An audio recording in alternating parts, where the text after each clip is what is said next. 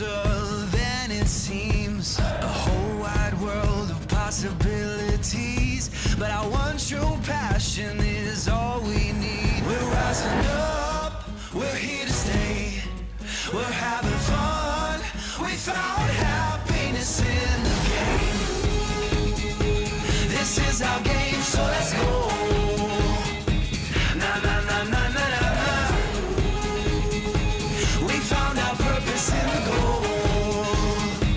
Na na na na na na. Focus on what we need. Teamwork will set us free. Nothing is out of reach. This moment is all we see.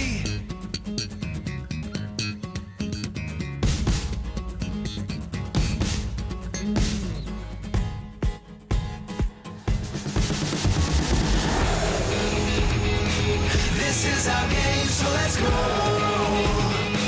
Na na na na na na na. We found our purpose in the goal. Na na na na na na na. We found our purpose in the goal.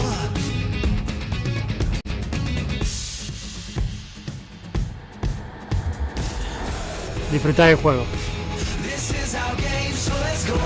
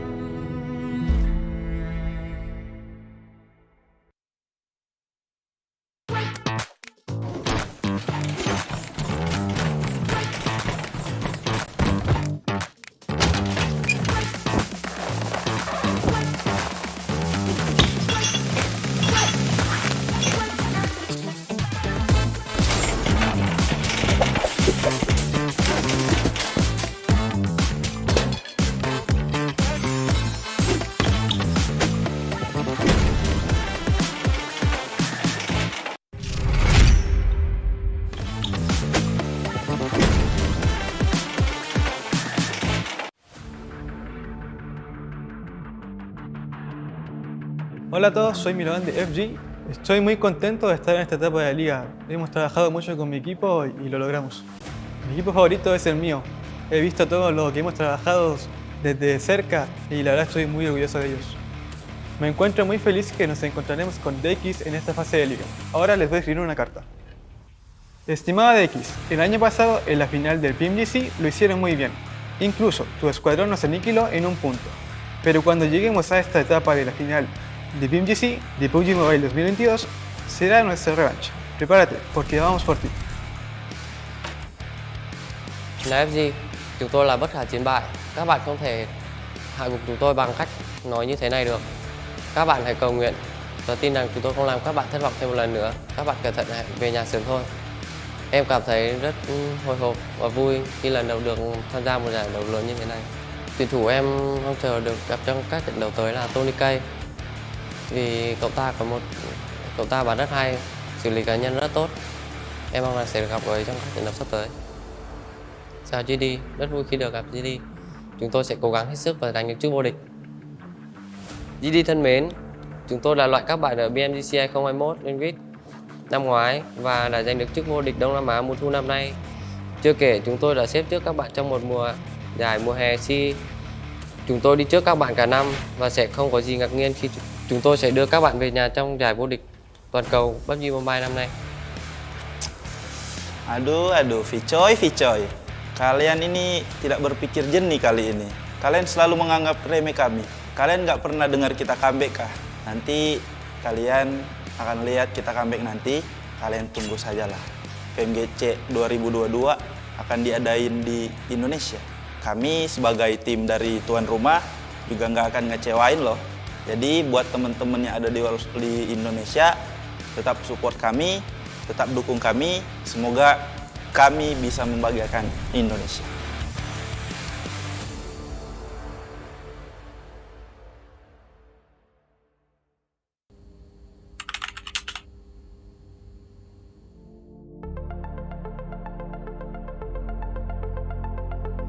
PUBG Mobile ก็เป็นเกมที่สามารถเล่นได้ทั้งวันแล้วก็ Battle Royale тоглоом. Тэгээд PUBG багаараа тоглоно, толгоогоороо тоглоно, аюуханаараа тоглодог тоглоомда.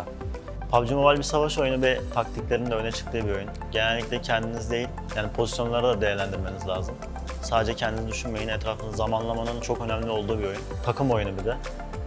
Haritadaki çeşitli kaynakları toplayıp sürekli daralan alanla birlikte rakiplerle savaşmalısınız ve hayatta kalan olmalısınız. PUBG Mobile adalah game yang banyak sekali kejutan dan suspense tersendiri. Apa yang nggak mungkin bisa dimungkinkan di game tersebut. PUBG Mobile Esport adalah tempat pertarungan antara pro player dan untuk mencabar diri sendiri demi pasukan dan negara.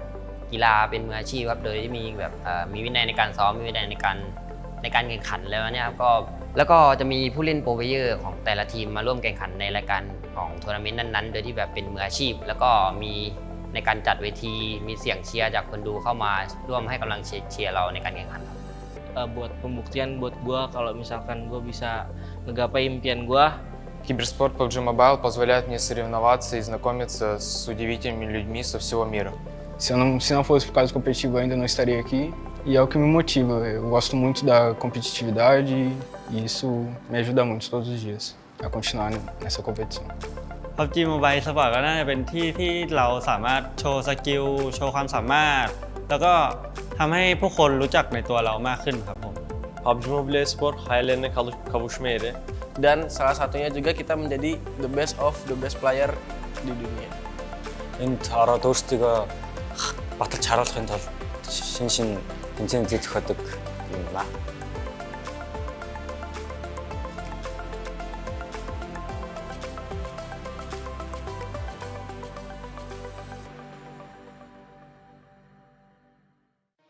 Welcome to the 2022 PUBG Mobile Global Championship. This year, we'll witness the world's best teams fight for their share of the $4 million prize pool across the PMGC League and final stages. The league stage will be held in Kuala Lumpur, Malaysia, with an all-new format consisting of 3 parts: groups, survival, and last chance. The group stage will kick off on November 10th all the way to the 27th, and we'll split our 48 teams into 3 groups. The top 3 from each group will advance directly to the finals, and the bottom 5 will be eliminated. The survival stage will take place from November 30th to December 2nd. The remaining teams from the group stage will battle to stay out of the bottom 8 spots to advance to the last chance, held on December 3rd and 4th, where the remaining 16 survivors will compete for the last 4 spots in the finals.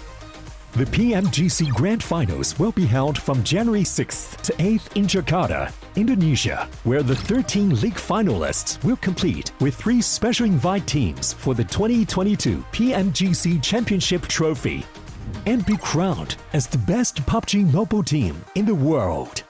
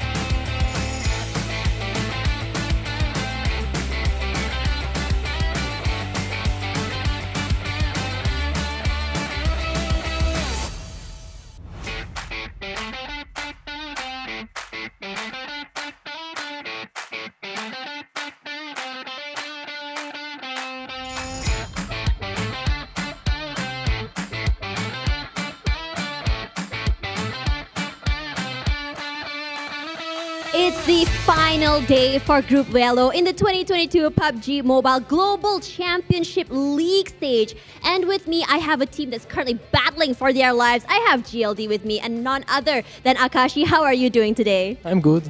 Oh, he's feeling great today, and that's actually a really good sign. So, you're currently in 11th spot. Can you share with us what your game plan is for today? Le plan aujourd'hui, c'est de remonter. On sait qu'on est à 39 points de la 3e place et je sais qu'on peut le faire et le plan, ce sera de se qualifier en grande finale. Our plan today is to climb back up. We know we're almost 40 points behind the 3rd place, but our plan is to make it all the way. All the way to top 3. Wow, that is confidence in a big bottle. So, what is going to be the biggest obstacle in your plan? Je pense que ça va être nous. Il ne faut pas qu'on fasse d'erreurs et on va essayer de tout donner pour remonter. I think the main obstacle is ourselves. We really have to avoid making any mistakes. We'll do everything we can to climb. That is actually really exciting to hear. Now, I'm really looking forward to a great game for you guys, but how confident are you that you guys will be making it out of groups? On est assez confiant, on sait qu'on peut le faire. Il faut juste qu'on fasse aucune erreur et ça va le faire. We are really, really confident. As we said earlier, we just need to avoid making mistakes and we're going to get there. Okay, let's have a scale. Between 1 to 10, 10 being most confident. Which one? 9. A 9. What's missing? What's the 1 here? I think I told you his mistakes. Okay, so he's just worried about the mistakes. So my final question for you, what words of assurance do you guys have for your fans over at home? Merci du soutien, je vous aime. Thanks for your support. We love you guys. He didn't even have to show that to us. I saw the heart. I immediately knew. So I hope all the fans at home for GLD will continue to support them as we go to our first map of the day. Let's see who goes home in the top 3 and who will be stopping their journey today.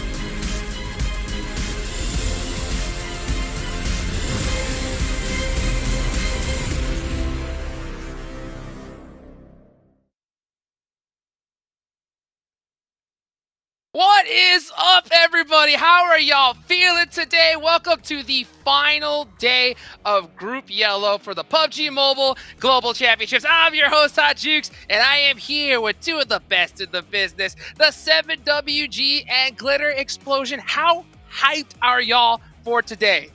Insanely hyped. We're going to finally find out which 3 teams are going to be going to the grand finals from Group Yellow, and also which teams are going to be going to survival stage Glitter, and sadly some teams are going to have to go home after this. And we have had such a close back and forth for the last 3 days with this competition that today is going to be guaranteed pure insanity. I am so excited, Jukes, to get into everything. Ooh, same here. We have so much to talk about, so let's not waste any time. Guys, hop in the game real quick, get your PMGC token, and vote for who do you think is going to win this. This is the last day here for Group Yellow. Don't waste a second more, so hopefully you can get some of those sweet in-game rewards. Also got a big shout out to our sponsor, Sony, with their Xperia 1.4 and Xperia Stream. They were created in collaboration with professional esports players. You guys can play PUBG Mobile in 90 Hz with Xperia Stream's total cooling system and multiple ports for intensive gaming and streaming. Also got to give a big shout out to our hotel partner here for the PUBG Mobile Global Championships, Pullman Kuala Lumpur Bangsar. Our world is your playground. And last but not least, our platinum sponsor, Prime Gaming. You guys got to go check out Prime Gaming today. They have some sweet benefits. Not to mention, you guys can get some nice in-game items for PUBG Mobile. Go check out Prime Gaming today. And while you're in there, hopefully we can see you driving that sweet Maserati. That's right, the collaboration is now on with Maserati. You have until the 31st of December, end of the year, and it's gone. So hopefully you can pull that, and if you do, send me a clip. Send me a clip on Twitter. And when you do that, follow us as well. You know what I'm saying? Hit that follow button, all the official PUBG Mobile esports channels, and make sure you use that hashtag PMGC 2022-7. We've been checking those. There has been some healthy discussions, especially yesterday, about how some of the teams were able to perform, and I'm pretty sure we're going to be hearing a lot today, too, about certain teams that have to perform. I'll tell you what, let's take a look at all the teams that are playing in here today. So, just to let you know, everybody watching, 3 of these teams are going to be going to the finals. Automatic golden ticket. The rest of the teams probably aren't. Okay? I'm telling you guys right now. You do not want to be in the survival stage. No, no, no, no, no. Against all the other groups, all the other teams, it is too risky. Only 4 teams from the survival stage are going, and there are some monsters in the survival stage. So none of these teams want to be there. If you want to be in the top 3, as we take a look at the best players in this group, Glitter. Listen, speaking of the top 3, okay, right now we're looking at our top 4 damage dealers. We've got 4 different teams being represented here. And what I think is really cool about this is that we have 2 of those teams currently in our top 3 who will be 4 Angry Men and Geek Fam. And then we have 2 of the teams outside and just barely outside of the top 3 with FaZe and IHC. Strong performances, tons of damage coming out of those players, Seven, and that's going to be a huge factor today. It is, because now we're going to be looking at the stolen elims, and this is crazy, by the way, for Rejects to actually have 19 stolen eliminations. That's about 38% of their total eliminations. So you're telling me that every single time they get at least 3 elims, one of those is going to be stolen. And then we have Geek Fan. We know how aggressive they can be. I actually expected their number to be a lot higher. Same with 4 Angry Men. And then last but not least, we have FaZe Clan. This is a team that's actually trying to push for that 3rd place. I'm pretty sure today they're going to be looking to possibly, and I know it's very unlikely, but try to double that 14 stolen elims, because that every point, Glitter, is going to matter today. We have seen it come down to just 1 point. Sometimes we've seen it come down to a tiebreaker. These teams need to make sure that if they do knock somebody, they eliminate them. Yeah, and that's going to apply to 2 different bubbles today, if you will, right? We're obviously going to be keeping our eyes firstly on the top 3 right now. That's Geek Fam, 4 Angry Men, and Reject, if you guys weren't here for that, because we want to see who gets the golden ticket that Jukes was talking about. There are teams hot on their heels. I mean, IHC right behind them, FaZe right behind them, and the entire middle pack is separated by so few points that any chicken dinner that goes into the column for any of those teams will completely shake up our standings. And then there's a second bubble, which is who will at least just barely make it through to the survival stage. We're looking at that 4 through 11, and right outside of that is more teams that have had insanely strong performances, and one good Xavier game can knock your Game Lords out. It's so close today, Seven. I don't know how it's going to play out. Yeah, and some teams are going to be coming in with at least a little bit of cushion, and I'm actually going to be talking about Geek Fam. They played so well yesterday, and they took major advantage of 4 Angry Men not having one of the best performances, that they were able to create at least a bit of a cushion win, which end up showing you that overall. That's why I'm thinking 4 Angry Men are going to have to come out super strong. We're going to have to see that day 2 that we saw out of them, which was super impressive. And if anything leads to anything, I mean, we saw last week what kind of performance one team was able to do, and we've been talking about it. Well, let's show it to you here. You can see there, Geek Fam first place, 205 points. 4 Angry Men there in second place with 179. And what's crazier here is from 3rd place all the way down, you can't really see it right now, but all the way down to 9th place, Glitter, they're only separated by 24 points, and any team can definitely get that amount of points in just one game. It just comes down who's going to cancel each other out. Easily. And you can also see the play styles reflected in their points. Some people have higher placement points, others have higher elims, and we keep talking about that aggression.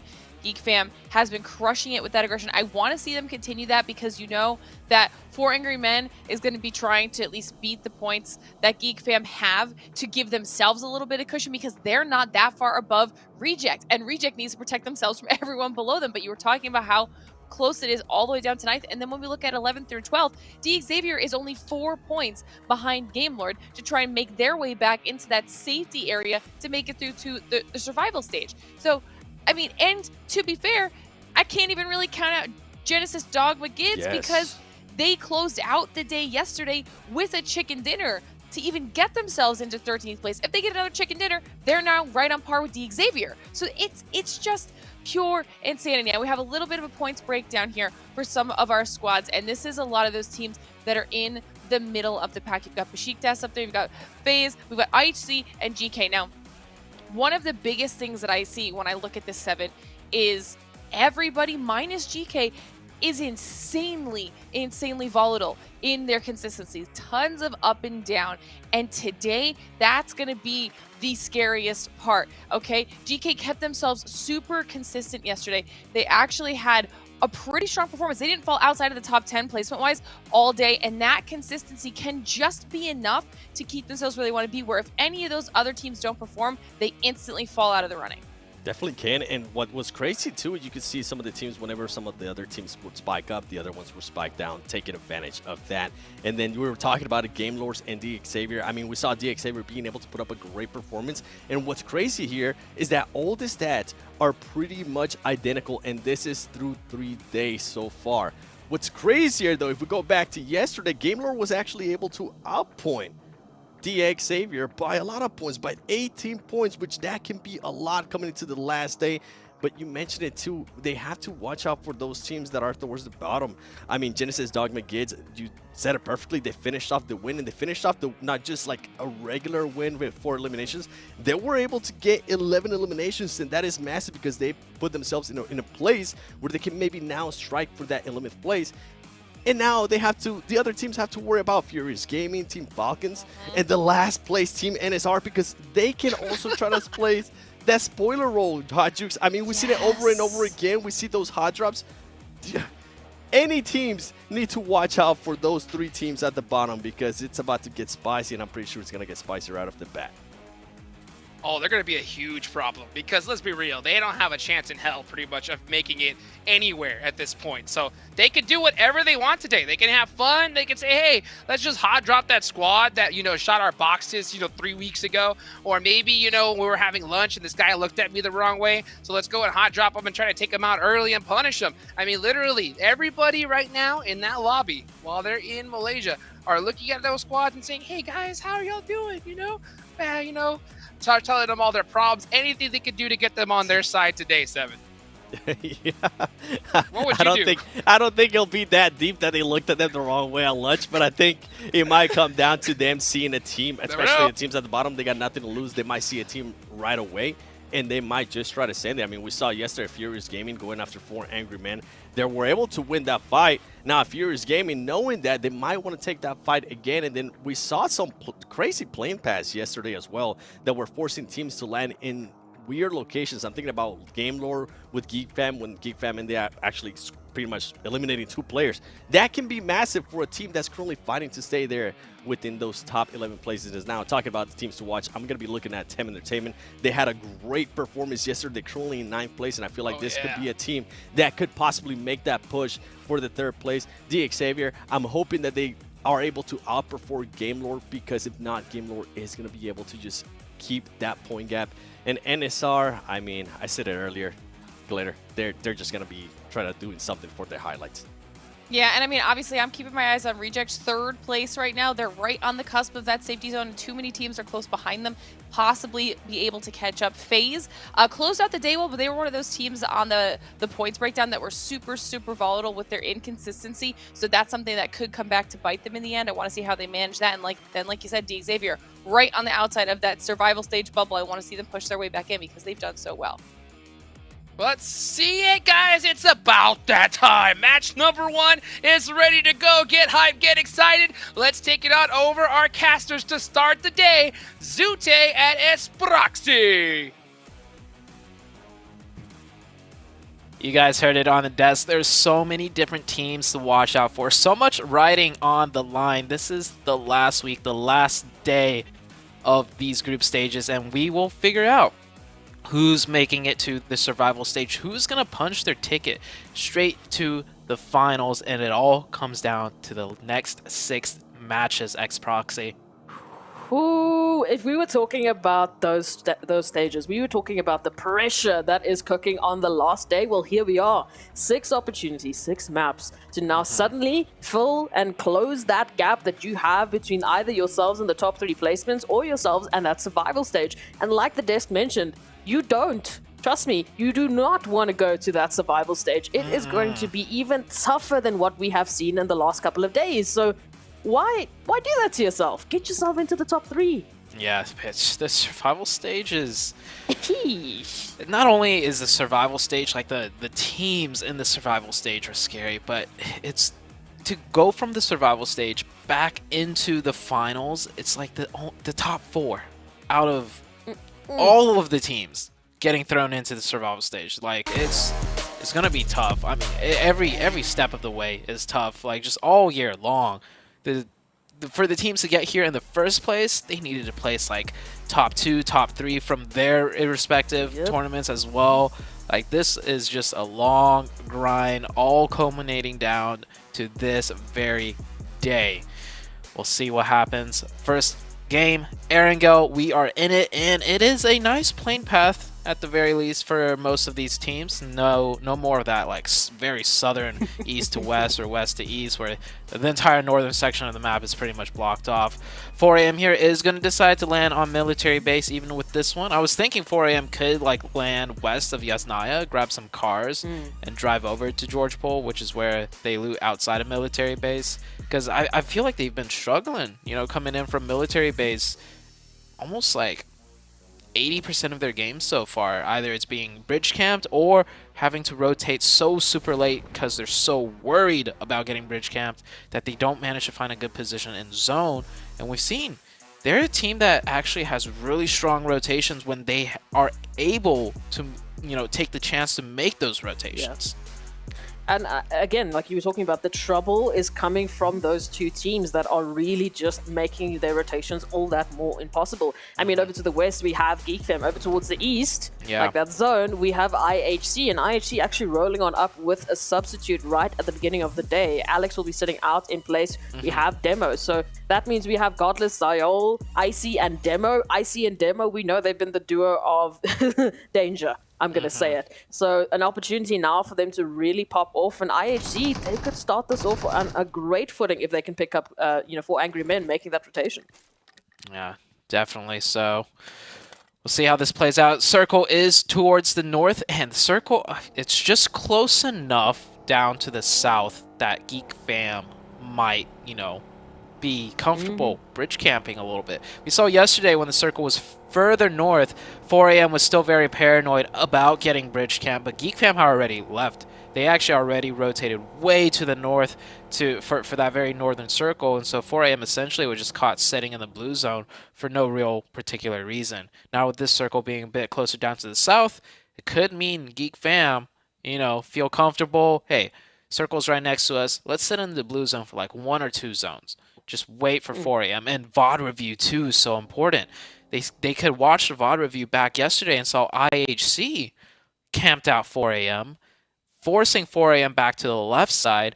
And then it's almost a mind game, because if 4AM watched the VOD review, they could think of it as like, oh, Geek Fam didn't camp us yesterday. Maybe we can take that left bridge. And Geek Fam will see it and be like, well, that's what they might think now. Now with this new zone, we're going to, you know, psych them out and do camp them. And it's just like, at least me as a competitor, that's what would be going through my mind. You know, it's just like, man, landing military base and just being bridge camped even just once throws in so much, like, you know, it gives you so much, like, question marks in your head, and it gives you so much paranoia that I'd rather see 4AM, you know, drop to the west of Yasnaya and then drive over to George Pole. I do not want to be on military base to start off this match. Reverse psychology on the battlefield, and we saw it a little bit earlier on. For those of you, we've been reminding you so far, Captain Messi is joining the PUBG Mobile battlefield. So if you want to stand out on the battleground with that Messi football icon set, you can go ahead and grab that right now in PUBG Mobile limited edition, limited time offer, as we like to say. But I agree with you. I mean, that reverse psychology that 4 angry men now have to deal with. Do we go west? Do we go east? That decision all of a sudden goes from a 50-50 to a lot more complicated. It is not as, black and white as it would normally be, because obviously there's a lot more pressure on the line here. They are in second place. They are still in that top 3, but there's a lot more pressure coming through from the bottom side. We had so many teams stepping up yesterday. 4 angry men had a tough day. So hopefully they should be able to make this rotation. Yeah, I like this adjustment out of 4 a.m. They're just going to rotate extremely quickly. Sub 5 minutes. So, and plus, I guess it works out for them like plane path wise. They know they're looting before Geek Fam does, because the plane path literally started over military base. So it's like, if we are able to loot first quickly and then also do an extra early rotation, we should be able to get by without Geek Fam fully set up as a 4-man team to bridge camp us.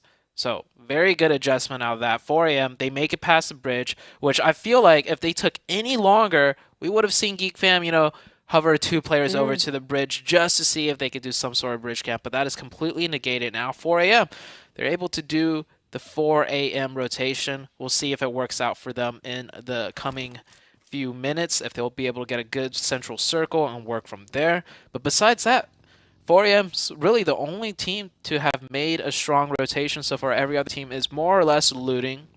Nongshim Red Force made a kind of, split loot around the center of circle, and they've grouped up together. You see them right there on your screen, right next to Genesis Dogma Gits, also making their rotation. We're heading into the 5-6 minute mark, so this is where we're going to start seeing more teams start moving into the zone. I do like what Train to Kill are currently running with. They're going to their usual drop side shooting range in Zaverny, which, is in the northern part of the zone.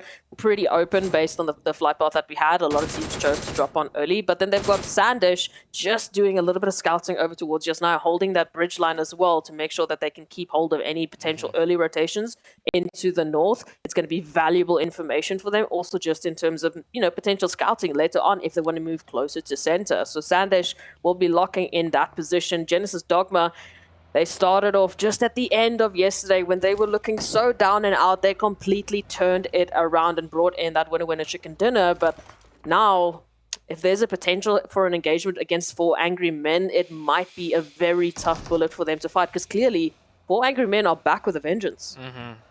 Yeah, you see this 4 a.m. beat out Genesis Dogma just by mere seconds for this Sky Hill, Top Hill position. This position very central of circle and also very strong, giving a lot of options to the rest of the map. You can see the sight lines here. They could see multiple power positions that may be clear, or if they want to take it on the next circle shift. So very strong rotation out of 4 a.m. Just seconds, difference between Genesis Dogma having that one and 4 a.m. taking that one. And Genesis Dogma, they rotated in from Milta, which is closer to that position than military base, but the plane path started on military base first, and with that fast rotation, it's a domino effect. Now, I'm not saying this is going to impact 4 a.m.'s game, like this is it, like 4 a.m.'s going to win this match now because that just happened, but it will have a rippling effect throughout the course of the game. And it's good to see 4 angry men, bringing in that adjustment. Like you said, it is the last day. No holds bar. If there was ever a time for you to make a change that you think had an opportunity to make a positive impact on your gameplay, look, I would have wanted it 2 days already, but it's fine. At least bring it in on the last day. At least bring it in for the beginning of these 6 matches. The last potential gauntlet to get you out of a much more difficult survival stage. So great to see those adjustments. Now we can have to wait and see who else is going to be bringing in those adjustments, who else might be bringing in that aggression like we saw from Nongshim Red Force and Genesis Dogma yesterday. It was a few glimmers of hope. I mean, Nongshim Red Force, I'm still taken back to that engagement with FaZe and just the way in which they took out game loss. They really brought in some great aggression. But if they want to get themselves right now from 16th all the way into 11th and be secured, it is going to be a fight. Yeah, next circle centers quite beautifully, just smack dab in the middle. We see a lot of teams making some minute adjustments here. We see 4AM in their vehicles. GK with a huge split on that first circle, which is absolutely fine. Now all of them are in cars to try and probably group up a little bit more. Maybe run a 2-2 rather than a 4-man one-way split. We see VK coming in from the northwest, driving by train to kill. A lot of teams shuffling around. I am imagining we won't see many eliminations for this zone, though, because this zone pretty much, it sets in a way where there's no more question marks to be had. I think the north of that river is pretty much out of play. However, there's still so many territories open for all of these teams to take. Oh, yeah. No, I mean, massive opportunity towards the south as well. The northern side closing down now because of that zone shift. We still have a central band of a lot of the teams trying to get themselves well situated, ready and setting up for a few of those rotations. Potato Hill still open because it's a little bit just towards that southern position. Maybe Geek Fam, we might see them rotating a little bit closer on in.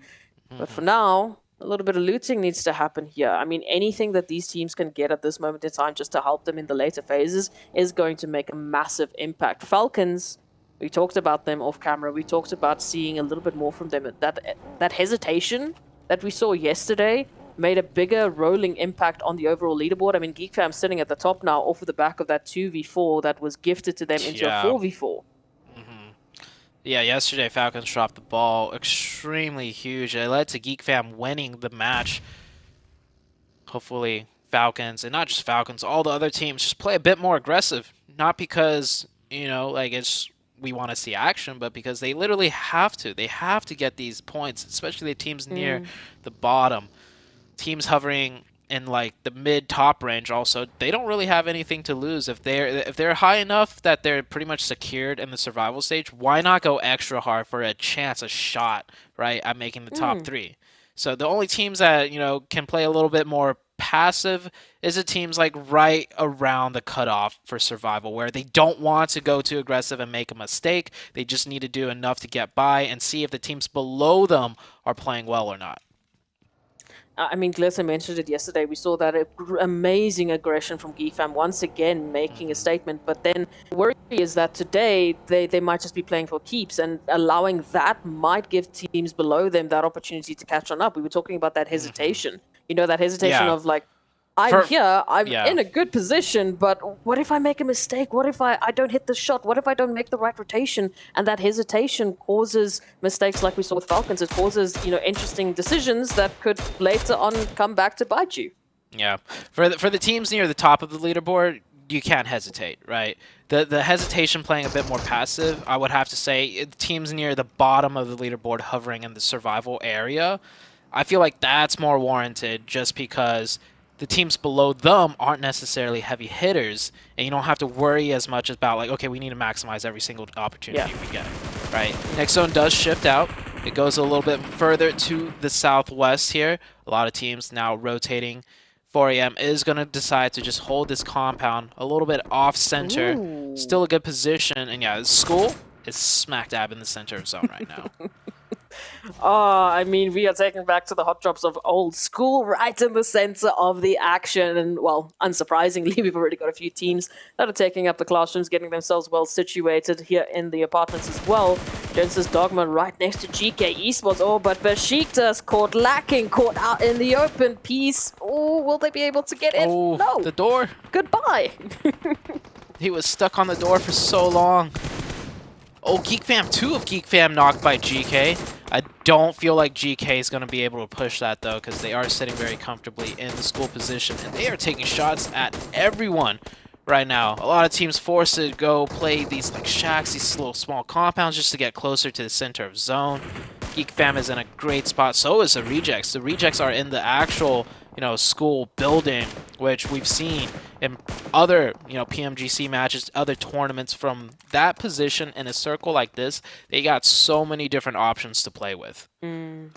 I mean, if you're talking about those center compounds, again, this is exactly a perfect storm for Rejects. I mean, this is what they love, a compound in center zone, a full 360 view of all of the teams making rotations on in, and now GK and Genesis Dogma have a similar opportunity. They have a 360 vision, they've got some high ground to work with to catch out a few of those huts and those pockets in the surrounding terrain to really pick up eliminations. So this is a massive, massive opportunity for them to just start chugging those eliminations, start getting those points, start getting themselves closer on the overall leaderboard. Besiktas already reduced down to 2 just purely based off that prime positioning. Oh, FaZe and IHC here. Icy forced to leave. If they can land some shots right there. Good cover fire by Demo in the distance will suppress it just a little bit for Icy to get on out of there. IHC playing from the high ground on the edge side on the south. It looks like FaZe pressuring back a little bit. Oh, Venturas gets a nice mini knock onto Demo. This might not be a full out push though, because they'll be having to push out of zone uphill, which is always a little bit risky, even in a 4v3 situation. Plus, the zone's about to shift. Maybe they want priority more on just playing the circle instead. Next circle is about to come out, Proxy. Are we going to get a school ending? Let's see if Come it on, centers. please. Give it to us. We need... Ooh. Well, it's still involved. Very nice zone for 4 a.m. This is that rotation in the beginning of the match. It's having a rippling effect, and we'll see how it plays out. Rejects with the full send rotation. They might be going for a shack, though. I don't know if they're going to go... Yeah, Rejects once again putting all 4 members into a very central position in a shack. I know I don't like this, obviously, but that has been the Reject style, pretty much. Just go very center into any type of hard compound they can. And in a circle like this, if they can make it in there with like 50 teams surrounding them, essentially that just means no one else could crash them, right? And if anyone does crash them, they're going to have so many other teams shooting at them by the time they open the door. Just one bullet from a 4-man team in the shack will be able to take them out. So it's a very calculated risk. And Rejects, I mean, it could work out for them, honestly, not going to lie. We'll have to just wait and see if that risk will outweigh the reward or will be the other way around. Genesis, one of the teams that did send in a few of those shots, didn't quite make a confirmation happen from that, but a translation into a little bit more damage numbers, into a little bit more of an opportunity and information is always going to be good. We can see IHC now still holding that similar position. This time now, unfortunately, forced out of the zone with that next up, that next up shift. So they've got FaZe up ahead of them. We've got Zyol already rotating on back because, yes, the Game Lords have made an appearance, and Godless, goodbye. They moved on in just over Potato Hill. Yeah. Very good wrapping rotation. Game Lords coming from the west, they're going to wrap down south and then work up north. So it's like a sweeping wrapping rotation. And they just, IHC did not see the one coming at all. IHC was a team on the very edge of zone, so they didn't think they would get flanked. And that flank works out perfectly for the Game Lords team. FaZe, they are holding just on the outskirts. Yes, a nice little bit of cover that does allow them that spacing in zone, but might even allow them an opportunity to hit a couple of shots here towards the Game Lords. But thankfully, the terrain will block their line of vision. They should be able to wrap in around exactly what IHC have just done, actually. So Game Lords might just end up right behind IHC once again if they don't decide to take on FaZe. Yeah. 4-man team of FaZe at the compounds would be a tough task for the side of Game Lords to fully engage on. It's going to get a little bit messy on the southern side as, yeah, you have 4-man team of FaZe right next to 4-man team of Game Lords. And, oh, well, okay, they are going to take the fight, and I like this. They're going to take the fight from the ridge right below, which gives them more of an entryway than working from the top straight down. And the fights are starting to go out. Trades back and forth. One down for the sides of Game Lords. One of FaZe already confirmed. But here comes the wrapping flanks around with Akashi. Great use of the vehicle to get more info, to get some distractions going onto the FaZe side. The mollies are good. Game Lord gets re-knocked right there. And IHC, they hear all the commotion. They're coming in and joining in on the party. It's a 3-way fight. Oh, massive opportunity now for IHC to take out both of the threats that have been following them all the way from Potato Hill. An opportunity to take out FaZe, an opportunity to take out Game Lords. It has to be taken now. We can see that finish coming on through. Game Lords at least allowing themselves to escape with one, but IHC now immediately turning their focus here towards FaZe Clan. A few nades being sent on out, trying to clear those lobbies. Icy going in already, looking for that opportunity. The double spray down is there. They find the one, nearly the second. Where's the follow-up? Here it is. FaZe, goodbye. Wow, Nongshim, actually. Notion Red Force from downhill catches the last stray bullets into the FaZe team, and FaZe goes out. IHC, they picked up 2 eliminations though. Very good for them. The circle has shifted once again, pretty much centering right onto 4AM. Geek Fam, you see in the distance, making a play, a full send right onto Besiktas. I think Besiktas only has like 1 player there. Besiktas down to 2. There is some crossfire support. Meanwhile, in the school, things are definitely heating up as these school apartments are getting tighter and tighter, filled with more and more players. Free real estate for who right now? Everyone looking for an apartment here. It is the absolute massive sale of the century. You get an apartment, you get a couple eliminations as well if you can kick it. Besiktas down to 1 as Geek Fam have made that rotation on end, picking up great points. But again, in the center is that looming threat. We have 4 angry men. They have the compounds to do this. They have the compounds to now take that 360 vision, and they will just be treated to a slurry of eliminations that they can go ahead and steal. Yeah, we'll see how much 4AM can actually do though. So far, they only have 1 elimination. That position, though very strong, it's difficult because there's a lot of hard cover that they're pretty much essentially shooting at. Not too much open terrain space that teams will be pushing into. Not yet, at least. Notion Red Force getting very aggressive. Look at the positioning out of Notion. They had IHC completely surrounded. This is a night and day difference out of Notion Red Force. And I guess when your back is this far up against the wall, you play a little bit different. They're playing like sharks right now. 4 eliminations for them right now, taking out IHC, the 4th ranked team. Both FaZe and IHC, the top contenders to break into that top 3, already out early. I love it. Nongshim Red Force, like you said, like sharks circling their prey. And IHC unfortunately falling to that. Furious Gaming stepping on up, but an immediate trade back will slow things down. Milovan down to a sliver of HP, Trigger down to half, and now a res needs to happen as well. They just need to take some time, they need to regroup, and they need to rethink the strategy because they are out in the open. We can see Tem Entertainment now moving on up. Falcons also hitting into Furious Gaming. They are caught in a sandwich, reduced to 1. Tem Entertainment now also has an opportunity here towards 4 Angry Men, at least, just for information. Things are definitely heating up here. I want to see the Tem Entertainment of that Miramar match we saw yesterday. Now, sweeping down from that north side is probably not the play. Because, yeah, even though they have high ground advantage, they're looking at a full Falcons team looking right up into the open on the ridge side. They're going to have to probably wait another circle to see exactly what they do. But on the next circle shift, there is a chance for them to get very aggressive. Furious Gaming down to 1, Falcons with 4 up. Meanwhile, on the other side of things, there are 3 teams stacked in the school apartment buildings. That full send by the rejects looking good for now because they're staying alive with 4, pretty much dead in the center. Most likely will get the next circle. Next circle does shift through the midst of all this chaos, and it shifts away from Tem Entertainment. It pulls a little bit to the western side. I was just getting excited because I was going to say Nongshim Red Force leading with the eliminations, but now that zone is blessing the team that has been putting on the pressure. Falcons going down to an explosion. Powerful now needing to head on in for the recovery. They're down to only 2 members still standing, and this is an opportunity. Surely we go on in, we take Furious Gaming. Let's go ahead and take out Falcons. Yeah, Tem Entertainment doing Tem Entertainment things, pulling right up onto Falcons. This team, I definitely have to say, one of the most entertaining teams to watch.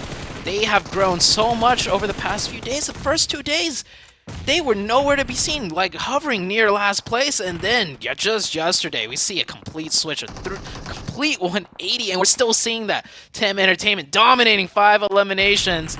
Meanwhile, things at the school apartments just getting messier and messier as everybody loses the zone here. Forced to eject a GK. They lose 2 exiting, and they're probably going to lose more trying to rotate out of this. They're going to stop for a second to get the revives in. Blue zone is them down. They have 2 buggies. They're going to have to drive into the minefield, the firing field of everybody. Geek Fam with the zone, seeing what shots they could take here. Nongshim and Red Force is trying to stay alive using those covers, and there's Tem Entertainment over the top on the road in the complete open, looking for more. This team looking so good right now. Oh, the confidence that's coming through from these teams. We haven't had an opportunity to really shout about TEM Entertainment nor GK Esports. And unfortunately, we were talking about that hut, that rotation. Now look who's putting up the damage numbers. It is going to be Rejects holding the line, helping out Geek Fam here as they get those confirmations off of the bat of a very heavy hitting rotation that GK Esports actually had to make in the crosshairs of Genesis Dogma, who've been picking up eliminations. Nongshim Red Force, though, out in the blue, out in the open, and for how much longer will they be out in the lobby?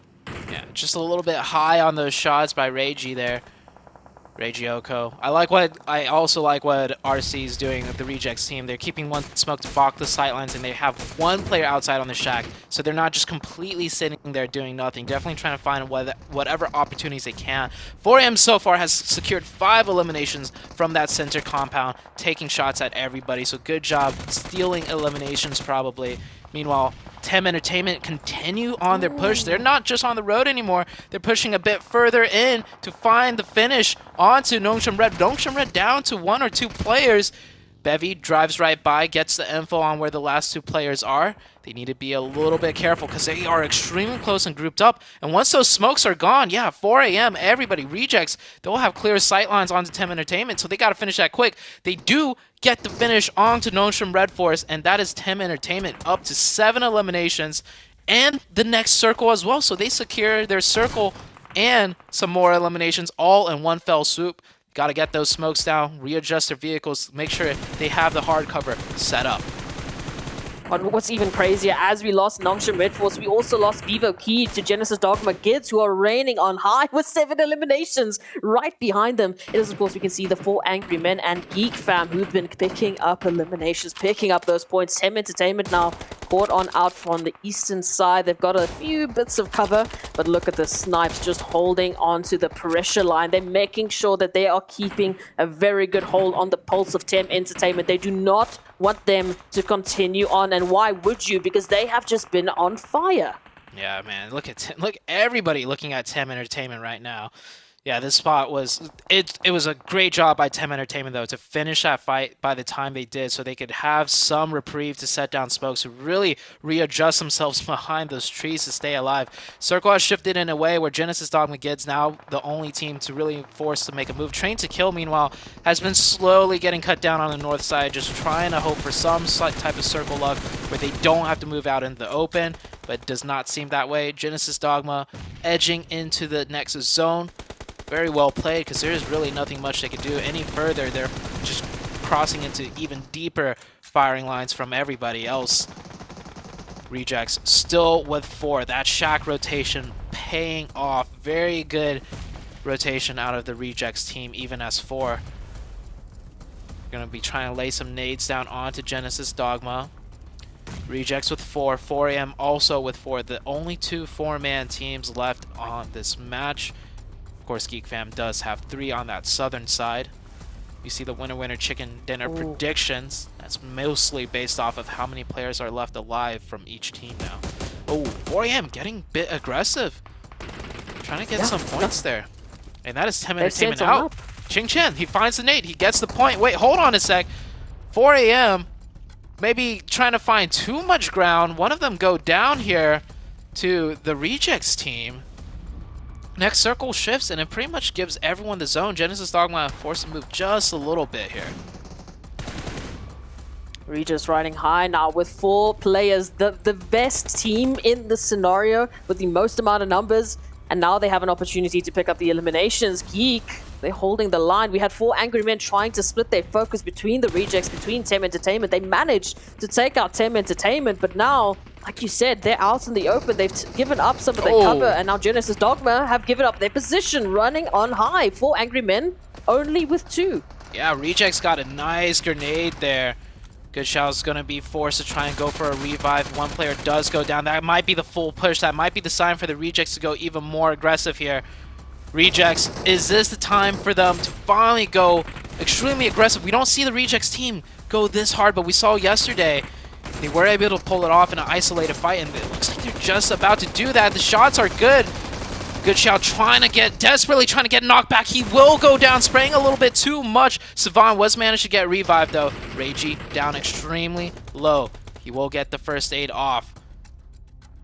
Rejects applying really strong pressure here, but Geek Fam, they're getting into the mix of things in perfect time to give 4AM some support. A good nade, and just like that, the reject push is slowed down. We might actually get just slowed down enough to stalemate, but oh, Geek Fam with another opening.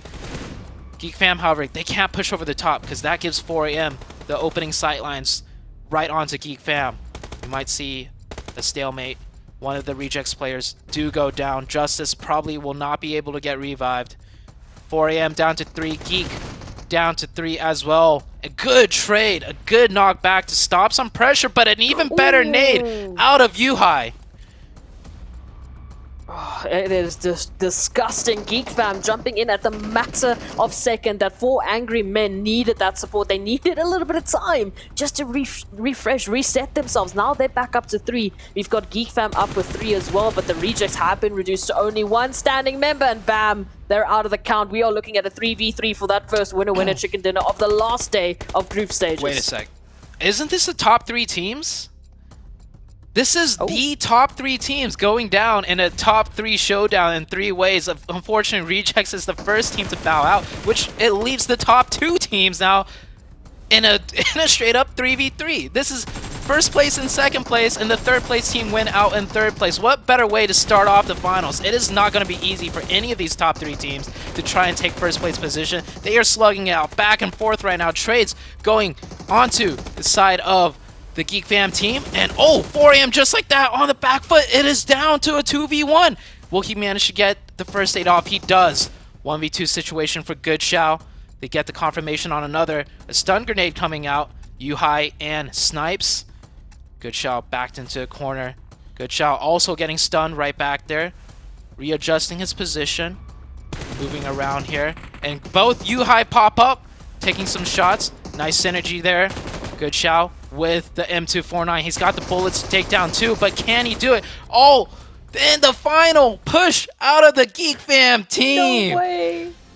That is first place securing first place, second place securing second place, third place securing third place. Nothing kind of changes besides the fact, well, I mean, Geek Fam will pull a little bit further ahead, but that's with 4AM getting second, and that's with Rejects getting third. The top 3 juggernauts coming in swinging on the last day. There's no better way to start off this first match of the final day.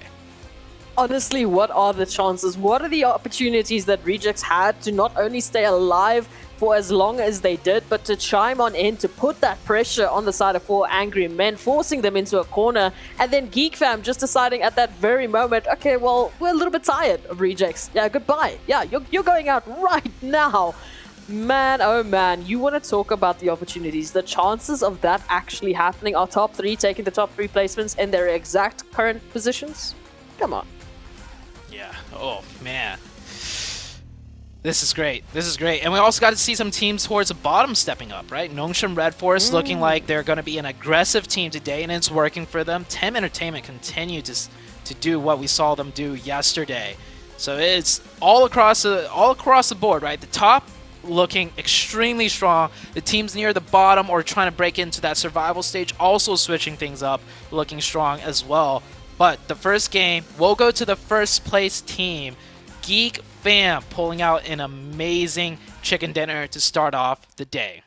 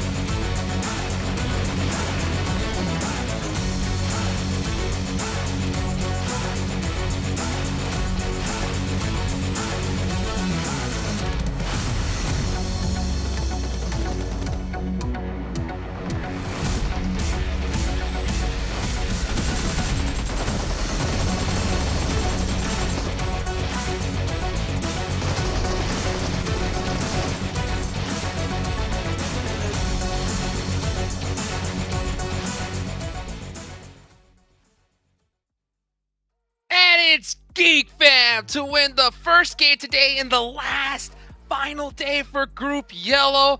They got the flag on their back. Just give this squad the watch already. Put it on their wrists because they are dominating here to start. 7. All the I would say all the 3 teams at the top sending pretty much a message to everybody trying to catch up to them. GeekFan 16 eliminations, 4 Angry Men 10 eliminations, and even though Reject was only able to get 2 eliminations, Glitter, they were able to secure that 3rd place and those extra placement points. Yeah, and somehow every team that was behind them in the standings didn't do well. And as we take a look to the head-to-head now between Yuhai and Svan, I mean, this is just 10. We talked about this when we were watching the casters kind of wrap up the end of the game 7. 10 elims onto Yuhai, but over almost identical damage, over 1,160 damage for 4 Angry Men. 18 throwables for Yuhai though, over 50% contribution to the squad. And when we saw that individual breakdown, it was 7 knocks and 10 elims, where everybody else on GeekFam had a 3 for 3. So he was putting some extra work too, Yuhai was. We're talking about those stolen elims. It's coming into play. Poof. Yep.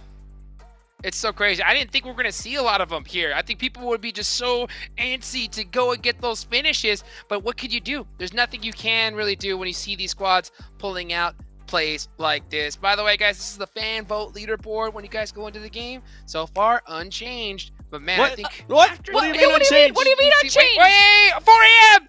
Oh my gosh.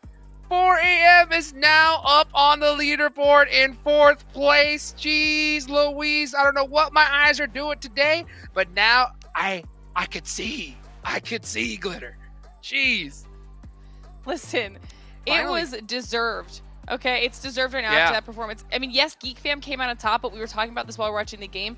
GeekFam and 4am were going elim for elim. They were matching each other all the way up until the end. I mean, it was such an even, well-fought battle. We saw how even the stats were between their top 2 players. Almost identical damage.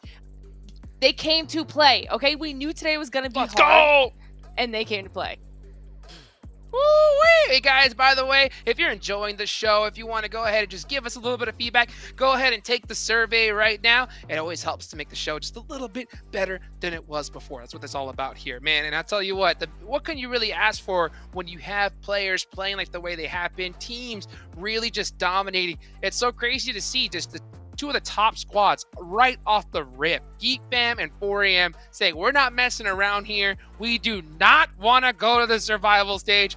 Let's get it done, and let's see just how these overall rankings have been switched up after game number 1. Ooh. GeekFam sitting real pretty here, 7. 236 points for them, being able to create that 35-point gap, a big cushion for them. And for 4 Angry Men as well, they're going to be able to create a gap for Rejects. Rejects was not a team that was able to get a lot of elims in that last one. I'm pretty sure they're going to be looking to change that, because I actually see what was actually surprising, Glitter. Nongshim Red Force, the last place team and the team that I was warning everybody about, ended up eliminating IHC Esports. A lot of the other teams need to keep an eye out for that. And Genesis Domagits, I know this is one of our, we might start to get on this train, because they're starting to make a push there for 11th place. This is huge. We literally said at the top of the show that there was a possibility that if Genesis Dogma Gids came back with a strong performance, it would skyrocket them up the leaderboards. Now, it wasn't chicken dinner, but it was very strong. They are now very close to D Xavier, who's still close to Game Lord, who's still close to Vivo Keed. So now all of those 4 teams are kind of fighting within themselves to try and make sure they stay within that top 11. And heading into Miramar, we have some Miramar specialists. We talked about this yesterday. And after the performances that we saw out of our top teams, who also, some of those top teams happen to be some of our Miramar specialists, this is going to be a scary map. Oh my goodness. I mean, we got Miramar next. We got Sandhawk right after. I couldn't be more excited. Take a look here at the drops for these squads. I have a feeling, 7, that this is not going to be correct here in this game. What do you think? I have a feeling that I'm going to be agreeing with you, because I would be shocked if one of the bottom teams decides not to try to push on somebody.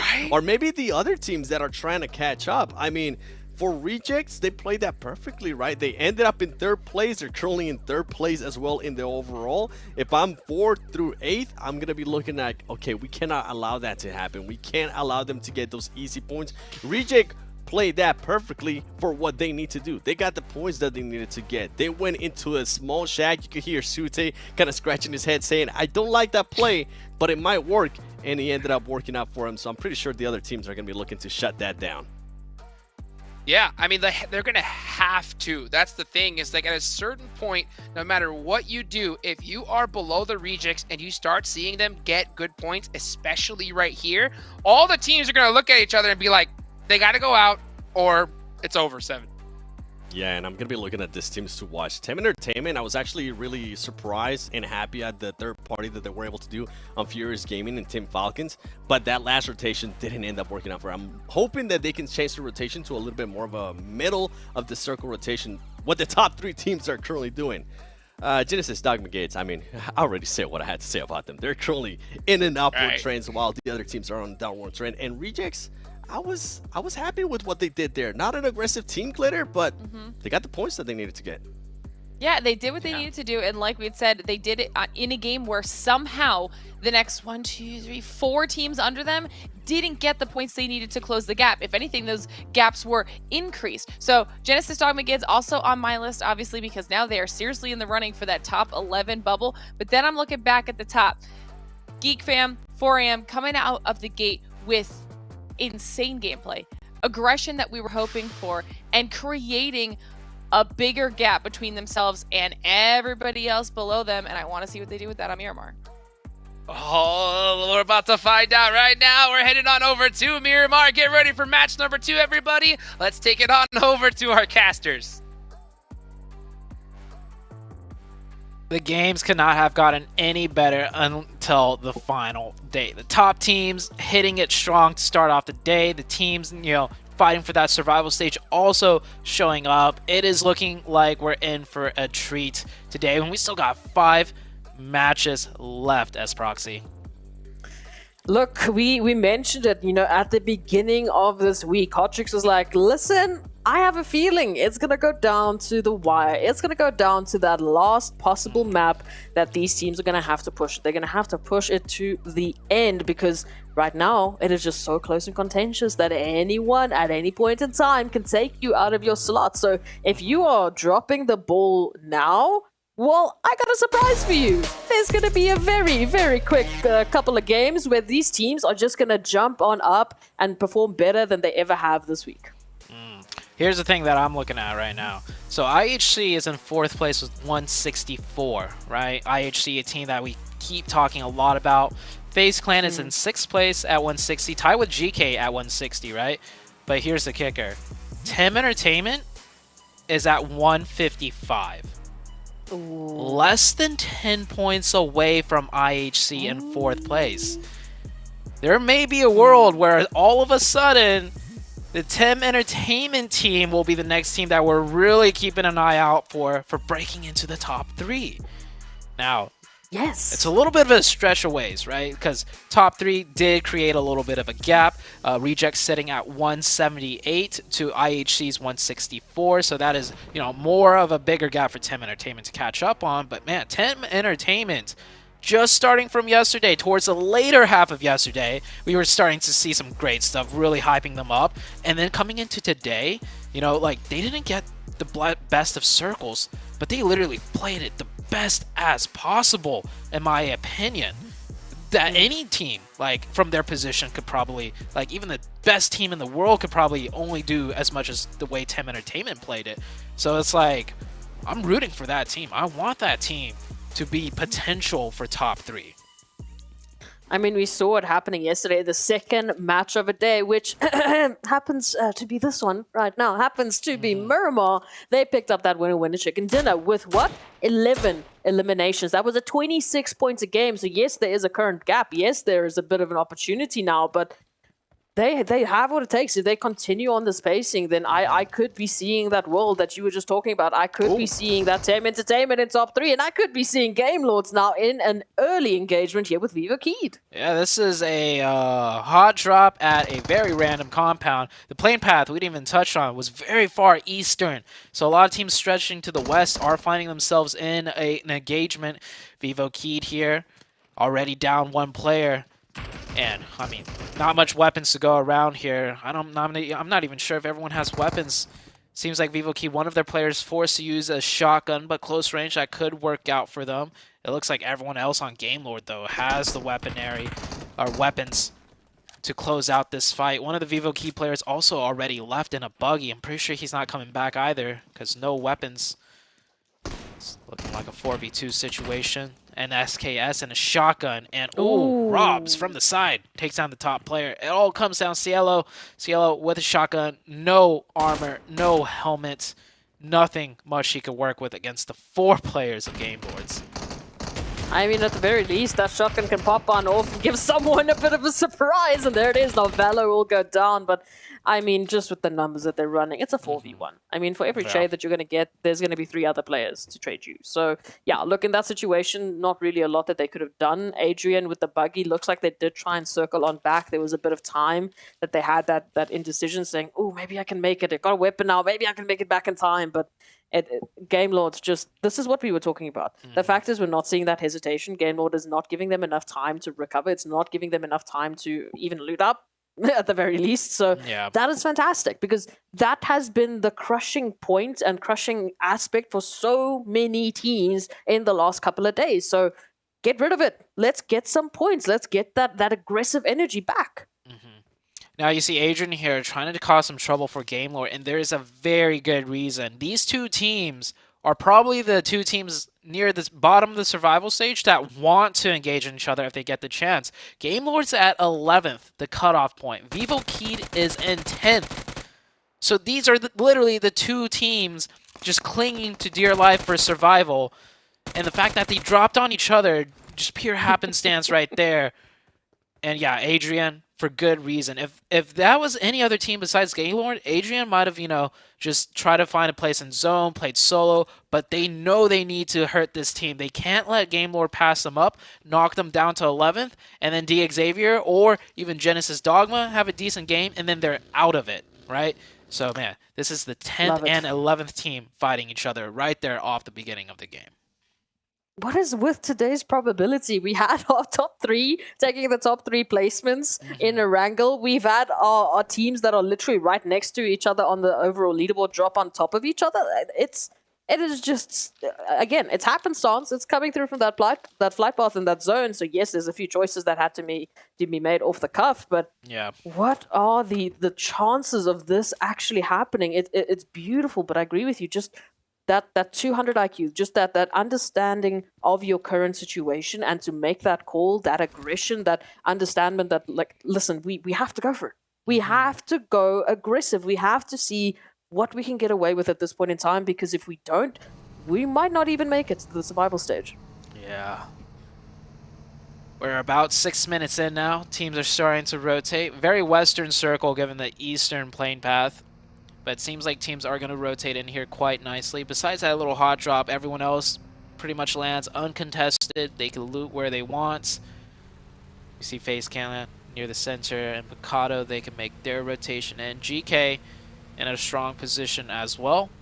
Pretty much right smack dab in the center. Now, this map is still pretty much divided between the north hemisphere, which is now mostly low ground, and then you get the high ground mountaintops around Power Grid. And then if it goes south, well, a southern circle shift will be trouble for everyone. Then you're heading into the Chumacera region, right, where it's just all mountainous terrain. We'll probably know in the second circle where we're going to go. In the middle, the flat grounds. North, high ground, but not too difficult. And then in the south, a lot of high ground, more difficult to navigate and rotate around. Being treated once again to a little bit of that western action on Miramar. At least it's not going as south as what we've seen in the past, but still some very, very interesting opportunities here. Montenuevo, a little bit lackluster for the likes of IHC, but again, that flight path didn't allow for it. So they are actually heading on in from Al-Azhar. We've got Rejects a little bit closer once again to center, finding a few points of interesting information, trying to find out where they can get themselves well situated, closer and closer to the Chumacera region.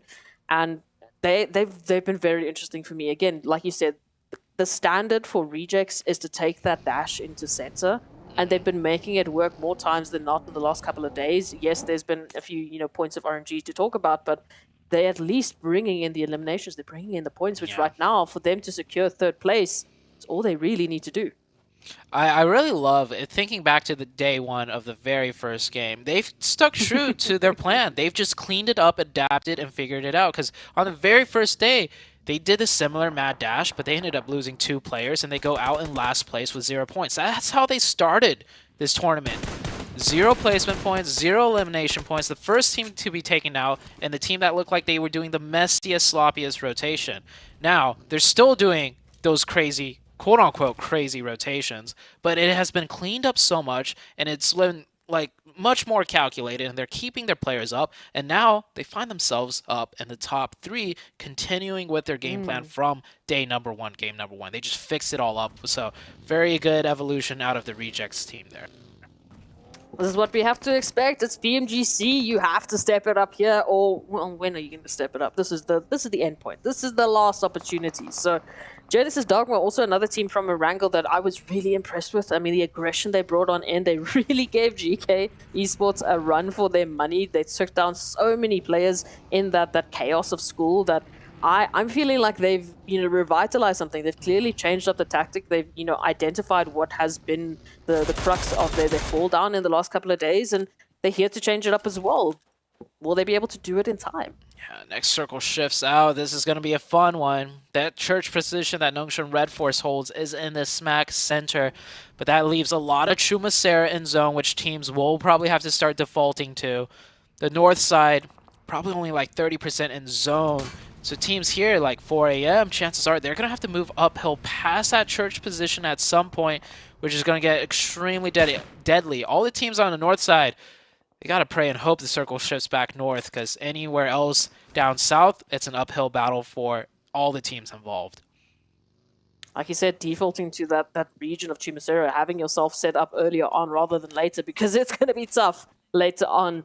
Right now, for Angry Men, they've picked up at least a knock towards the side of Nongshim Red Force, actually, who are closer to center than they are. So it is just going to be a knock. I believe a red should just be around the corner. And, I mean, for Angry Men, they don't have any reason to force that. I mean, look at what kind of a distance they would have to travel to take that on. That's, no, ridiculous. It's just a warm welcome to Nongshim Red Force in the center. Taking a look at our top 3 teams, right? 4 a.m. out of all the teams, probably in the toughest position. Rejects is definitely in the best position, just east of that church position that Nongshim has. Rejects have like somewhat of a high ground to work with. They have a lot of spacing around them that they can create from that high ground, and they, most importantly, they have vision. So if the circle shifts off them, they'll have a better idea of where to go. Geek Fam, the first place team, well, they're coming in from the edge way in the north, which is their specialty. It's hard to say how good their positioning is because they're not even in the zone.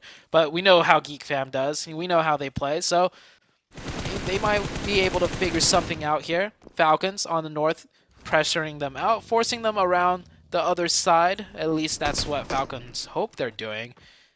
They might just be drawing the attention of Geek Fam, though, looking for an isolated fight. Geek Fam still coming in onto the zone. IHC, meanwhile, our 4th place team, all the way in the northeast, also coming in from the edge. There's a lot of opportunities. GK have really stepped it up again. I mean, it's not exactly in what we were expecting from day number 1. The standard that they set for themselves in that day, I feel like it's going to be extremely hard-pressed to try and match that energy with everyone else now stepping up as well. But that consistency has given them a current 5th place finish, and they are pretty close to center right alongside Genesis Dogma, who we know they would love to get a little bit of revenge on. Genesis Dogma was nearly single-handedly the reason they couldn't make that rotation, and now we shift up just a little bit more north. So like you said, those teams that were hoping and praying to the zone blessed gods that they have that little bit of a northern approach as well into this next phase, they will be gifted that. Yeah, that's a really good circle. I actually like this shift. just so, because if it shifts down, I feel like we'll just head into so much chaos of teams just pretty much losing the fact that they have to go uphill, right, into those such difficult positions to breach. Now that it has shifted north, it gives a chance for the teams on the high ground to work their way in with a decent enough advantage, and it gives the teams on the north a chance to just, sit there and not have to suicide their way uphill. So in a way, everything has become 50-50. And we'll probably see that being echoed by the amount of teams, amount of players that's going to remain alive as well with this circle shift. This is going to start gearing up for a very exciting, chaotic end zone. 4 a.m., of course, just getting blessed once again here. But 4 a.m., they really need to take these blessings and fully execute on it if they want to steal away first place from Geek Fam. We saw a little bit of that Rejects action earlier on. They did send Reggie in to scout out what Train to Kill were doing, and that was when Train to Kill was still together. Now, Train to Kill have actually taken a 2-2 split, and the entirety of Rejects have regrouped on that 2 of Train to Kill that Reggie was scoping out earlier on. So maybe they're planning something. They would love to have a little bit of compound action in the center. Lamborghini would have loved to hit that shot, but instead will be not pleasantly surprised, not at all pleasantly surprised with a lot of damage to deal with. Yeah. But they're holding on. I mean, they're coming on in. Xavier, we know they're fighting for that position in the survival stage. I believe that was Mika that fired back the accuracy. That was a double headshot. That helmet, that was not just one headshot. That was a double headshot with a Scar L that Mika fired back on. Mika, I believe he's still the top elimination leader for the entirety of this this tournament. Mika, such a strong force to be reckoned with. And we can see a glimpse right there. Like, why? Why does he have the most eliminations? Well, he just hits the shots. Double headshot from distance. And Yuhai as well, nailing the player of Xavier. Xavier, this team, this is the team closest to the cutoff for survival stage, and they are not really finding any luck. They lose a player, a flush. At this point, when they have control of this west and the zone's about to pop out, that's a big blunder right there.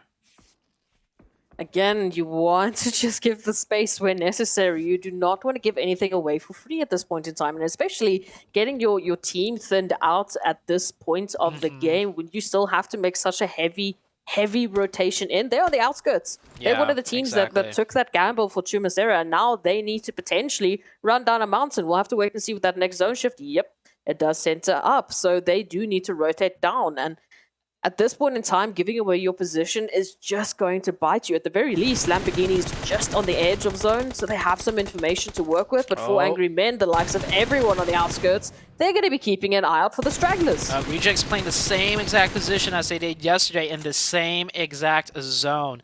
It worked decently well enough for the Rejects. The position that they had earlier was in the new circle, but I like this. Rejects is very heads up. They're a team that's not scared to make the rotation, even if they get the zone, but it's on the very edge, right? They're going to make that gamble play. They're going to make that rotation. It is similar to the first game, right? They had a strong position in school. It was in the edge of zone, and they take that gamble. They go more center in a position that they pretty much, they were forced. Yeah, they pretty much know is open. There's no teams that would be playing that position in the previous zone. Very small chance. And the Rejects, they don't have clear sight lines of that, but they have a good idea of if anybody's going to be there, it could be us if we go now. And they're now finding themselves in a very similar position as game number 1. They put themselves in a center position that's not very strong, but they'll manage to keep a majority of their players up.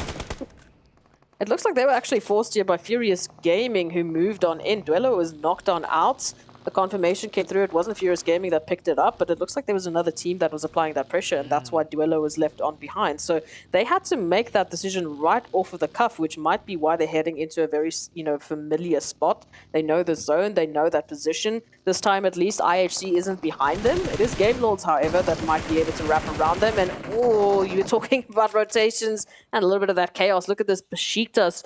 They are split up on the outskirts of zone. All players on their own vehicle making a rotation in. And unfortunately, that 2-2 split has now been reduced to a 2-1 split. Oh, Besiktas not managing to find an entryway in. I feel like this late in the game, when you see this many players remaining alive, you got to rotate as a group and just take the fight. Find some sort of position to spearhead your way in. You're not going to be able to sneak into this one. Not this late in the game with this many players alive. Rejects will keep 3 up at that dip. Xavier just getting desperate now for any sort of position. Xavier's, they're going to pull a similar move, and oh, yep, a little bit too late on that one. Rejects with a heads-up play. This position's already taken. And Rejects will pick up some eliminations for themselves too. 2 eliminations. Still firing back. They're going to have to keep their heads down a bit longer here.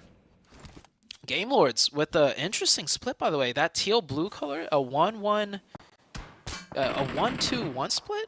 Game Lords. I think it is. Yeah. No, it's a 1-1-1. Oh, they're only down have to 3 players 3. up. Oh, okay. Yeah. Ooh. Okay. Spreading them out, spreading the players out a little bit, maybe maximizing potential circle blessings. Next circle is about to shift as well.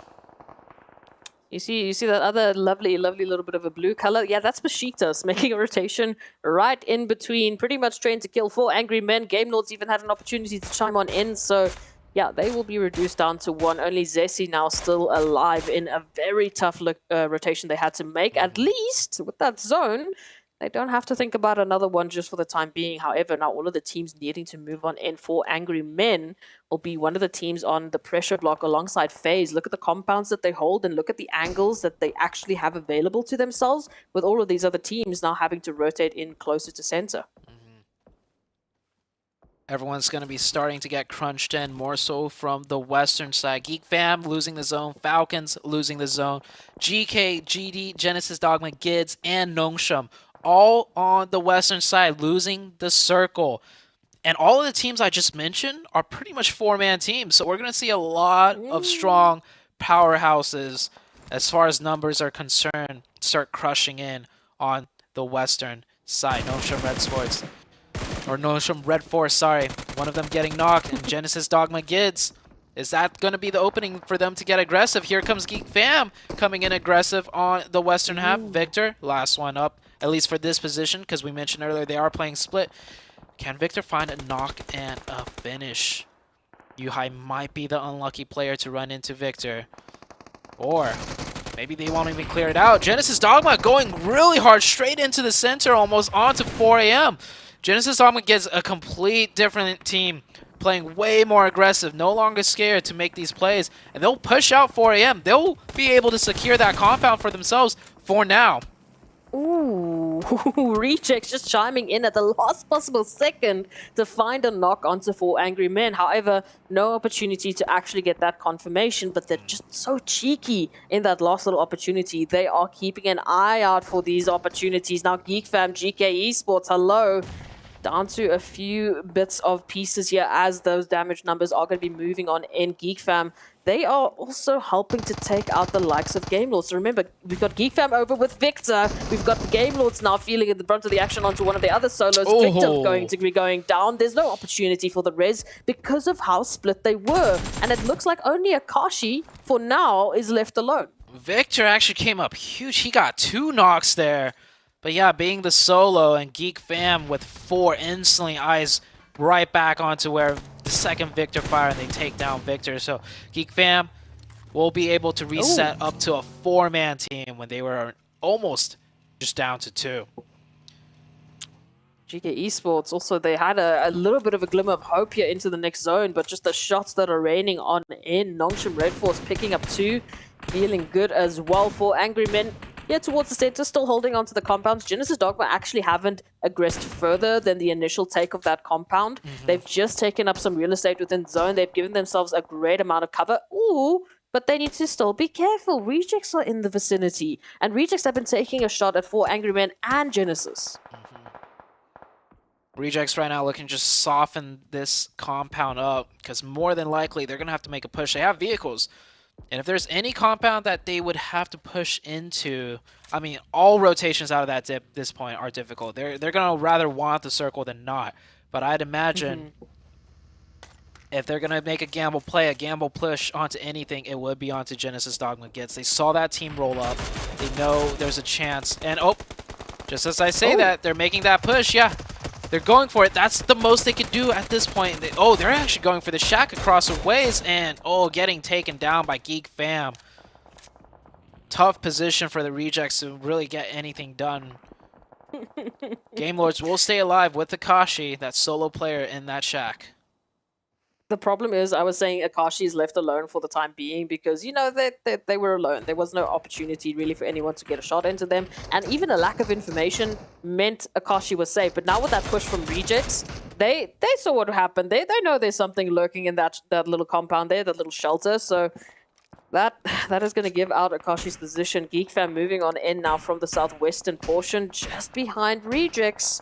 A lot of danger now as Rejects are reduced down to only one. They've tried their play on out. The rotation has to be here. GeekFam going to have to do the same for Angry Men now. Have an opportunity onto 5 buggies to try and get some eliminations. Yeah, they take the reject position, but I think they're going to soon figure out, like, hey, this isn't really fully in zone either. They still have 4. They can make a crash somewhere. They could get an opening. Oh, 2 of their players get knocked. That's going to slow everything down. Now, the blue zone's closing in, but it's just slow enough for them to maybe get these revives and then make their next play. It's going to be really sloppy, though, because a lot of time is being wasted. Furious Gaming in the elimination feed, getting some work done in here. Those are mostly long-range knocks. Tem Entertainment, they're not in zone. They're going to have to make a play. I think that might be the next team to really show up huge here. Same with IHC and Falcon. This new zone shift has actually forced the teams on North and South to make some plays. And here is Tem Entertainment coming in. They are being cut down, though. The Fortress of Train to Kill a little bit too strong. And that is Tem Entertainment eliminated. Loving that they had to make that rotation. We saw them doing that 2-2 split with Rejects earlier on. They secured this compound, and now with that regroup, they are holding strong. Nongshim Red Force, though, here we go. Genesis Dogma Kids have not had a chance. First Rejects, now Nongshim Red Force moving on in for that location, for that opportunity. They will be reduced down to 2, holding the line. The spray comes through. It's good. It finds 1. It gives them that opportunity, a little bit of the room to breathe. They need to go for this res. Only 1 HP separating them, and the med kit pops on off just in time to get knocked. Genesis will hold on. Nongshim Red Force have 1 more player, but that player doesn't really want to jump into this just yet. Yeah, and the GeekFam, in the midst of all that chaos, has pushed right onto 4 AM. A very successful push. They managed to breach on in and not lose a single player. 1 player was knocked, but they get the revive. Now, 4 AM sandwiched between 3 different teams. We have Nongshim Red, which is still alive, Genesis Dogma, which hasn't been fully finished out with, and the scary 4-man team of Geek Fam with 6 eliminations on the north side of things. Train to Kill now getting very aggressive, taking the fight to IHC, taking IHC out. There's still the Falcon team on the north end, and FaZe, well, FaZe get the zone with his new... Or do they get the zone? Maybe just the very edge of zone. But things are getting more and more crunched in. Furious Gaming from the southeast, they're going to have to make a play. They have 4 up. This is the next big team to watch out for. FaZe didn't get the zone. Very few people actually got that zone. Falcons, they've been holding on strong. They picked up those 4 eliminations. FaZe now needing to move on in. As we said, they have to let go of those compounds. It's no longer a good option for them. And now they're left in the open here right alongside Falcons, who are reigning on high with that engagement against Train to Kill and IHC. This is good opportunity. Yusuf going to be spotting out at least 1 member. A few bits of damage is going to be sent on through. But Ventores could be the determining factor here. From the back line, getting a good knock, a good flanking opportunity. They can back up their teammates. Tony K, no nades, unfortunately for him. That could have been the one to open up this fight. He does have smokes, though, so he's smoking out the sightlines of the Falcon players. This is a dance back and forth. Falcon with the defensive advantage, a lot of different ridge lines to work with. That means multiple angles for FaZe to worry about as far as heads peeking out and getting shot at. FaZe trying to find some sort of opening here. Utils are coming out. And here comes a push by Furious Gaming. They're the other 4-man team that needs to make a push, and they push right into 4AM, getting a run over. This is massive. This could be huge for Geek Fam to third party. Actually, 4AM getting cut down, it looks like. Okay, Furious Gaming gets taken out, but 4AM have 2 players knocked. That should be Geek Fam's cue to third party and push in. Are they doing so? FaZe, on the other hand, on the north side, trying to make a play happen. They push up. 2 of FaZe are knocked, I believe. 2 of Falcon are also down. Actually, it all comes down to Lycan here. Can he get the clutch? 1v2, UMP down to the last few shots, and Falcon will mount a successful defense on the north end and get the full reset. 4AM, meanwhile, they got a full reset themselves. Geek Fam did not decide to push in the midst of all that chaos. Geek Fam, they were gifted that potential for a reset yesterday. Now they've done exactly that. They've gifted 4 Angry Men that reset, not jumping into that opportunity. That might be a mistake that's going to cost them later on. We said Ventorius might have been the determining factor here for FaZe, and unfortunately just not finding that connection. FaZe goes out, but Train to Kill, I mean, they are neighbors to all of this chaos. They know exactly what's happening. They've been keeping an eye out on Falcons, and now they have a present in the form of a couple of grenades that will be sent on through. 2 down. Up here to Demar, trying to close that line. Never alone, a little bit more towards the back end line. But Train to Kill, moving in for the kill. They're not going to be finding the hit. Falcons down to only 1 as Sandesh is right around the corner. Oh, 4 a.m. though. There to back them up. No way. No way 4 a.m. sniffs out this third-party opportunity under the pressure of Geek. It might actually bite them in the butt because Snipes gets a knock onto one of the 4 a.m. players. Train to Kill with a really good opening double knock and a play to go aggressive. Hopefully it rewards them, and it does. Rig gets the finish on it. That was a 2v4. 4 a.m. Yeah, they try to make a play. I think they want to swing north and play from the north down, but that was a costly mistake. Most of the players getting caught out on rotation. 4 a.m. cut down to just a solo.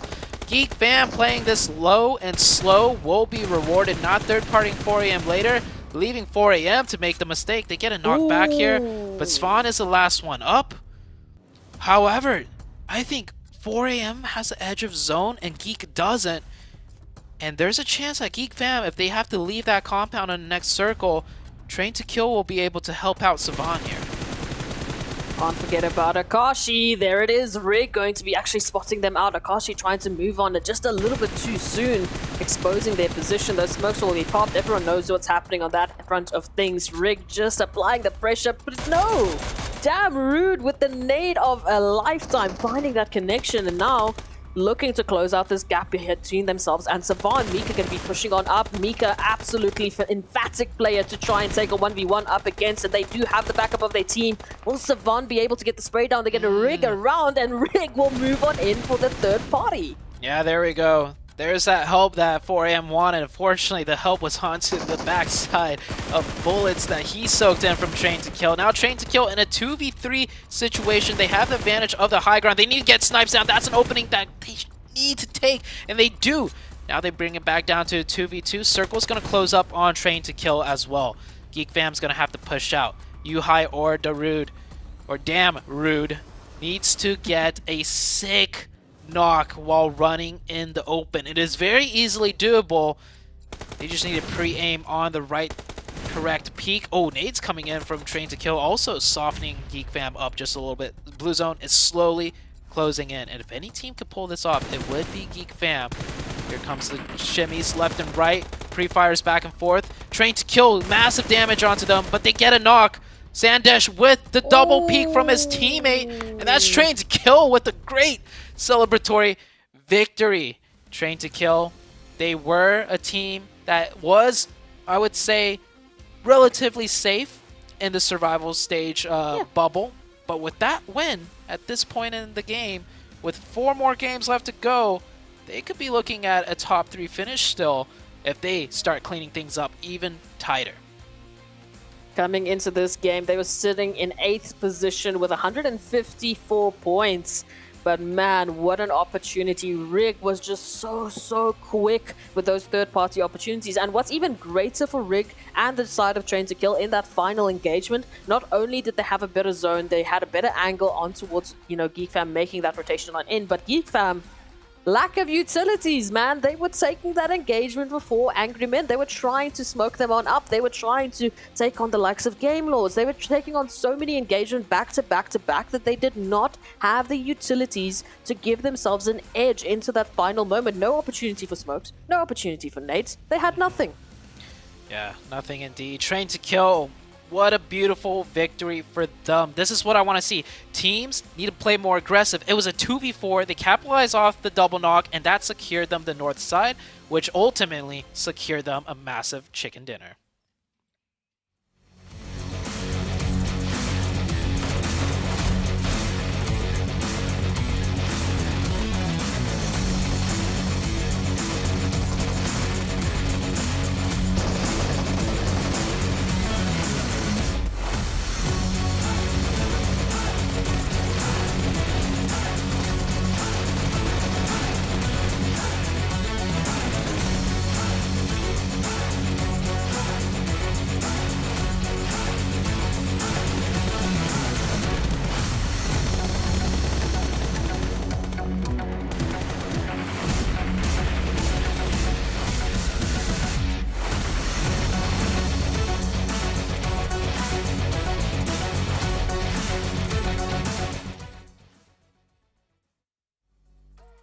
Trained to kill.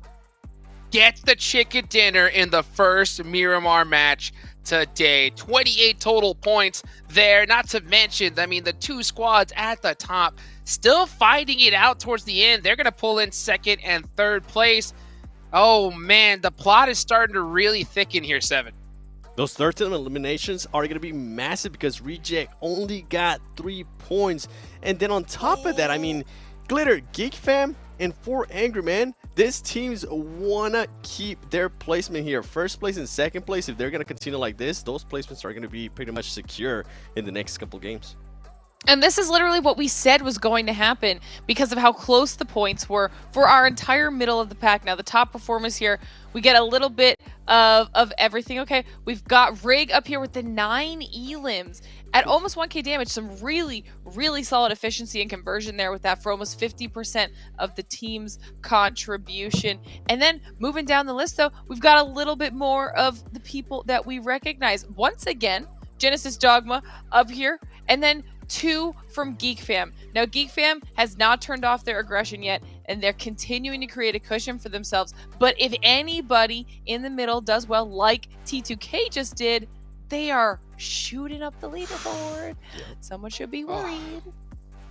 So many teams are worried. And one team that is especially worried, it's got to be GK. They busted out a donut in that last match. So they got to be feeling devastated right now. But we got a lot to talk about, guys. Don't go anywhere. We'll be right back after this break.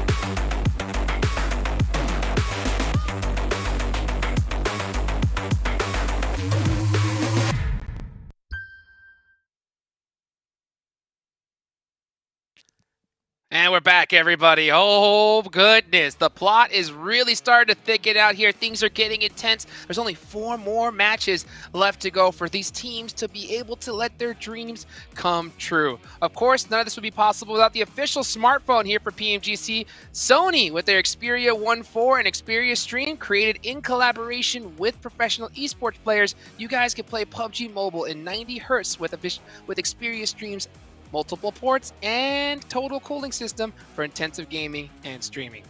Also gotta go show some love to the official platinum sponsor here for this. This is gonna be Prime Gaming. That's right, guys. They got some exclusive benefits you guys can check out. Also, you guys can get some exclusive in-game PUBG Mobile content, so go check out Prime Gaming today. Alrighty, now it's about that time. Okay, where did these teams shake up on the leaderboards as we take a look at the first page? I know you guys have goosebumps here. It's gonna be Trained to Kill, passing up Rejects by just 1 point. We talked about it, Glitter. It can come down to 1 point, and T2K is currently showing it, being able to have 182 points in Reject. I'll talk about them a little bit later, but I'm just not happy with the way they were able to play on that Miramar map. They are currently in 4th place. You do see IHC going down there. Luckily for T2K and Reject, Glitter, they're starting to create a bit of a cushion there between 5th and 8th. They gotta wake up. I mean, you say that, and then for all we know, someone's going to show up at Sandhawk and then completely knock that out. But this is another big jump. I'm not even looking at 9, 10, and 11 right now. Yes, Game Lord jumps up a little bit. I'm looking at 12 and 13 because Genesis Dogma Gids has now jumped above D Xavier, who's been non-existent right now. This puts them 4 points behind Genesis Dogma Gids and Vivo Keed, also wildly quiet, and now only 6 points ahead. That is zero cushion. They could do that in elims, especially with Sandhawk. Jukes, this is just chaos.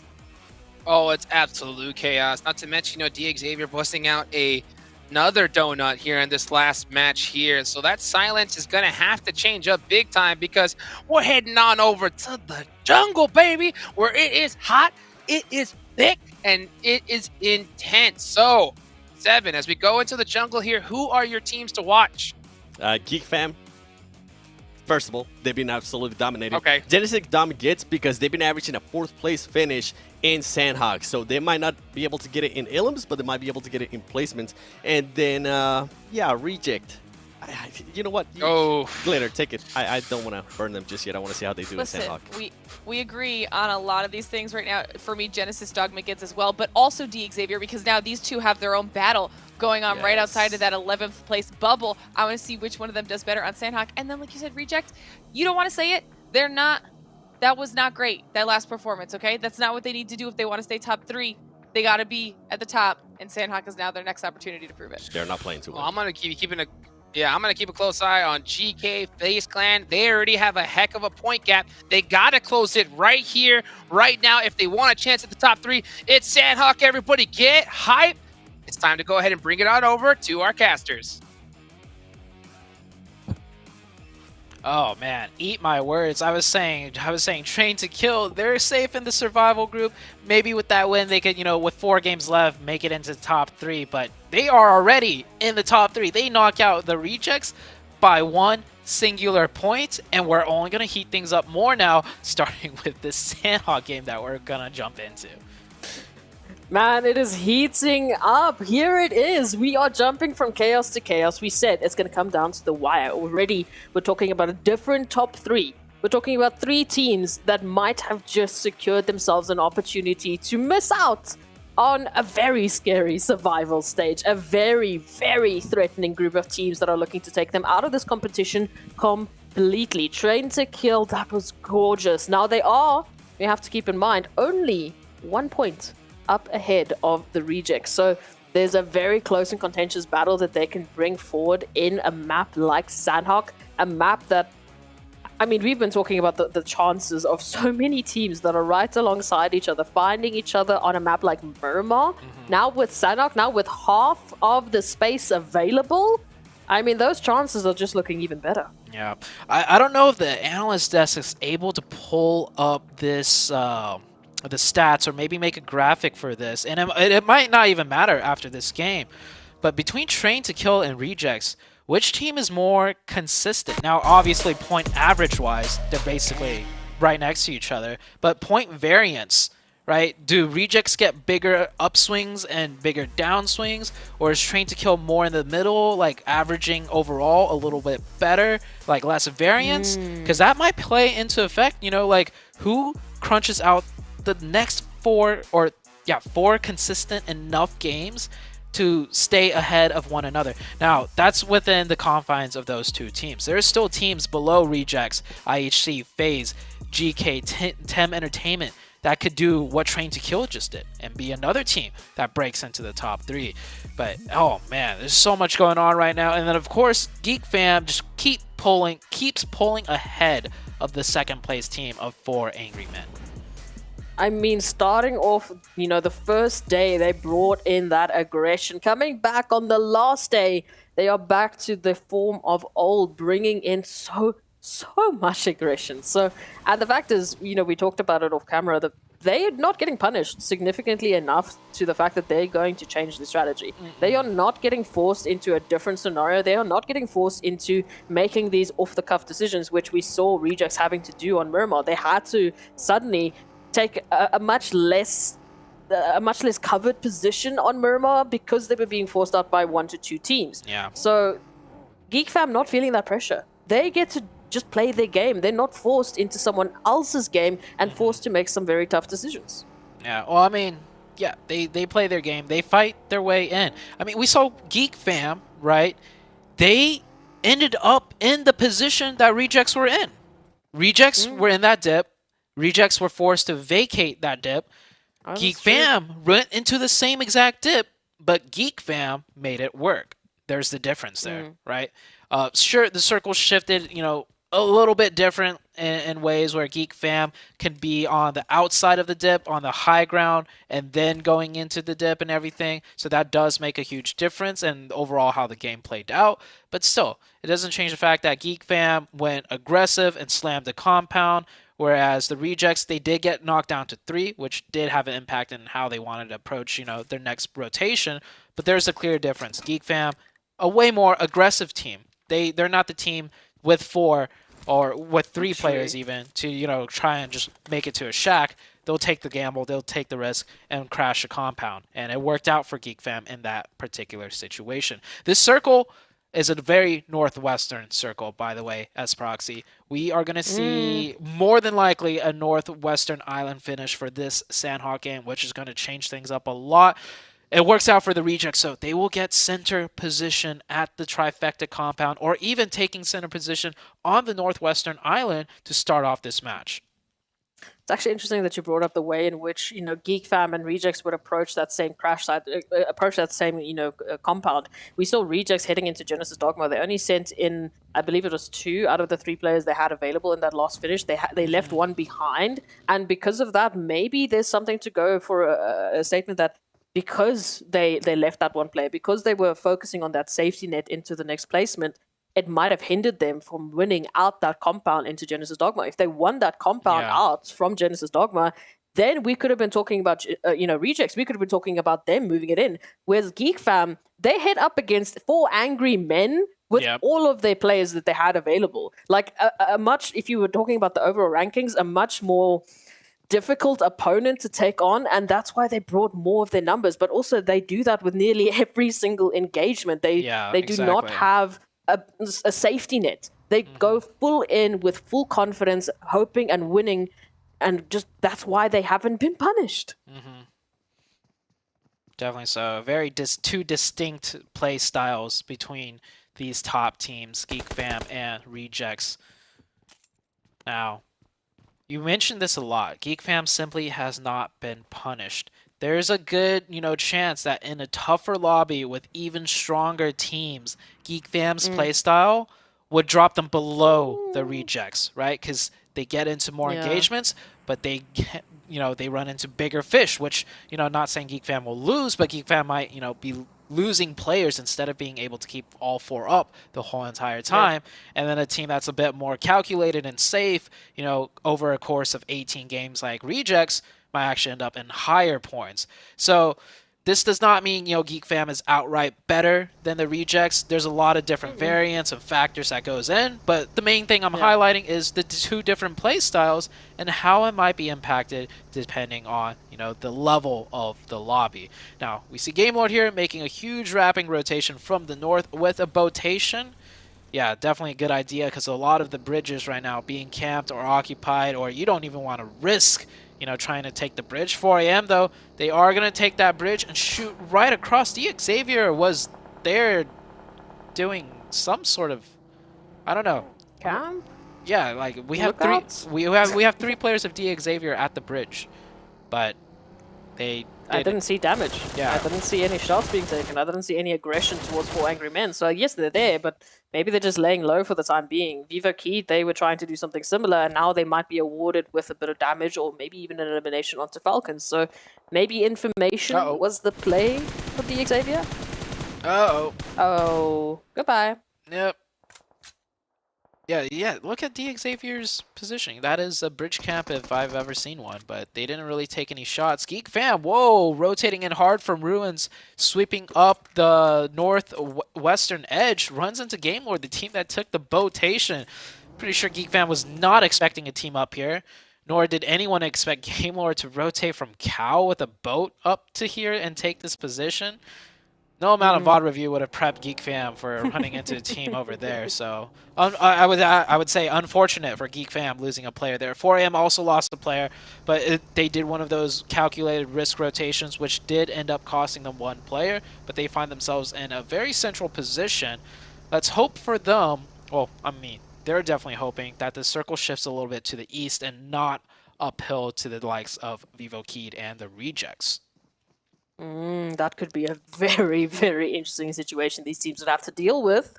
But we'll see. Maybe it might pay off of the likes of Vivo Keed. It all depends on who you're rooting for into this final day of the group stages. Ultimately, though, most of the teams will obviously be heading over into this part of the island. This Camp Alpha region is going to get stacked quite soon because, well, there's a very good chance that we're going to be seeing that zone heading to this direction. Although, maybe an opportunity for a little bit of a swing, maybe a little bit of opportunity for Sandhawk to finally be the ridiculous zone game. We've been talking about it. Sandhawk has been one of our more normal maps. Yeah. If we want to talk about the zones and the ways that they've been shifting.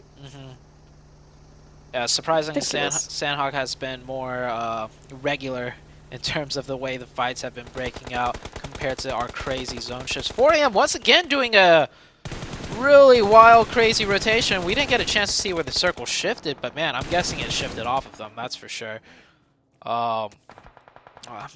Is my map feed delayed? Okay, yeah, the circle. It heads to Camp Alpha. Okay, Ruins boot camp. Okay, it's I see. up. Yeah, the circle didn't even shift that hard off of 4 AM, but 4 AM they're gonna continue taking these risky rotations, and it is definitely punishing them now. Ooh. Yeah, running into way too many teams. 4 AM starting getting cut apart. Only one player made the mad dash to a center compound. Let's see if it works out for them, because they have rotated past the mountaintop, past 3 different teams, and only managed to keep one alive. That in the form of Savan right there, right in the middle. IHC pushing on up onto the Rejects. Rejects mounting a strong defense will cut down 2 of the IHC players instantly. I'm loving the way Rejects are playing the split, by the way. They're doing a 3-1 split. They're not putting all 4 up here. They have one linchpin on the low ground that is now coming up to help after he secured himself a solo knock as well. Rejects pumping up the elimination points here and playing a bit more riskier, quote-unquote, with that 3-1 split in the initial beginning.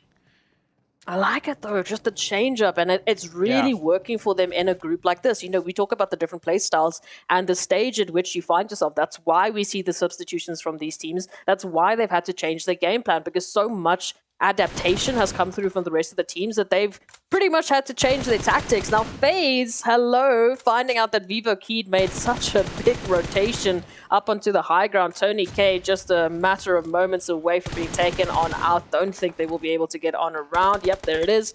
And FaZe now reduced officially down to only 3. But look at this. There is at least one player from FaZe making that rotation in, trying to get that close-up angle. Lycan, maybe an opportunity here to take out one, but they have to choose their timing perfectly.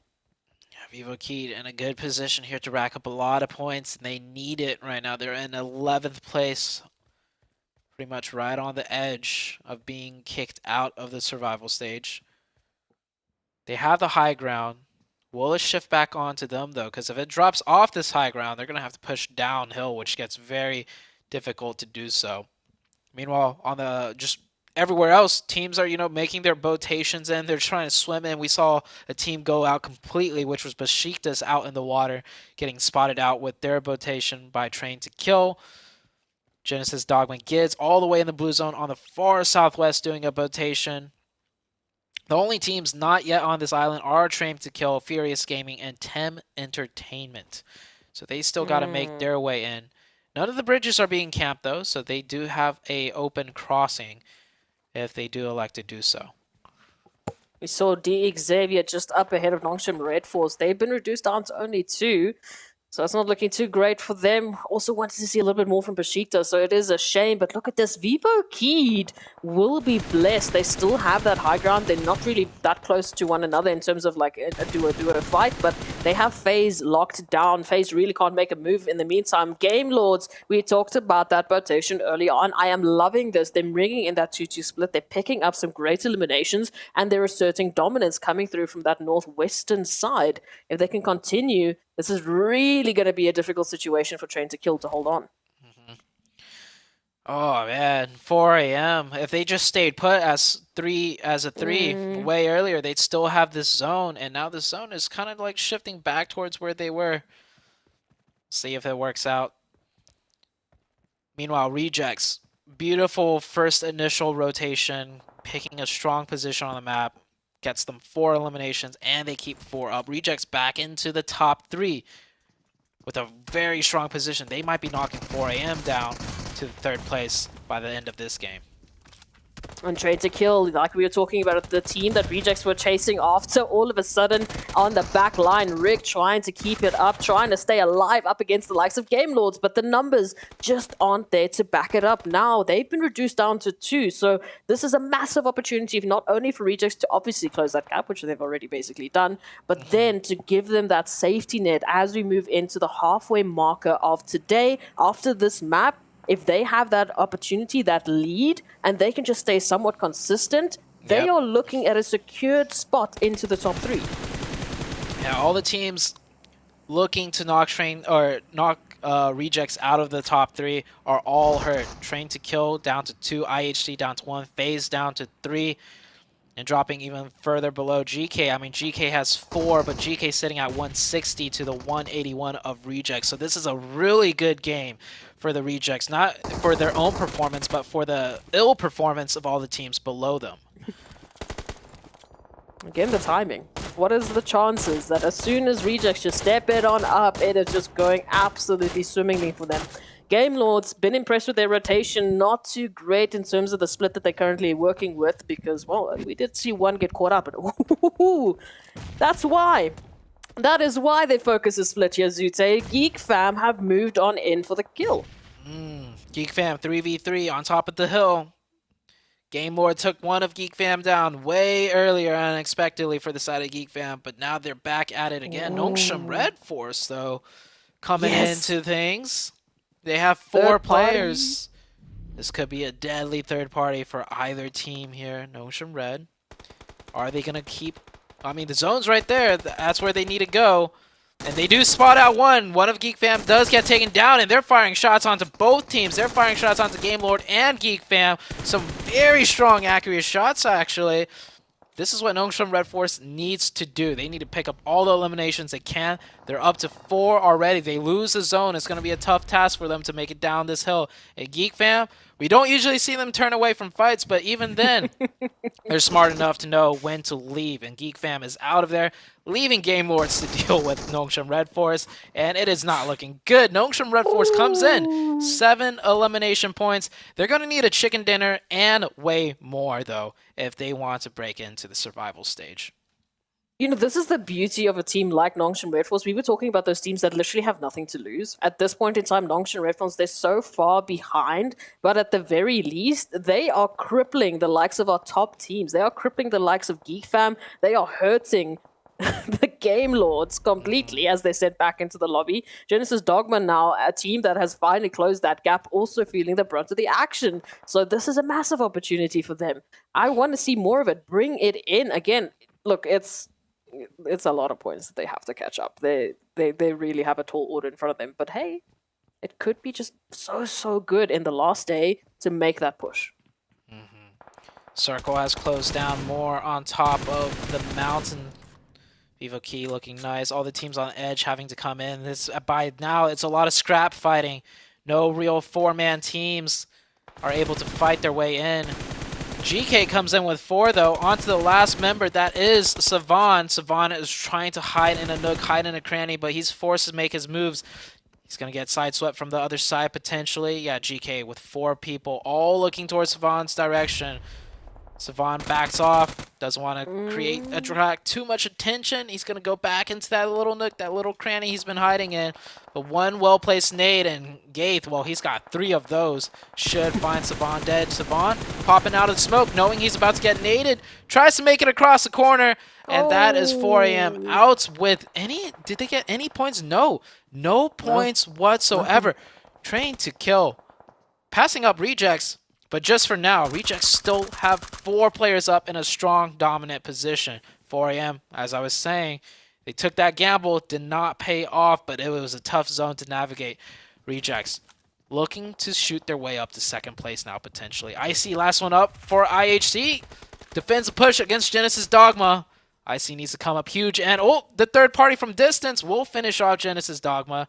He will get another point. And the circle brings it a little bit closer to the northern side now.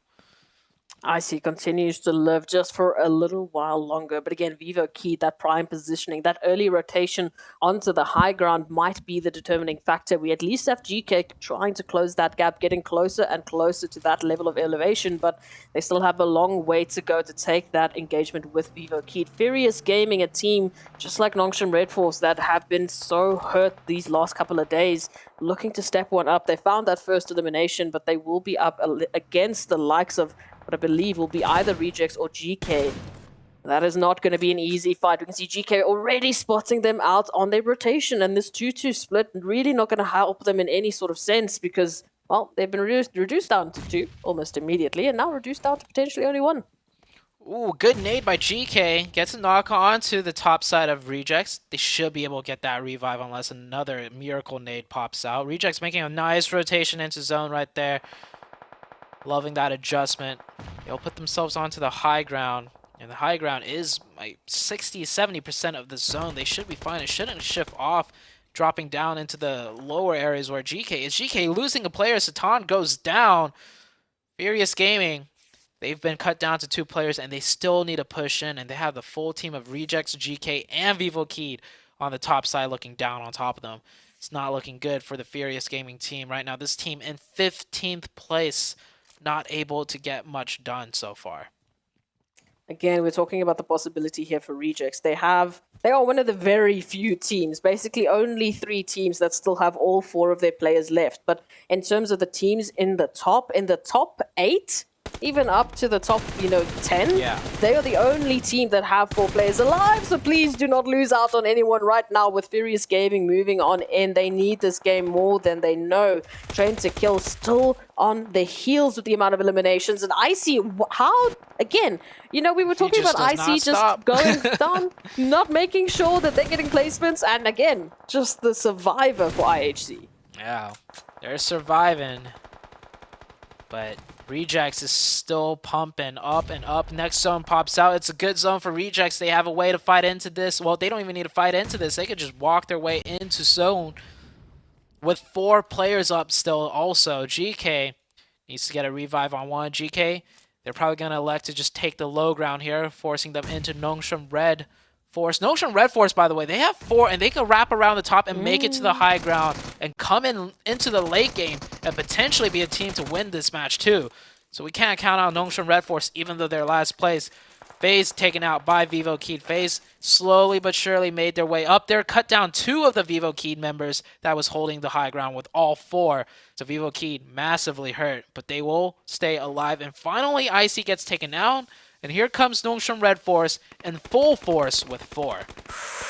Train to Kill Jane. Look at what they have to work with. Only a nade and the weapons in their hands. So they don't even have an opportunity to remed to get their HP bars up. That zone is going to be coming on in. And if they want to push on forward, if they want to get themselves into safety, they have to expose themselves to Nongshim Red Force. So right now, they're just going to be hunched down and waiting for some options. No real other options. We've got a full team of Nongshim Red Force to the north. We've got the full team of Rejects to the south. As Vivo Keyed now look for an opportunity to alleviate some of this pressure, Diego will be sending out a few of those potential nades, waiting for some confirmation. Sporter will be reduced down to a sliver of HP as Snipes goes down. Geek, goodbye.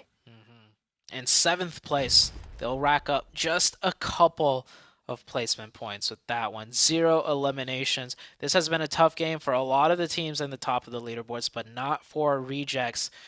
Rejects looking to really cement themselves here in the top 3 position. Maybe just putting them in striking distance of first place, especially with Geek Fam getting 0. This is the first game in a long time that Geek Fam has quote-unquote dropped the ball, picking up 0 eliminations. Rejects, they'll keep on moving up. Pretty much everyone is in zone here. One of Rejects goes down. That should be an easy revive, however. Scraps are being finished up. Train to Kill. Massive chicken dinner for them last game. They'll pick up a couple of points, but that is off of the backs of the Rejects still staying alive with 4. Nongshim Red Force still feeling the pressure. We had that initial nade, but they've recovered since then. Now Vivo Keed still applying the pressure. GK Esports moving on in. I don't think they're going to have time to get into the zone. Yeah. No, that blue zone is so devastating. So we still have Ragnar available. We still have them in this, but they don't have an easy rotation in. This terrain has just been absolutely devastating. Rejects now closing on the gap, getting closer to Nongshim Red Force, but right in front of Vivo Keed. This is going to be a four-way fight. Vivo Keed on the high ground, able to third-party everything. Rejects, they don't want to make the first move because Nongshim Red might come in. It's a standoff. And I don't think the Rejects are expecting another four-man team. I mean, this is Sandhawk ending up on the high ground. The chances of a team keeping all four up into this type of zone this late into the game is very rare. So Rejects might have a surprise in on them once they go against the four-man team of Nongshim Red Force. Now, Nongshim Red Force, yes, they're last place. They're definitely one of the weaker teams in the lobby. But we've seen when it comes to engagements, they can pack a punch too. So can't count them out. Plus, Rejects might get third party by Falcon, the last player up. Falcon holding on the line, looking for a little bit of an option here. Rejects, they should be spotting out a bit of information now as Nongshim Red Force is going to be forced on up. Vivo Keed still holding up for the line, looking for an opportunity. Slowly but surely, these nades will be running out. That utility will be gone, and then it has to come down to the shot. Sport are going to be finding the first angle here onto Rejects. Bit more information to work with that has to be communicated to the team. If they let Rejects go, if they give them enough time, it could be their end. Oh, Nongshim Red's going to take the high ground instead. That'll let Rejects get that revive. Yes. Only one player of Nongshim gets knocked, which is really good for them. Now Rejects trying to come in with the third part. Falcon never alone is still alive. He's going to spring up and steal some points. Rejects down to just Duelo just like that. They are cut down. Nongshim Red Force with the chicken dinner. Let's go. I mean, they still got a mountain and a half to climb, but they climbed their first mountain in the form of a Sandhawk because they quite literally climbed that mountain and took the chicken dinner. Rejects get swept under. They were looking so strong, but hey, Rejects, they picked up a lot of eliminations along the way. That could have been a big win for them, keeping all four up into the late game. It just did not play out well for them, however.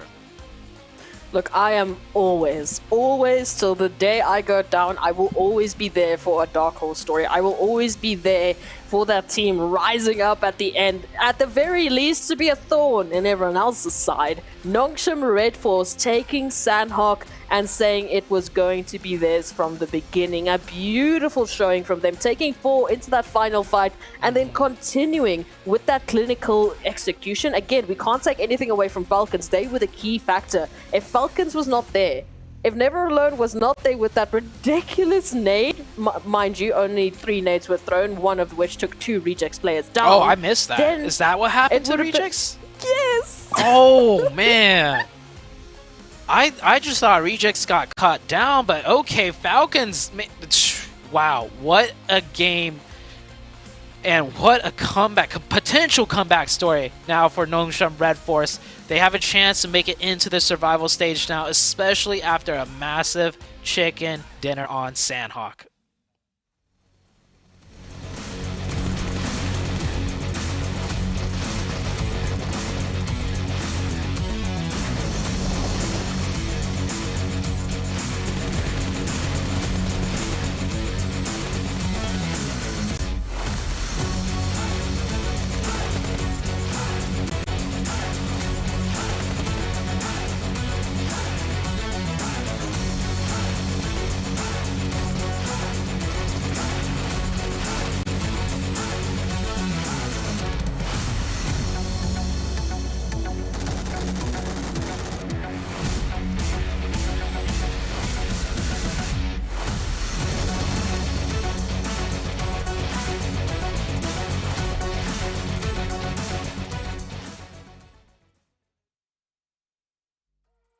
What? What? What? Like, what is going on here? Okay, all right. The team in last place on the last day saying, hey, we came to play, baby. 28 total points to their score. Okay, enough talking about them. Rejects getting 17 points as well. Falcon getting 17 points as well. I don't know what is happening. Seven, please explain it to me.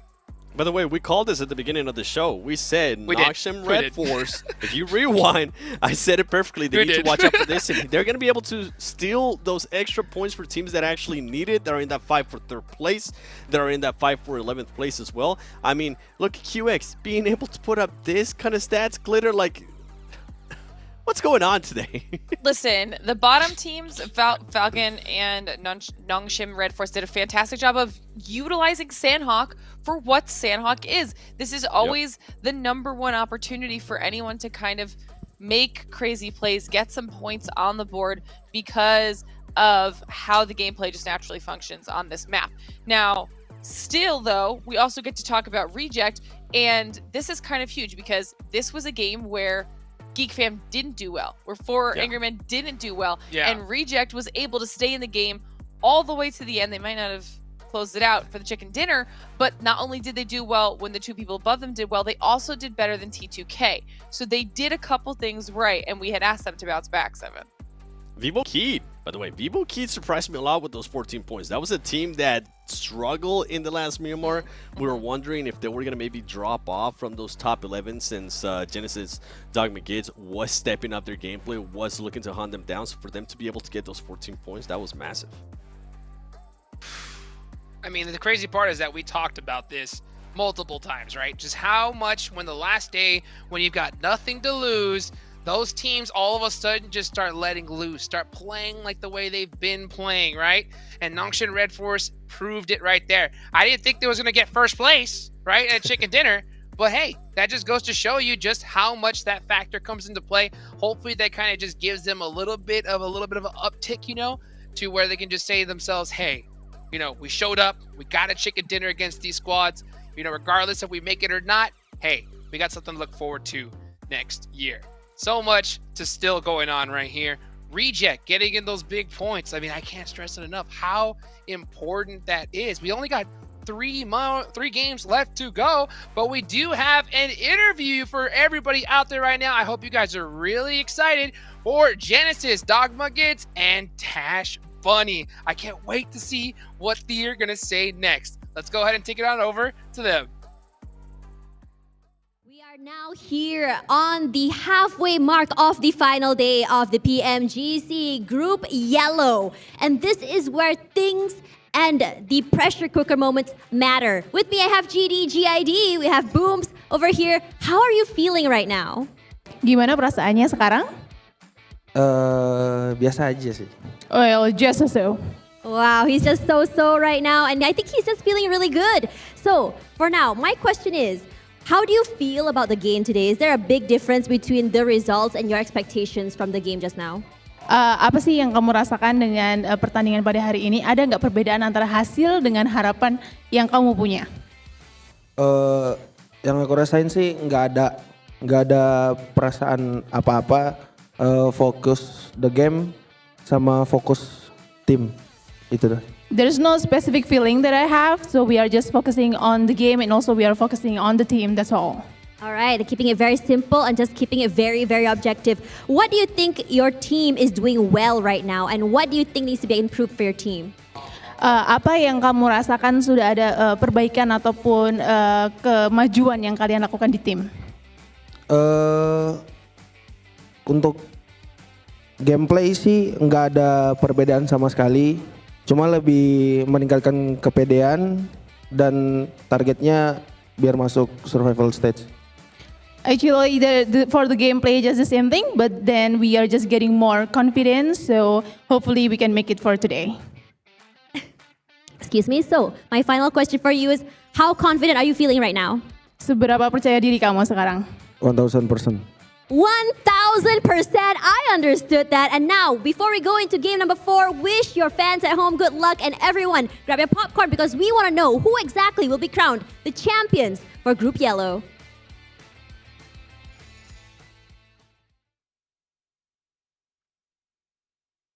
All right. Okay. All right. You know, hey, feeling so-so. Can't say I blame them where they're at so far on the leaderboards, you know. it's going to take a lot for them to really change that feeling, because I think at this point, at this point they have to realize, okay, top 3 is not going to happen. But hey, you know what? Who knows where they can end up on the leaderboards at the end of this. Of course, I hope you guys are excited and ready. We got to give a big shout out to our hotel partner for the PMGC. That's Pullman, Kuala Lumpur, Bangsar. Our world is your playground.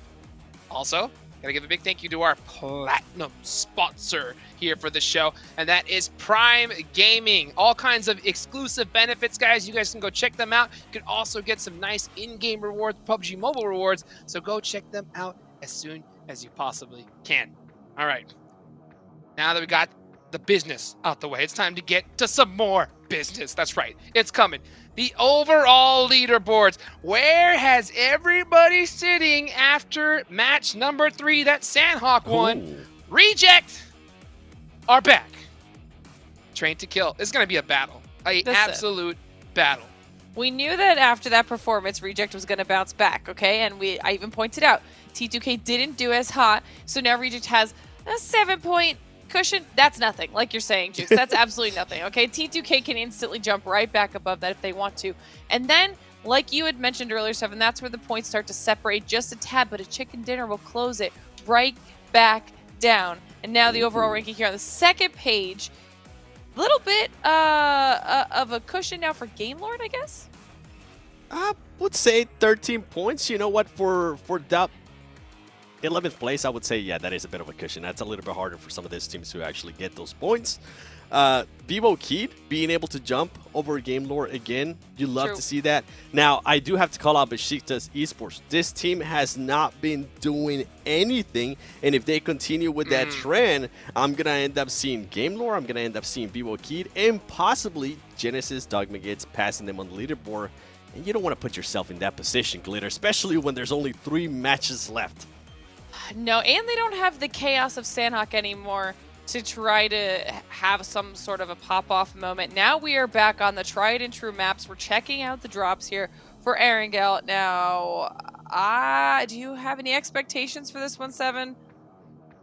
I'm hoping, I just talked about them, I'm going to talk about them again. Besiktas, please, get more than just 1 point. That's all you guys have been able to get today. You got to do better if you continue want on them this to hot trend. drop. Just say it. Just say it. Nah. That's a 7. No. Yeah. Don't We do it, know don't what do you it. really want. Okay.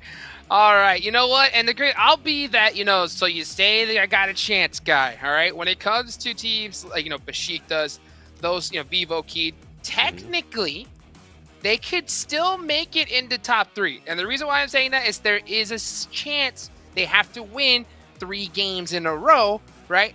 But if I'm in the game, if I'm there with my team, I am going for that strategy. I am going to try to get top 3 because honestly, for me, it's top 3 or nothing.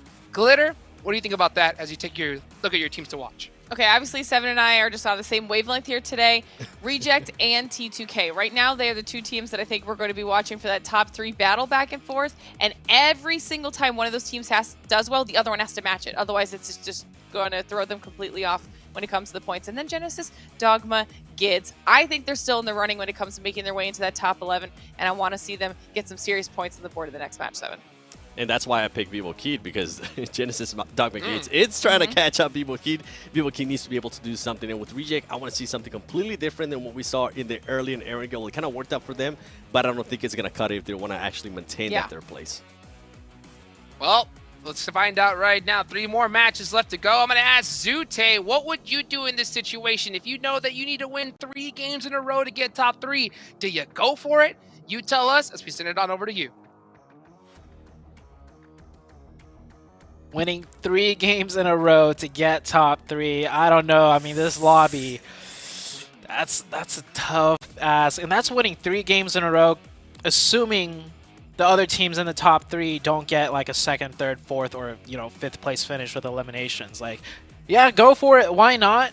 As long as you're safe in that survival stage bubble, right? If you're not like going all out and then just getting eliminated first, and then going all out again and getting eliminated first, and then you find yourself potentially, dropping out, that would not be good. But I mean, if you're in the bubble and you're safe, why not? I would have to agree with Hot Trick. So why not, as we see IHC multiple teams making some subs. Once again, we've had 3 teams changing their rosters back to what they had kind of like in day number 1. Yeah, we were talking about it off camera. For IHC, this is their second substitute today. They made one right at the beginning of this of the day of games, and now they're immediately switching that one on back. So Godless will be going out, Alex coming in for Furious Gaming. We've already got the super sub from yesterday off of the back of their fantastic performance. Now they're bringing Trigger back on in to do what they do best. And I mean, even for the likes of D Xavier, there is a substitute. So the change up, again, we were talking about these massive substitutes. They've been making some beautiful impacts. Now reverting those changes, maybe, you know, they're just not feeling it. Maybe they needed some extra energy for the last 3 maps. I mean, I can't even believe that we're already at the halfway marker. I feel like I've blinked and we've already missed 3 maps worth of action. What is going on? These teams have just been so active and dynamic that the time is flying, man. Yeah, we're already 3 games down. You're absolutely right. Things are getting ever so dicier for so many of these teams. Vivo, Keaton, Game Lord, just constant back and forth right now, trying to get past one another. They're both in that survival bubble, but of course, Genesis, Dogma, Gids, that's the team under the most amount of pressure at this stage, in my opinion. They're fighting for their tournament lives. If they don't break that top 11, which they are 13 points away from, it is done. They are done for the rest of the year completely. Everyone's staying in the survival stage. They could still continue and play quite a few more games to try and make it into the finals. So it's going to come down to Genesis, Dogma, Gids. That's the team under the most amount of pressure, in my opinion. The playing path from south to west, maybe 4 a.m. can jump into George Pool from here. We saw the adjustment they made the first Erangel game, though, which almost got them the chicken dinner. Second place finish coming out of military base. They just did a faster rotation. But with this flight path, they will indeed go into north or south George Pool. I'm sorry, that's where they usually loot. Another team will be by them in hospital. Nobody. IHC not even dropping into... Oh, that is a big difference. I was waiting for it. I mean, just looking at it, not a single drop onto military base. Island teams prioritizing that main land opportunity. So we'll have to wait and see how that zone will impact them, if we will be seeing a similar match. Flight pass is this a targeted drop? Opportunity.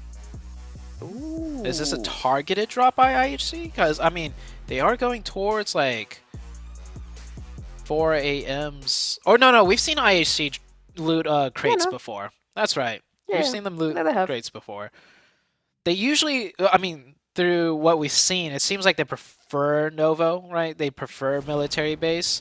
But, I mean, after so many just subpar performances for Erangel coming out of military base, I think they're deciding to change things up.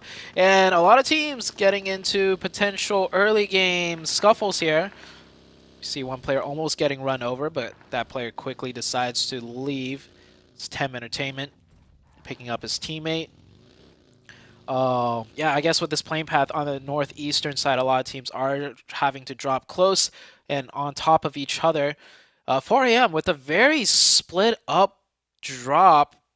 Not sure. We have some of 4 a.m. in South George Pool. And then we have 2 of 4 a.m. over there. No vehicles. Yeah, it's very...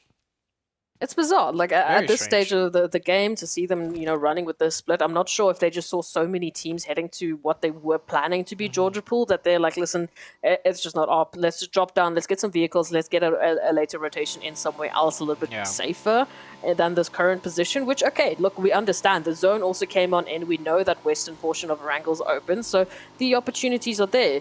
I like what the devs were talking about, you know, train to kill and rejects, you know, as one does well, the other one has to match that or they will fall off. I mean, there is only 3 maps left, but what's curious is also just the way in which these teams have been catching up to one another. They're sitting right now on the exact same placement points, both with 104. And again, the only differentiating factor there is those eliminations, you know, just rejects inching on forward. But I mean, the likes of GK Esports as a star comparison, they are only 1 point away from picking up 103 eliminations now. So you can see the difference in terms of just how these teams have managed to open up opportunities for them. Obviously, Train to Kill and Rejects, they've been more aggressive. They've been looking out for those opportunities, and they have to.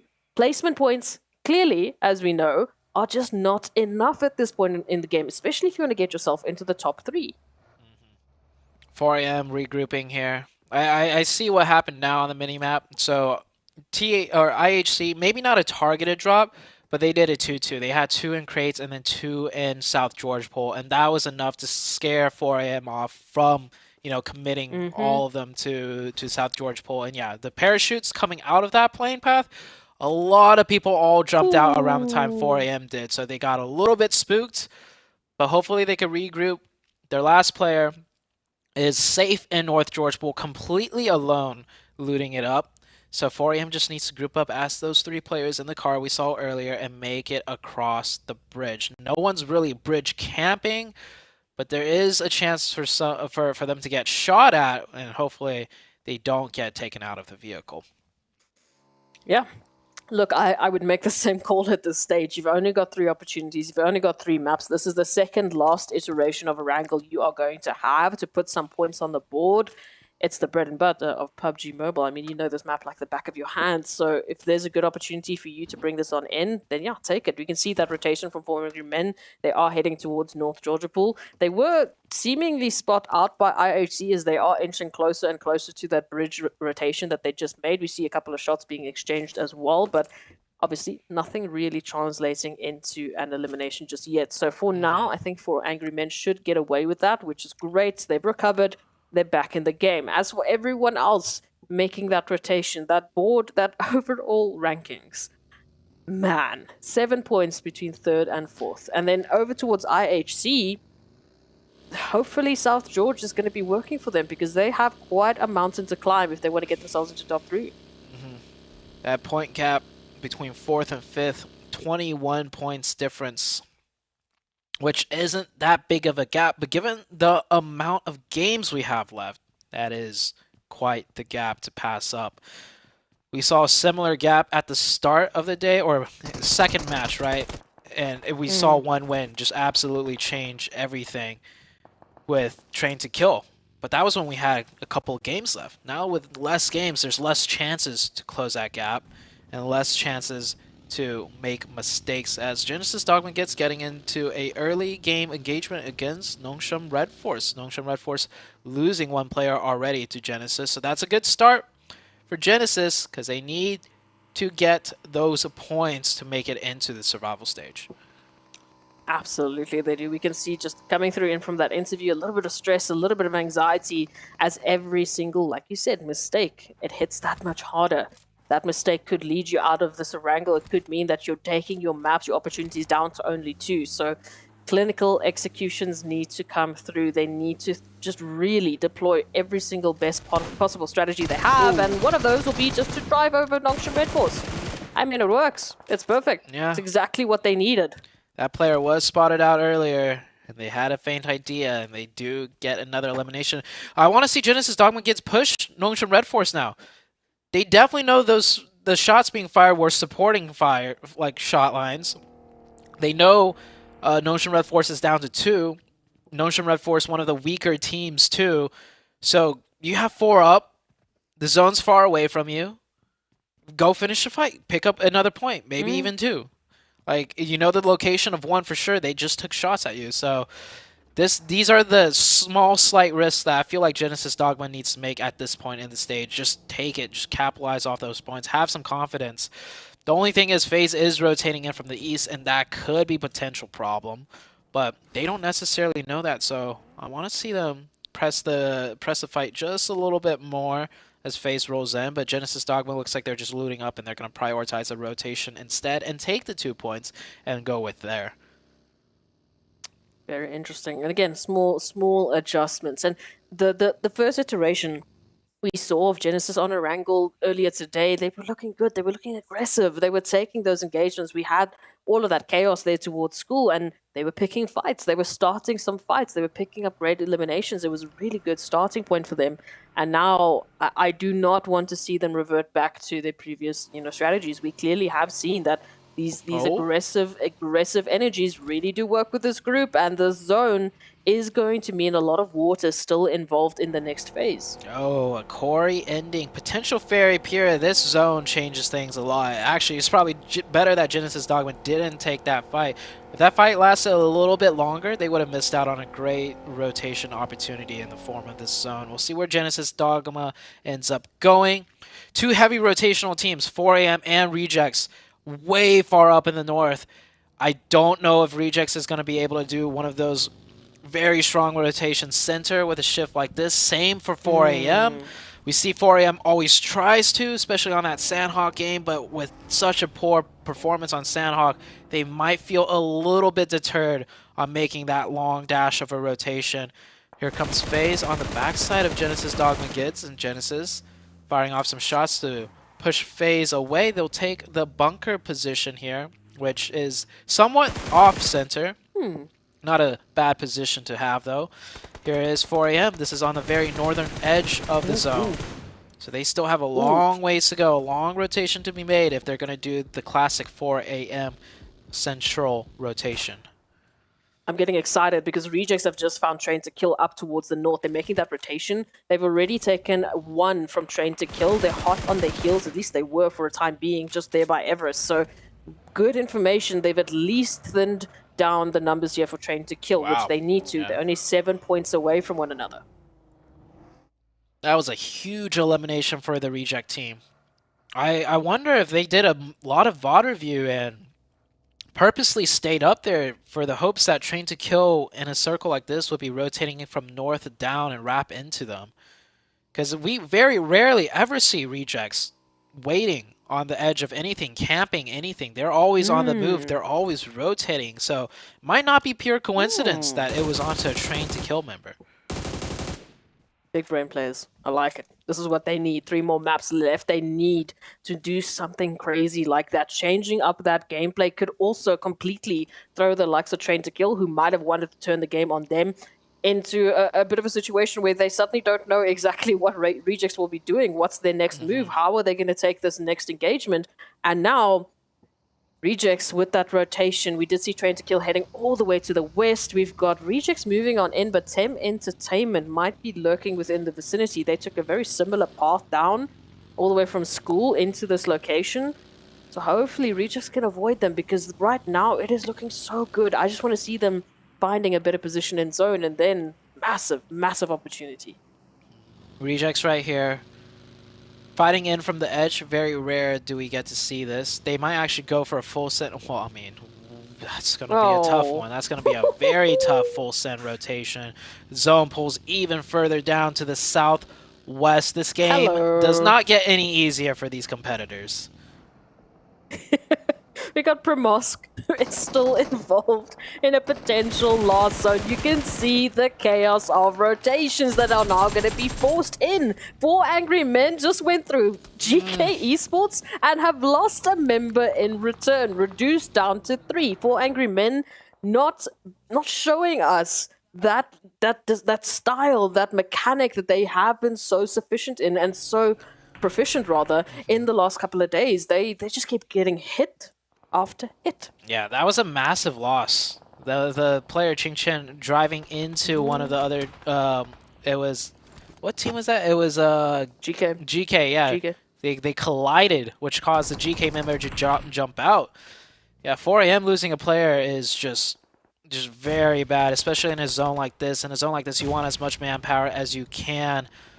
Geek Fam coming in here on the northeastern edge, taking a strong fight against DXavier. DXavier, they've been doing worse and worse on the very last day. They've done better in other days. And they just took a sub. Yeah, but today has been probably DXavier's worst day yet. I don't know. I think in 4 games, they might have only picked up 2 points or something like that. It just does not seem like they've been anywhere to be found. FaZe coming in very close next to the likes of 4AM, and this is why they need the manpower. FaZe has 4.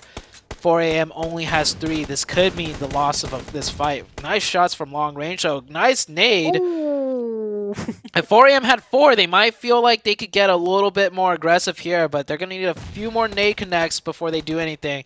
That distance for that nade throw might just be slightly too far. Nice good jump tosses, but yeah, FaZe are just out of distance for those continual nades. FaZe was having their focus there towards Falcons, and my question in the back of my mind was like, do they know that 4 Angry Men is right alongside of them? That nade obviously gives that position away. They know exactly what's happening. In the meantime, Falcons were reduced down to 1, hopefully trying to get the reses popped on off, but FaZe still with 4. They get that recovery. 4 Angry Men, like you said, they can't really push on this. They get that opening, they get that opportunity, but as soon as they try and make that dash, they expose themselves to Genesis, they expose themselves to a little bit of Nongshan Red Force, they expose themselves to Besiktas. I mean, take your picks. They're really, really pinned down into one of the worst positions they can hold on to. They're definitely pinned. They're going to just hope for the circles at this point. Rejects, meanwhile, swinging into the western side of things from the high ground. Very smart rotation by them. IHC is sitting right in front of the Rejects team, however, so if the zone shifts anywhere more east, and it does, seeming like on the top of the mini-map right there, Rejects is going to have to fight their way in or make some type of YOLO rotation. You see all 4 vehicles of the Rejects. They're rotating. They're trying to find something. It's not going to be easy. 4 AM will get that zone. Rejects are forced to do a little bit of a pit stop out of zone. Will they take this fight with IHC, or are they just grouping up here to think of where else they could rotate into? From what we can see as viewers, there is nothing that's left open for them to really play in. Oh, what are the chances of a double nade moving on in? 4 Angry Men still applying that utility. Oh, looking the push. for any opportunity They to will. get themselves some space. Here it is. They got 2. Yes, let's move it on in. Oh no, WWX goes down. It's a 2v2 now as 4 Angry Men try and make that last dash. They do find another. There is a down to a 2v1. Where's the turnaround for FaZe? As in terms of the spacing they had available, MR5, nowhere. Nowhere in an opportunity do they have to try and say anything against 4 Angry Men. That was such a good push. I love that. Out of a 3-man of 4 AM, with Genesis Dogma potentially looking at them, they still have the confidence to try and make plays happen. They weren't going to let them get the 2 free revives. FaZe down to 1 on the northern side of things. Trained to kill. This is the team that has been on the heels of the Rejects, and they are just getting cut down. The Rejects starting it off with that very first elimination might have threw everything into disarray for Train to Kill, and it is a domino effect that is just getting worse and worse for Train to Kill, landing wide into the open. Where is the last player going to play? I don't think he's going to manage to stay alive there either. He's got that UAS to blow up for cover, but it's going to be tough. And Rejects, here's that rotation that they've decided upon, and they're going to slam into the power plant compound on the outside walls. They can stay safe for now. We've seen a lot of teams end up sharing this area towards the late game. And very smart rotation by the Rejects. Calculated but risky, but it pays off once again. The Rejects will make it into zone and keep 4 up. They were staring down the barrel of a potential engagement with IHC, and you know who was behind them just shortly before this rotation? It was actually Train to Kill. Train to Kill went all the way from behind Rejects to that flank that has now led them, well, back into the lobby, waiting for Miramar. Rejects holding on to that rotation, and now they need to make sure they do not go down here. Train to Kill are out. They have an opportunity, like we said, to build up that gap, to give themselves that buffer zone. They just need to take out the likes of Game Lord, who are currently in 11th. Train to Kill is out. Game Lord versus the Rejects for that compound. Probably won't be a full engagement unless if a team gets a double knock somehow. And, well, just as I say that, that grenade, ooh, bounces right in the middle of everyone there. Gets some good damage in, but no knocks. We see Rejects trying to make more ground. It all depends on the next circle shift. The Rejects are on the pretty edge side of the north side, so this next circle, if it pulls hard to the south, it could mean a fight is having to be forced out of the Rejects and Game Lord. We'll see it right now, and the circle will go. And it pulls down just south enough that Rejects are not in zone. Rejects are going to have to make this push, make this play against the Game Lords. But look at this, so many teams on the northern side. GK, Vivo Keed, Furious Gaming, and Tim Entertainment all lose a circle as well. They might all be looking at this power plant compound to take. Also, just the spacing that is in that zone. I mean, so much open ground to work with. There are some ridge lines. The trees are obviously there, but it is going to be a tough decision now to make that move on in. Falcons holding on for Angry Men. They have been looking for opportunities. They are proving me wrong, and I am loving it. Let's bring that energy back. Already with 3 from FaZe. Maybe add a little bit of Falcons in, and they could be riding on high, never alone. Well, you can guess, not really keeping to the namesake. They are very much alone, and they still have to make a rotation on in. Right up ahead of them, we've got Besiktas. Here is that engagement here towards Quarry. Evo Key losing 1. GK Esports, they are picking up numbers. Yeah, GK, they're going to just play this as late as possible, take some shots at teams that are forced to rotate a little bit earlier than them.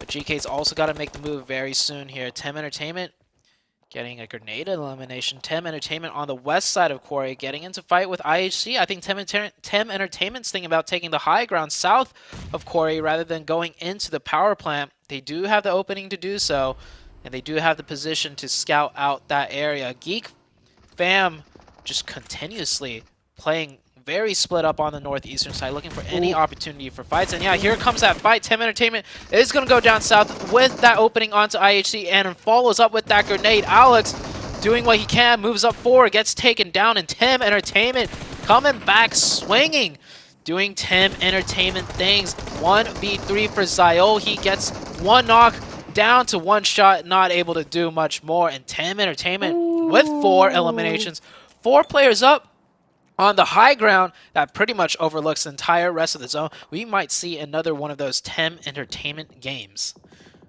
You know, we had 3 teams that made those substitutions moving on into this one. 2 out of the 3, they're gone. They're out. Now, Furious Gaming moving on in. One of the only other teams that made that substitute. And look at this. It seems like the substitute was the bad luck charm. Furious Gaming, all 3 of the teams that made substitutes. Goodbye. Rejects reduced down to 2 as GK Esports pick up some pacing. Game Lords now being distracted by these rotations. Geek Fam, the likes of a few others, trying to force them out of their position could mean the spacing for Rejects to now rotate on out if it was not for GK Esports. They only have Ragnar left. Dulo looking up for that opportunity. Will Tem Entertainment actually help out with the third party? Yes, they will. Ragnar on a sliver of HP. It's done. Rejects have space. Oh my gosh, Rejects are such a resilient team. I'm pretty sure we've seen everything out of the Rejects at this point. Just all the different strats that they could use and how they managed to just survive the most difficult of situations. They've made their comeback into this tournament off of huge circle blessings with huge amount of eliminations, but they are sticking into the top 3 through skill, determination, and grit alone. They've definitely been on the bad side of circle shifts multiple times, but they are toughing it out, and they are also utilizing their numbers to pick up eliminations when they can. Up to 6 eliminations. Right now, out of all the teams alive and dead, they have the most amount of eliminations. This Rejects team has really come into this tournament fit and ready to come swinging for that top 3 position. Geek Fam still up with 4, and they're going to need it. 4 Angry Men have been on a teardown. They're still behind in terms of the eliminations, but Genesis Dogma now up ahead of them. We know Genesis, they've been struggling for the last couple of days. They picked up a beautiful winner chicken dinner, but are they ready to take on the likes of 4 Angry Men? Well, again, actually. Tem Entertainment now moving on in from that western side. Clear open line of sight. 4 Angry Men, this is going to be a tough battle, but if they can take out Genesis, they get a securing point and anchor into the southern portion of that zone. This is when a 4th member out of 4 AM would have been so much better than having just 3. Here comes the push. Genesis Dogma makes a nice readjustment and gives that compound up. They could funnel 4 AM into this compound for a tighter chokehold as that compound's not in the zone. So 4 AM is going to have to continue their push into this 3v4. Meanwhile, Tem Entertainment taking the high ground away from IHC. It's going to have free reign over everyone on the low ground, and hopefully they could pick up some eliminations for themselves. 4 Angry Men, they're moving on in. We've got Tem Entertainment in the meanwhile applying some pressure to Geek Fam. So 4 Angry Men, this is the turning point. Besiktas now joining the action. It's going to be a little bit of a while though, before they spot out Genesis Dogma. Here it is. Peace is going to get shot. There's a nade that's going to be sent on out. Will it make the connection? It does. Besiktas reduced down to 1. bit of a pre-nade comes on through, trying to stop Genesis Dogma. In the meanwhile, 4 Angry Men, where's the information? They can hear these explosions. Will they be able to find out what Genesis Dogma are up to? Good push, good proactivity from Genesis Dogma. I wasn't expecting this. Surrounded by 2 teams, and they go on the aggressive. That's exactly what Genesis Dogma needs to do. Make sure, though, you don't take a knock from a team you do not need to engage with. 4 AM. They're looking to get that third party, but none of Genesis Dogma was knocked down. They'll take the time, though, to rotate up more into zone. They clear out the shack. And they might actually just spot out another place that they can play in. They might just leave Genesis Dogma here alone. And Reject, was that the Rejects that just went out? I believe so. Yeah, it was.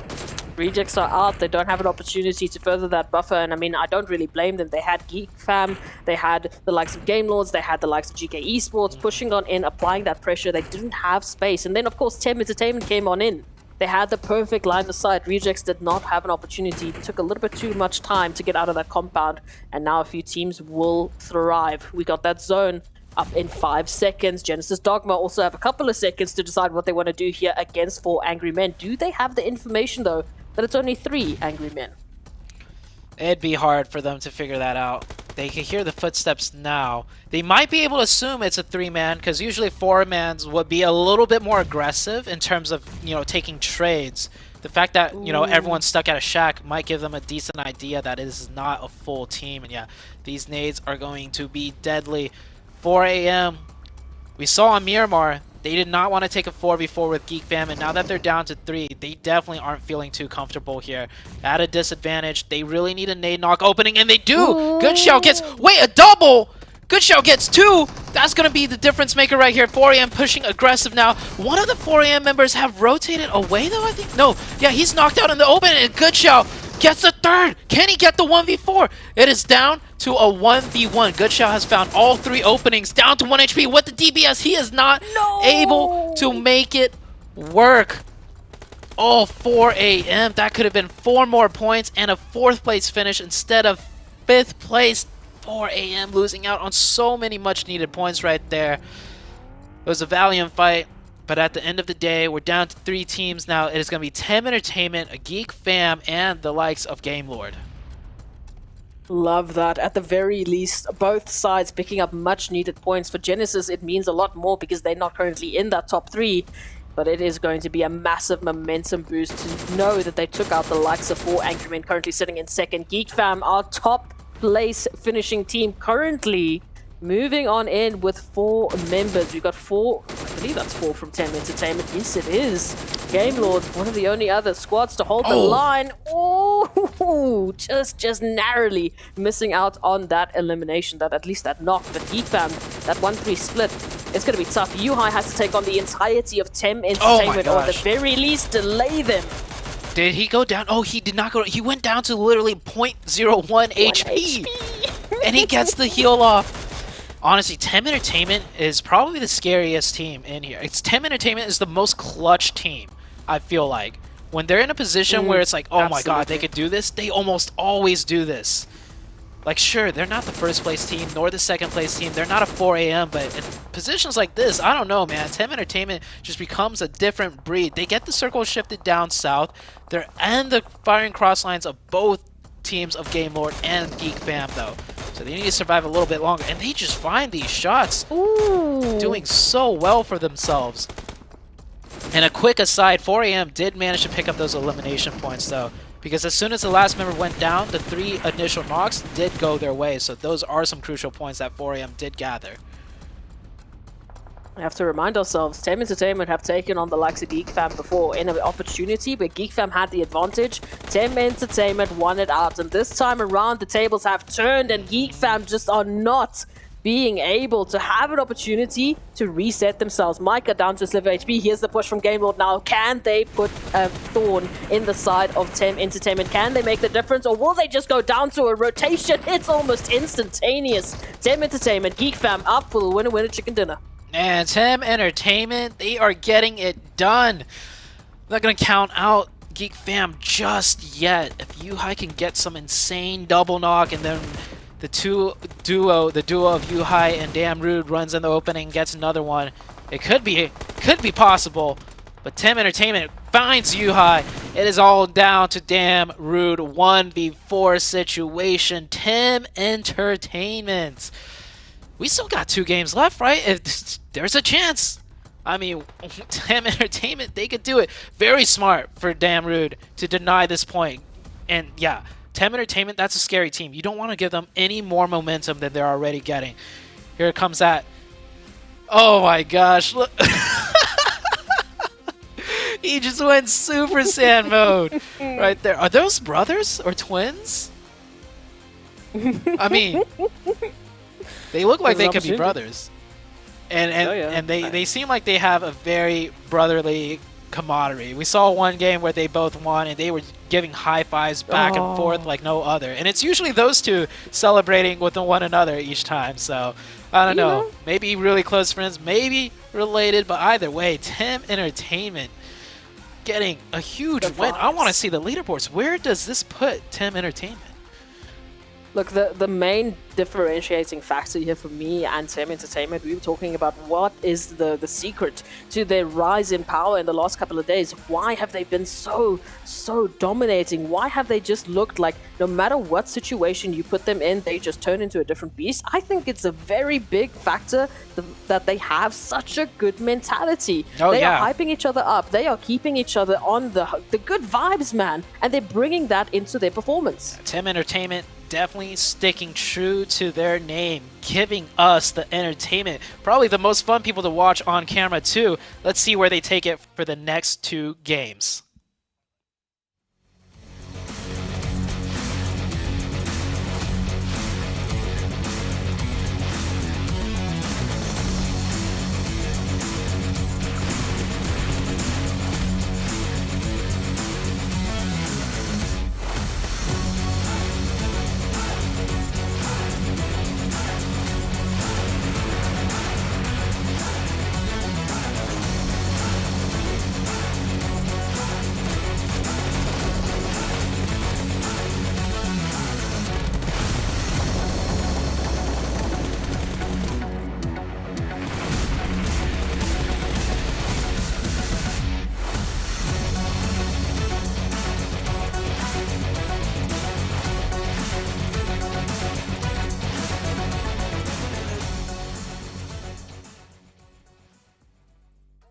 Let's go! Tim Entertainment busts out the chicken dinner here in match number 4. I love to see that excitement, that hype, dude. Going full Super Saiyan. Hey, couldn't be.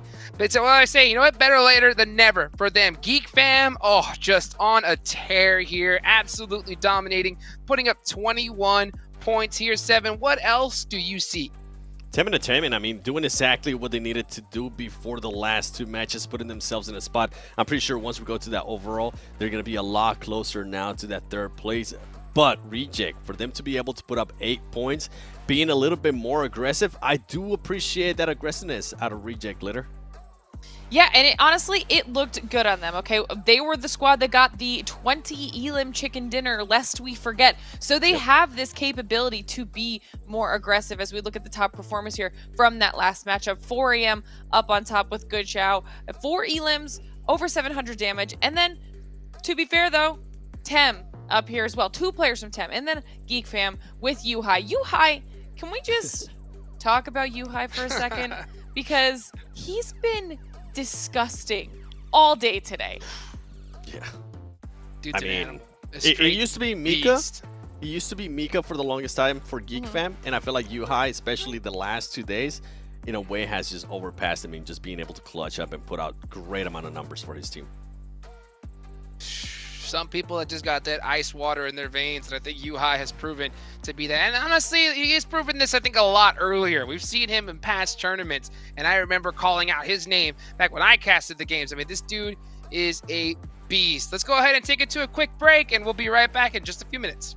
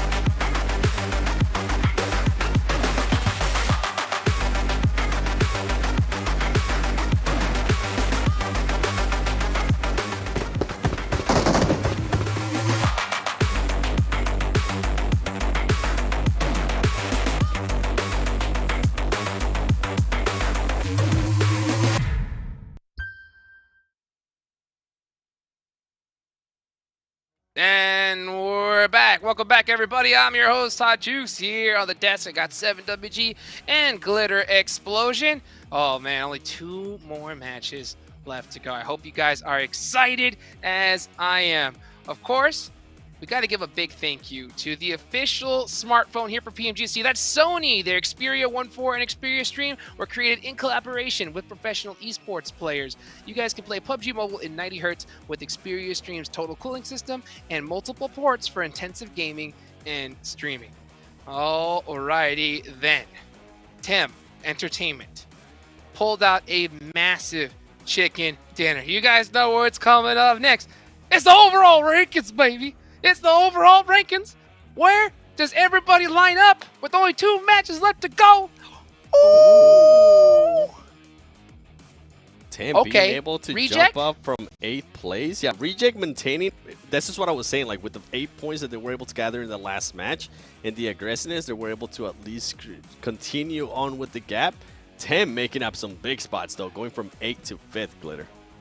Yeah, and it might look like there's still a big gap, but if they can continue to somehow keep the momentum up, then that won't be so big of a gap. There's still just barely enough time for them to overcome T2K and Reject if both those teams somehow flounder. And now, as we look at the 11th place bubble, we have Vivo Keyed and Besiktas dropping down. Game Lord giving themselves a little bit of safety here now above Genesis Dogma Gids, who is literally 6 points behind Vivo Keyed. Xavier's been silent all day. Now our focus is on Genesis Dogma Gids. And, I mean, 6 points? Come on. None of those teams are safe, okay? I'm just going to put that out there. Nobody's safe. I've been talking about Besiktas. I've been saying how that team needed to do something or the other teams were going to start catching up. Well, guess what? They definitely catched up. Game Lord passed them, as you mentioned. Vivo Keyed only 4 points away. And Genesis Dogma Gids, I mean, 145 points. They can definitely make that push. They're only 10 points away from being able to take on them. It's going to come down to the last game as we do look at the top mirror performance. Geek Fam, I'm not surprised there. 4am, I'm not surprised. Now, if there was ever a time, Glitter, for a team to wake up and use being a top performer for a certain map, it would be the Xavier. This team has only put up 2 points today. I mean, they can still, with the win, they can still possibly do it. You're the one that's been pushing the underdog stories, saying, what's the percentage? Look, I'm the, you know, so you're still, so you say there's a chance, guy. Okay, 7? There ain't no chance, bro. There ain't no chance. I love Xavier so much. I love to see how they performed here.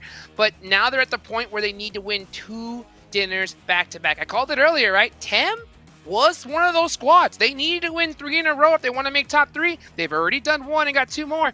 But Xavier, especially with all the shenanigans coming up, 7, as we look at your teams to watch, I think that's a little bit too big to swallow. They don't necessarily need to win 2 games. 1 game will do for them and then hope for the best. But anyways, with Reject, I'm enjoying what I'm seeing. I'm enjoying the extra aggression that we're seeing out of them. They kind of appreciated the call out, I guess, that we were doing earlier, Glitter, that we just didn't enjoy seeing them be a little bit too passive, go for those placement points. With GK, this team has performed significantly well in Miramar. If there was ever a time for another team to wake up and maybe do exactly what Tim Entertainment just did, this would be the map for that. And Genesis Dogma Gids, I mean, you're currently, 6 points away from 11th. You are within grasp.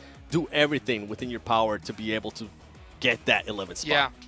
Yeah, I mean, that's exactly how I feel about Genesis Dogma as well. Obviously, we picked both them and Reject. Those points are identical, in my opinion. But I'm also still looking at Game Lord. They might have jumped up, but it's not by much. It's a couple points here and there, so they need to do a little bit more if they want to ensure themselves some safety.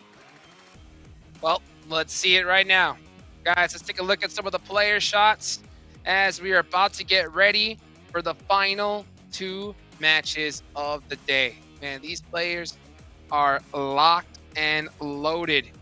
You can see Geek Fam really stressed out right now, 7. So just nervous about where they're going to land up on the leaderboards, as you can see. Yeah, you know what Geek Fam is doing right now? We might have made the best loan trade in the history of PUBG Mobile for the region. Because Yuhai is actually on a loan from Bigatron from Indonesia. That's and right. you know, Bigatron right now is watching this like, Maybe Dang. we should have kept them, guys. Maybe we should have kept them. Oof.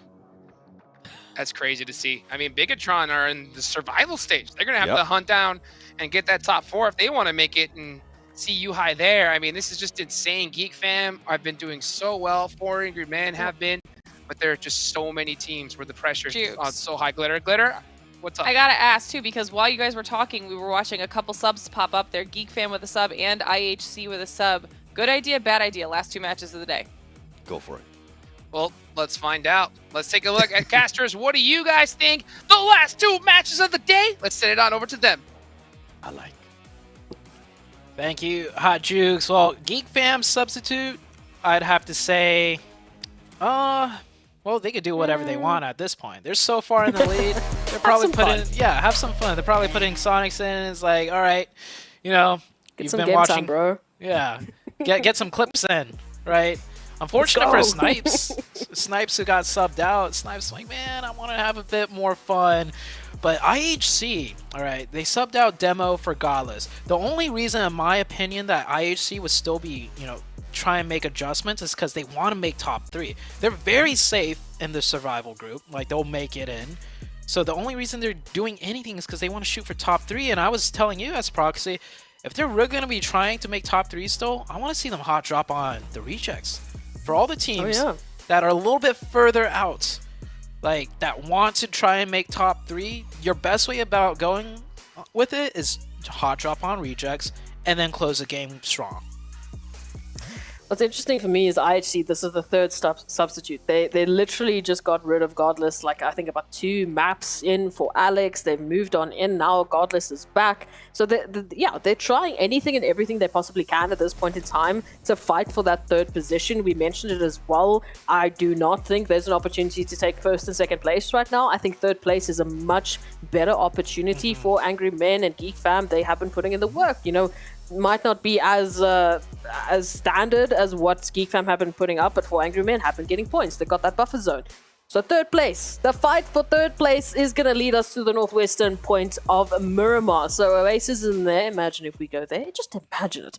But this is going to be a tough battle. I mean, that flight path to that zone combination, teams, once again, interesting rotations. Mm-hmm. The flight path is pretty nice, though, for everyone.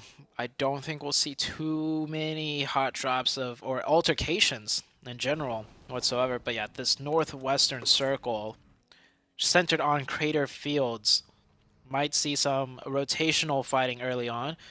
We do have, Fernand, he's got a Winchester. Is he going to try and get a shot in? He is. He's going to go for it. And 1.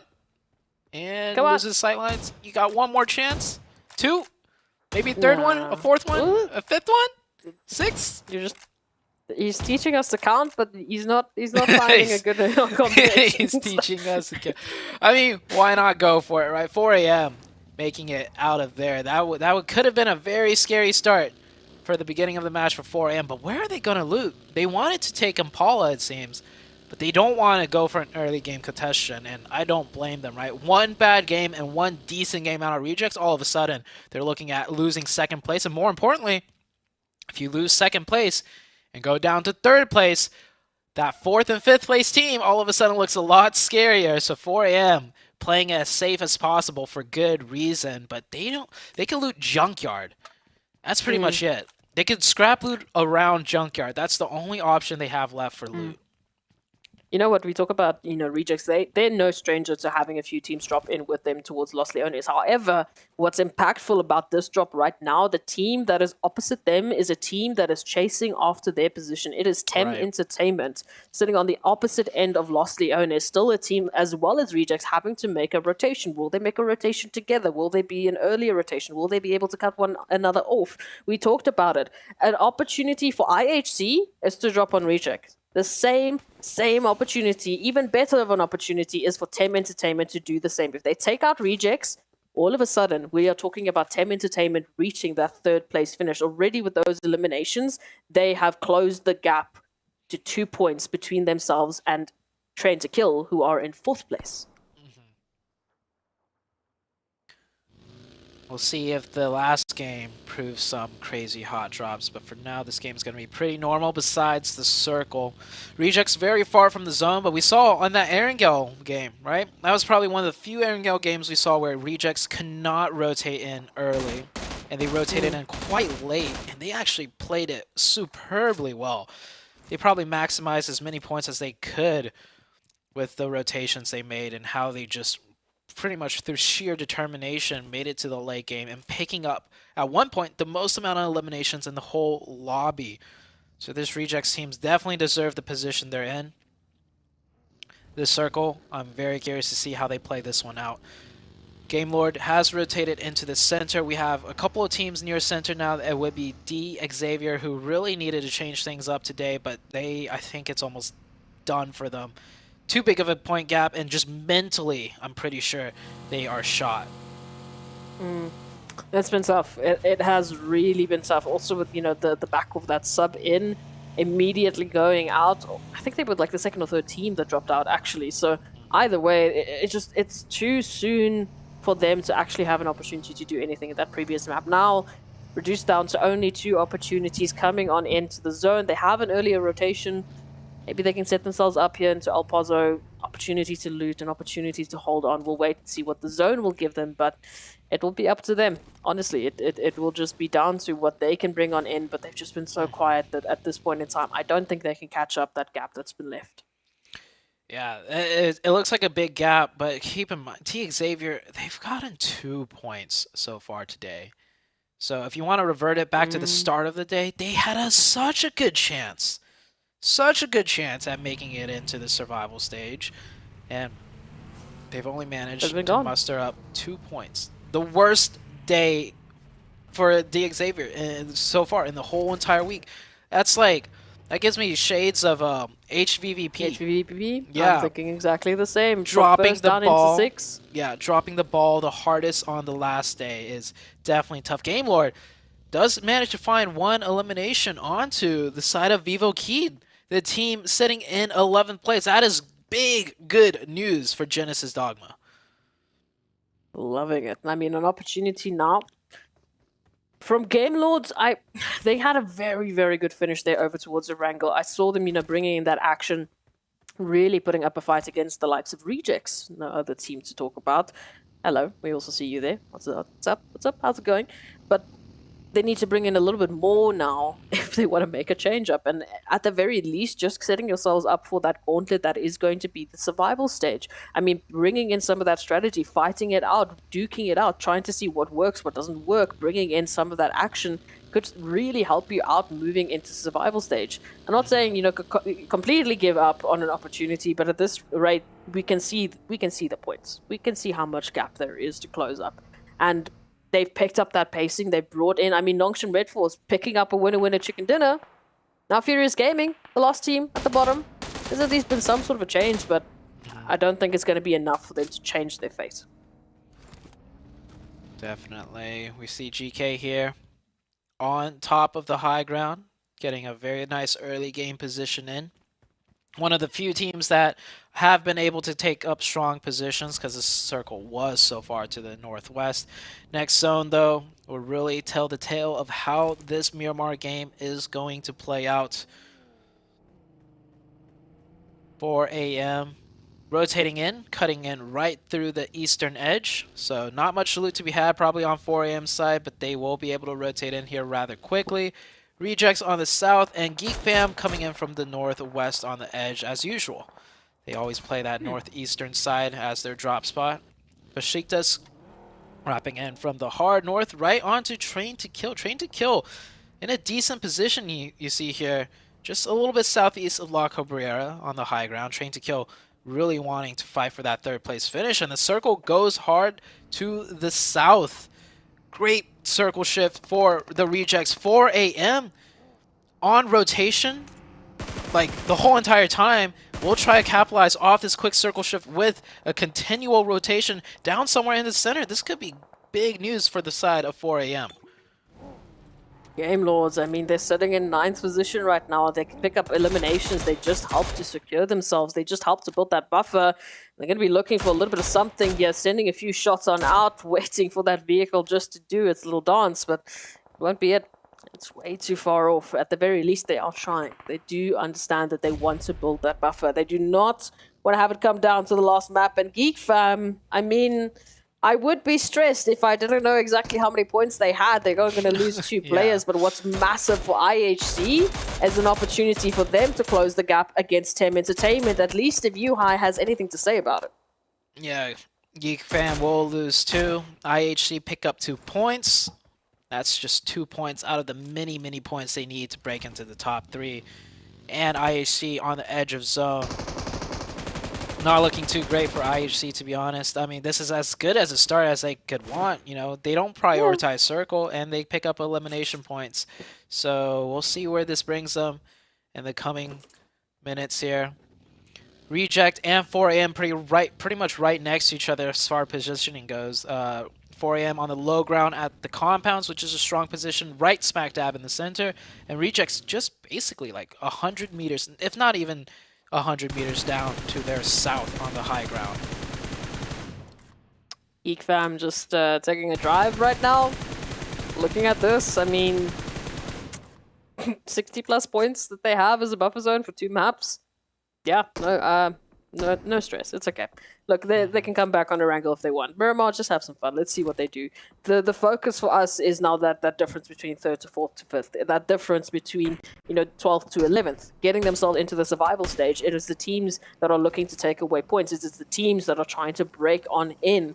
And that opportunity, it's going to be an interesting one. Vivo Keed, I mean, a team that has been very interesting. They are sitting right on 11. They are the guardians of the survival stage right now. And they only hold on to that with a 6-point gap.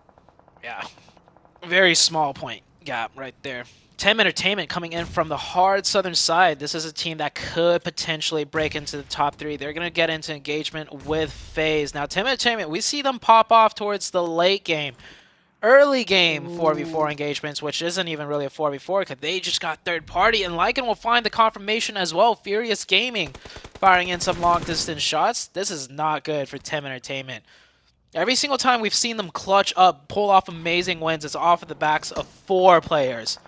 I don't know if they could do similar with 3, especially this early on into the match. And just with the vicinity of teams that they have to work with, they're going to have to head back into the blue zone to make that rotation. Furious Gaming right in last place, taking on the likes of FaZe sitting in 8th. They are, for the time being, safe in that survival stage, but they want a bit more. Just a little bit more safety. Just a little bit more of an opportunity, a breather into the next map. Tem Entertainment, as a team that we were talking about as someone in contention for that 3rd place finish, losing out a player, not what they want. They want everything to go their way as much as absolutely possible. We were talking about the same thing for 4 Angry Men. They wanted as many players alive. Geek Fam, they're going to be reduced down to 1, but I don't know. Do you think there's an opportunity for 4 Angry Men to still close that gap in 2 maps? Only if they get a chicken here, and it's got to be a big chicken. So honestly, no, I don't think so. 4AM, they move up more central, and Rejects will take their position. Tem Entertainment having to wrap all the way around. This is a really good zone, though, for Vivo Keed. They could stay up in the north. They're kind of off-centered, though. And at 151, only a couple points away from Genesis Dogma. Genesis Dogma coming in from the hard western side on the edge. This is going to be tough for Genesis Dogma to break in because they have the full entire team of GK on the high ground in front of them. And then right past that is the team of Game Lord with all 4 on even stronger positional high ground near the center. So Genesis Dogma, this might not be the game for them to break into the survival stage. But if they could really pull off something huge, they could pick up a couple more points probably. Like we said, only 6 points between themselves and Vivo Keed. It is doable. Just to find that one elimination, that one team wipe that will make the difference. Put the pressure on Vivo Keed. Give themselves an opportunity into a wrangle. Take a look at this IHC Besiktas. They have been doing a little bit of work, but they've been quiet. They have been dropping down into the danger zone.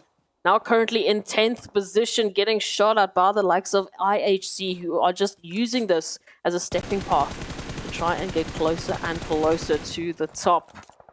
FaZe making that rotation on in. Again, they're smack bam center. They're on 8th.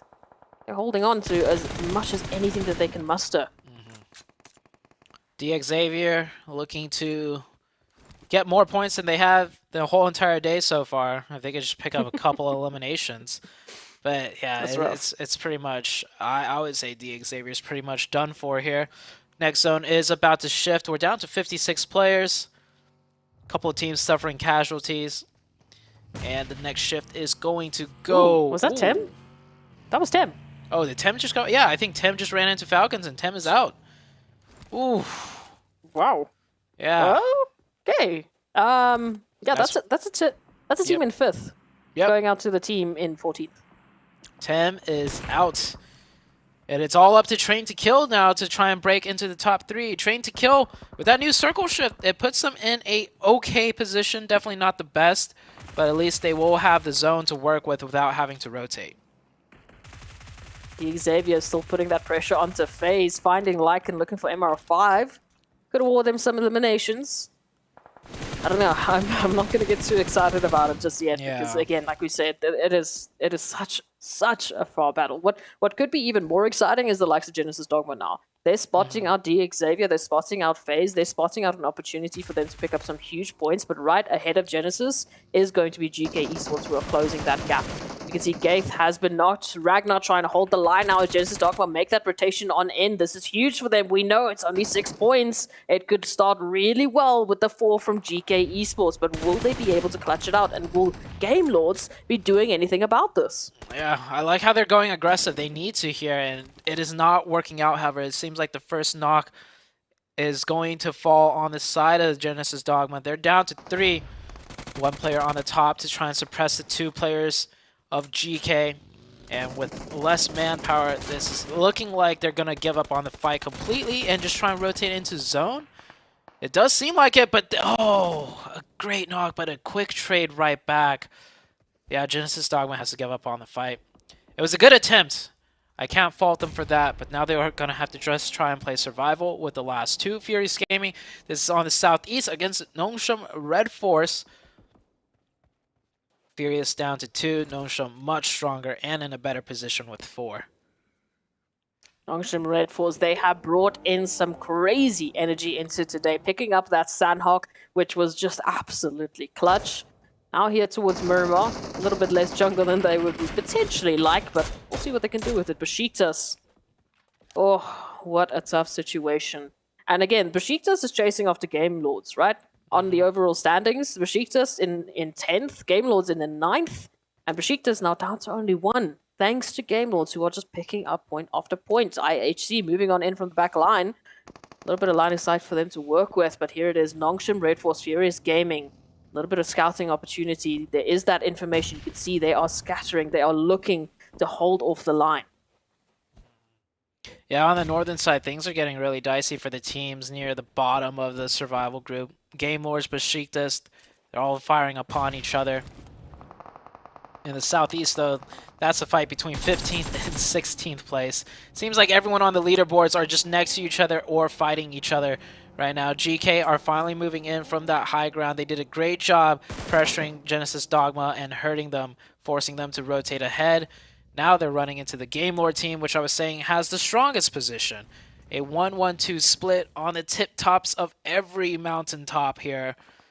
They should be sitting comfortable for the next circle shift as well. And the circle is going to go right back down to the southwest, putting Rejects in a decent position to maintain their 3rd place spot and their lead on everyone else for sure. Look at Train to Kill as well. That zone going to be going away from them. Suddenly there's a little bit of blessing towards our 3rd place team. An opportunity for them to hold on, and Rejects, Perfect Storm, we talk about that compound within center, that compound within a position where they can get some eliminations.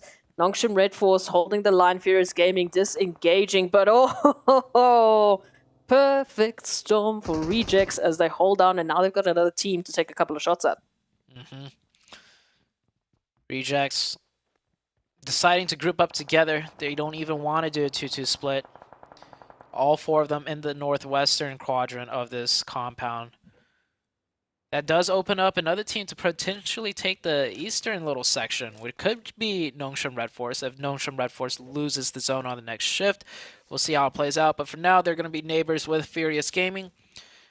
On the other side of things, on the northern side, on the high ground, teams are forced to push on in. Yeah, Train to Kill has the most difficult choice to make now. Where are they going to rotate in? How are they going to rotate in? And then, more than likely, will they take that crash fight with 4 AM down to their south in zone? IHC, they're going to slowly work their way in into the edge, playing on the high ground. Game Lords continue to hold their split. They're under much more pressure now that teams are starting to crunch in on them. Ooh, IHC Train to Kill. This is once again just looking so good for Rejects because Train to Kill now in some contention. Sandish going down to Falcons, who are just like hunting after every possible team. They've already taken out Tem Entertainment. Maybe they might take out the team right above them in 4th place. Train to Kill, Sandish not looking too great. Besiktas holding the line and again still being punished by Game Lords. Falcons, what are we doing? We have taken out the 5th place team. Are we looking for the 4th place as well?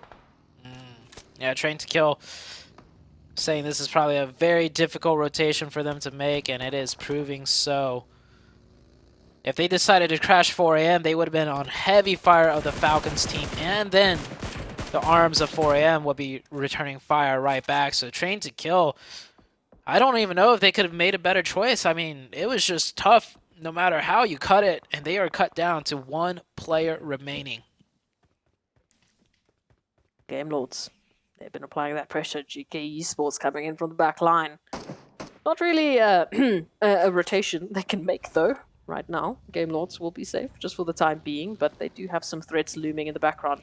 Got a few seconds, though, before that zone closes on up, and then that's going to be the determining factor for me. Is it going to go north? Is it going to go south? Who is going to have that advantage into the next phase? 4 Angry Men still here towards the eastern line, looking for a few options. Falcons, oh, they have just been so devastating to such a number of teams.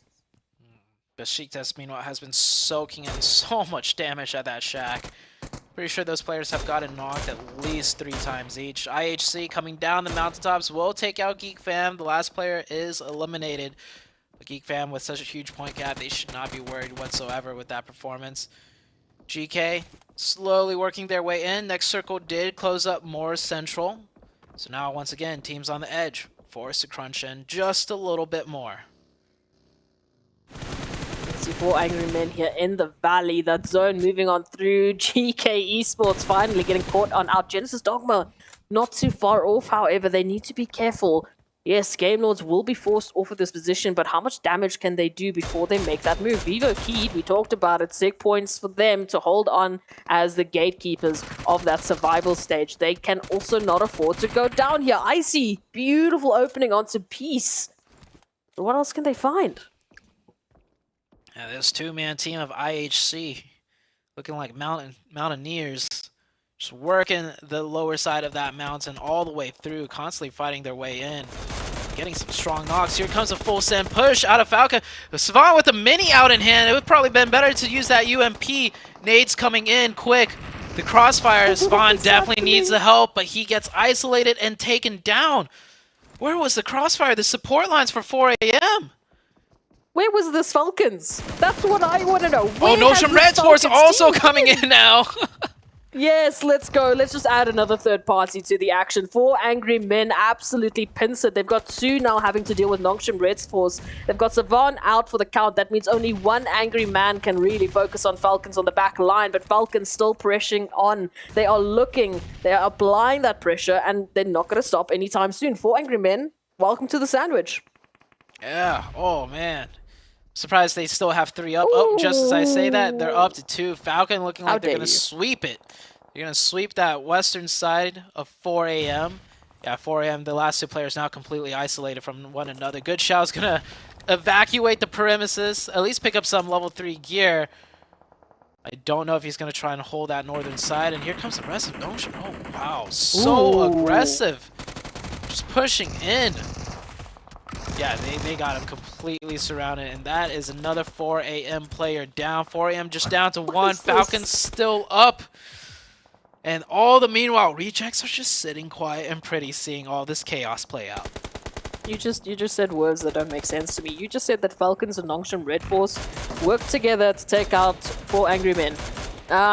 Yeah, no, I don't understand that one just quite yet. If I wasn't seeing it, I wouldn't be believing it. But here we are, another team. We are up to 4 now as the Rejects move on in for a little bit of action, picking up potentially a little bit more eliminations. Nongshim Red Force still holding the line, though, against Falcons, prepping those nades, looking for those opportunities. Falcons have been on an absolute tear, and I still ask the question, where was this version of Falcons earlier? It's a little bit too late. Same for Nongshim Red Force. They are getting some nice fights in, though. Not gonna lie, this is an exchange back and forth. All the meanwhile, Rejects just firing off whatever third-party shots they could get, definitely putting in some damage. Next zone comes out. Furious Gaming, the 3-man team, is going to be forced to push into the Rejects team now. Rejects, this should be just more points for them to be gained. We're talking about that storyline. Rejects building that buffer zone, trying to climb further and further up. Train to kill, reduced to 1. They do have that 1 elimination in the meantime. Nongshim, though, they don't have a lot of time left. Those nades are just finding their victims. Falcons moving on in. They still have plenty of utility to work with, but now here's the push. Here's that final nail in the potential coffin of Nongshim Red Force. Your feet, they're going to be shown. We can see you. We can find you. As Falcons move on forward, closing up this eastern line. They will give themselves the spacing as the only team to close it up, but RQX moving on in with the DBS. They do find 1. It's down to a 1v1 scenario, never alone once again. As the last member standing here for Falcons, going to be wrapping around. A little bit of time given for that med up. The DBS, come on in. Let's get that one shot. It's going to come down to that final connection. Just around the corner they go, waiting for that information. This is going to be a stalemate around the... What are we doing? Ring around the rosy. Yeah, I mean, that DBS is scary close range in a 1v1. I don't blame Never Alone. He's going to try and force Nongshim Red Force to come into him, and they do win out with the DBS. Furious Gaming, though, 3v4, pushing RC, and they're getting the upper hand here. RC will manage to get the revive. Rejects back up to 2. Furious Gaming still with 3. Furious Gaming not losing a single member. Rejects will get 1, though. Now it brings it back to 2v2. Ray J is also able to secure the point. Fernan running into the crossfire goes down. Now it's a 1v2. A trade happens through. It is Divine and Alien Kid. 1v1 situation. Alien Kid will also get the confirmation. He's got the first aid. He's going to pop it. Doesn't able to get it. Get some nice damage, and that's going to be crucial for this 1v1. Brings the HP down to even numbers. Back and forth we go. Also, third-party shots from distance. Both teams have to watch out for that. He tries to get the first aid. Alien Kid denies it. And that is the Rejects out with barely any points in eliminations, I think. I don't think they got... They may have gotten 1 or 2. Yeah, 2 eliminations. A 6th place finish. They'll close the gap just a little bit with 4 AM. But it's not as much as they could have hoped for, especially with 4 AM getting taken out way earlier. And the fact that Rejects had 4, I don't know how Furious Gaming swept that out from under them. Again, it's these teams from the bottom that are just looking to steal away points. Our analyst mentioned it. Nongshim Red Force will be going down early on. They're still 28 points away from the other teams that are desperately looking for them. And now they will do a little bit more. But Furious Gaming picking up points. Falcons, Train what to Kill? is happening? Train to Kill is still alive. Still alive, and they've been left to their own devices. No one has been looking at Jane. No one even knows Jane is in this actual location. So if Train to Kill... If Jane could just keep quiet, there's already a 3rd place finish up, maybe a 2nd. It's only Victorious from FaZe. Yeah, Train to Kill might be able to... They might be able to pass up Rejects here. If he's able to get this chicken dinner. Oh, Icy knows, though. And IHC, by the way, they're a bit further down in the leaderboards. But if IHC gets this chicken dinner, they already have 10 eliminations. That does mean on the very last game, it is doable for them as well to make it into the top 3.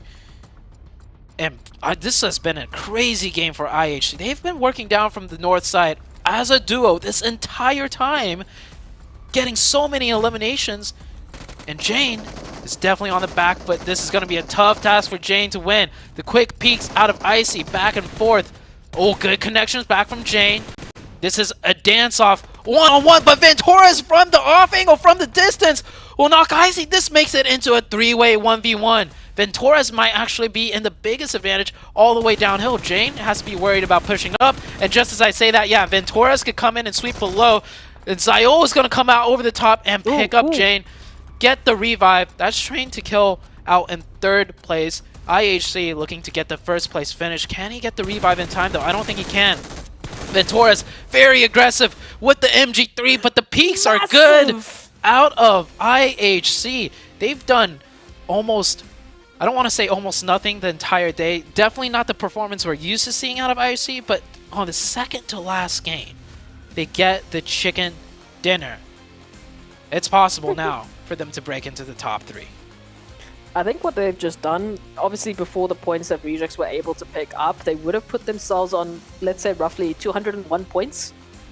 That's 5 points away from what Rejects' position was. Yes, Rejects picked up points in this last game, so I don't know. At the very least, I think they might have just beaten our Train to Kill. So for IHC, we were talking about it. That was 3 substitutes.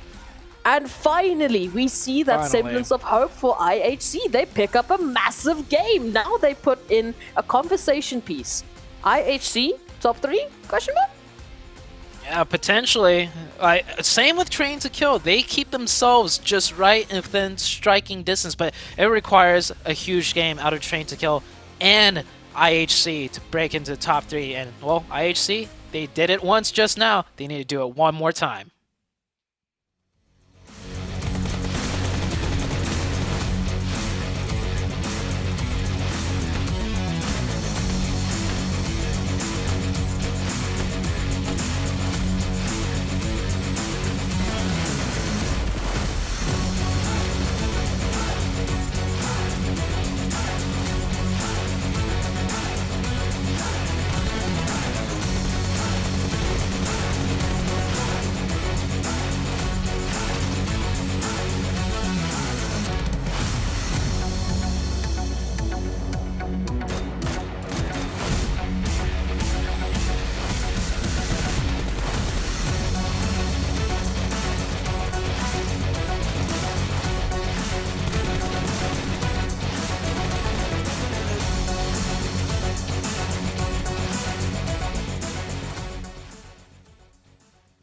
You can see it in the players' faces. They are so hyped. 27 points and pulling out an insanely clutch chicken dinner. It's IHC Esports. FaZe Clan putting up some big points as well.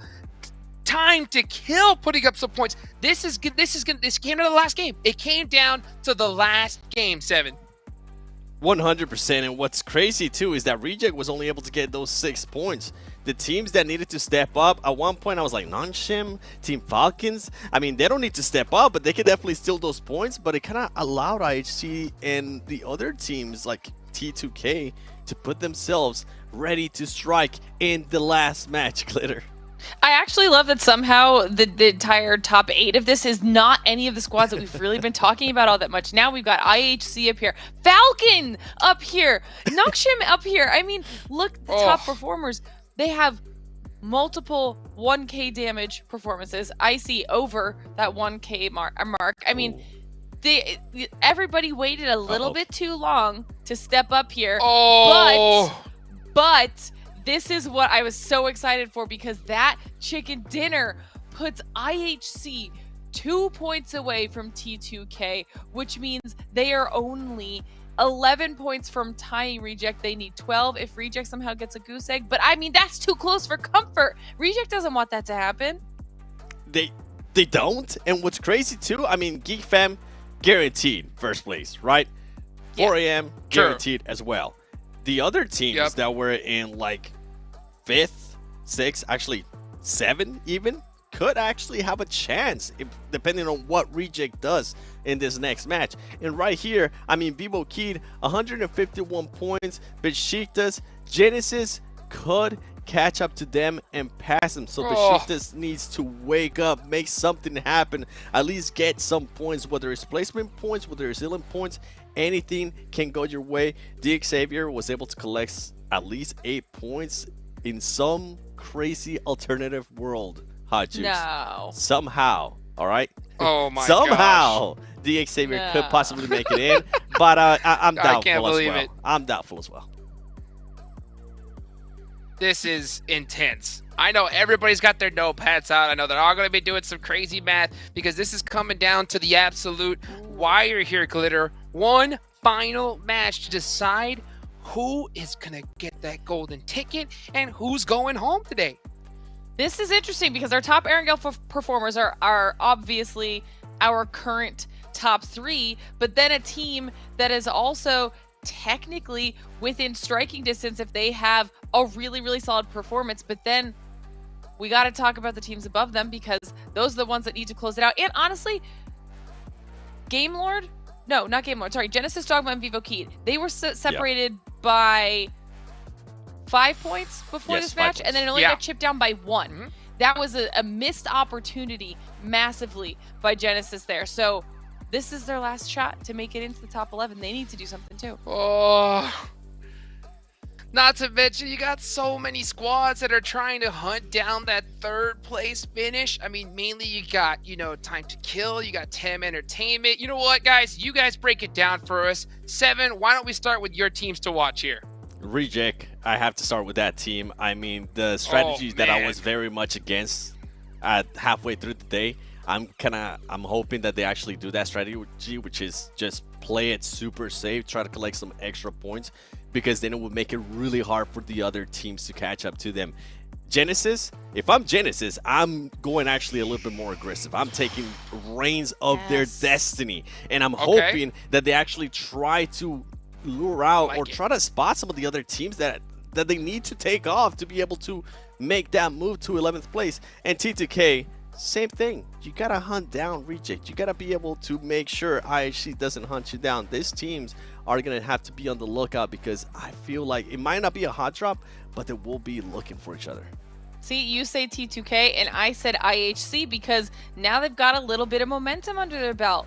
Will they just randomly, in the last 2 matches of the day, have 2 back-to-back pop-off performances that jump them from not within contention to in 3rd place? I mean, if I were Reject, I'd be scared. That's why Reject's up here for me as well. And like you said, Genesis, Dogma, Gits, this is it. Make or break. You're either going home or you're at least making it through to survival stage. Yep. How about some free? How about this? Since no, wait. Before you How say about something. some free points? What if those teams at the top, instead of hot dropping, right, the teams that they need to hunt down, what if they hot drop some of the lower end teams that really haven't performed well the whole tournament and try to get those points that I way? think that's too risky. They're going to start playing scared. See, I knew it, Jukes. They're going to start playing scared. They don't want to do it. Okay, here's my question. I think this is the big one right here, right? Rejects. Do you land in the spot that you've been landing this whole tournament? Glitter. Or do you go off and hide in a corner of the map and hope no one finds you? I mean, literally, that's something you have to think about here because you are the golden child right now. I mean, everybody is hunting you down to steal that 3rd place finish, okay? Do you land in your normal spot and risk getting taken out early, or do you hide somewhere and mix it up? I mean, that's the question. Mix it up somewhere that you have as a backup drop that you know no one has been going to, and just pray that it works. I'm with you on that. 7? I would actually expect them to hopefully do kind of like a 2-2 split, not too far away from each other. Nothing super crazy. They're still gonna be able to back up each other if for some reason they do get into a fight. But yeah, don't go to the exact same spot that you've been going. Yeah, I think it makes sense. I mean, I think it's way too risky right now. You have the most biggest target on your back that you could possibly imagine. I mean, Game Lord, look at them. Obviously, look, he needs to get some energy before the game starts. Like, Dongshin Red Force. You can just see right now they're just thinking, why did we not play like this earlier? You know, we had this conversation on like day 2, Jukes, okay? We knew that this was going to happen. We had the conversation again on day 3. Look at Reject. You can just see the stress in their face, just thinking, what do we do? Do we go to our drop location? Do we change it? The entire weight is on them. Sorry to interrupt you. Go ahead. No, I was just saying that this is a conversation we've already had. We knew that there was the potential for this to happen. We tried to give whatever forewarnings we could, because it literally happens every event and somehow people don't learn, even though it still happens. And now we have multiple squads put in a position where their entire fate in this tournament is determined by this last match of the day. You want to be the Geek Fams and the 4 Angry Men who have solidified your position and can go into this last match a little bit more confidently. Even you want to be one of the teams in 4th and 5th, because if you're not getting your golden ticket, at least you're staying alive till survival stage. The squads that are fighting for the bubble and the squad that is in 3rd, aka reject, the 2 bubbles, those are the scariest spots to be in. And like you said, how many times they're probably sitting there just thinking, what could we have changed on day 1, on day 2, or on day 3 to not have put ourselves in this position? Devo Keed is literally biting their nails. Like, literally. And I can't blame them right now.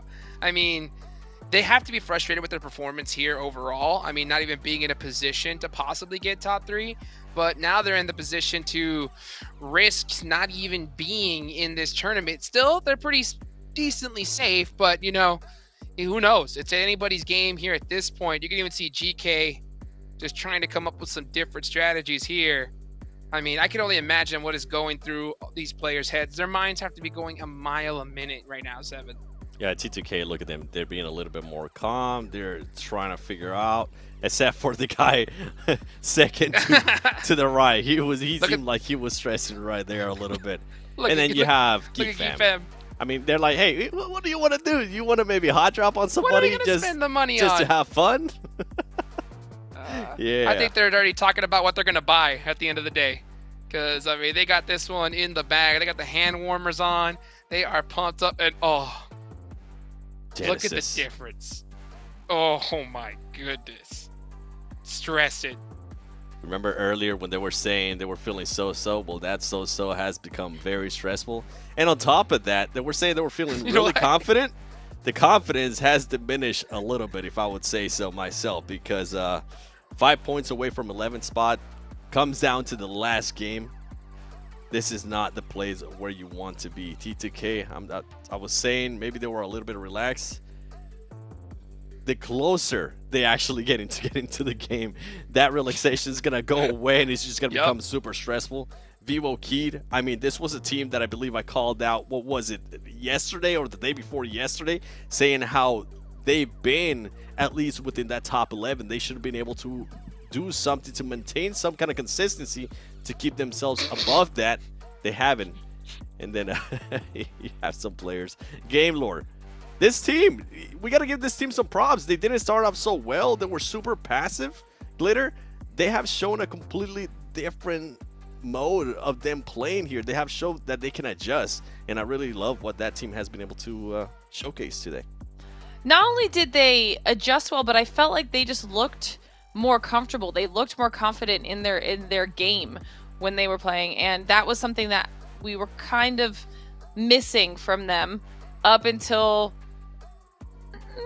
maybe the second half of this weekend. I mean, first half wasn't so great for them, and that's something we talk about because obviously day to day, these teams, these individual players have to make adjustments. They have to be able to go back and review those VODs, look at the individual mistakes that they're making, the team mistakes they're making, and make those changes, and then implement them with very little time to really go through a lot of it. But at least we're seeing some of these people having a really good time. We've watched a lot of focus, a lot of kind of trying to zen themselves out or looking stressed and completely not looking forward to this last match. But this is fun.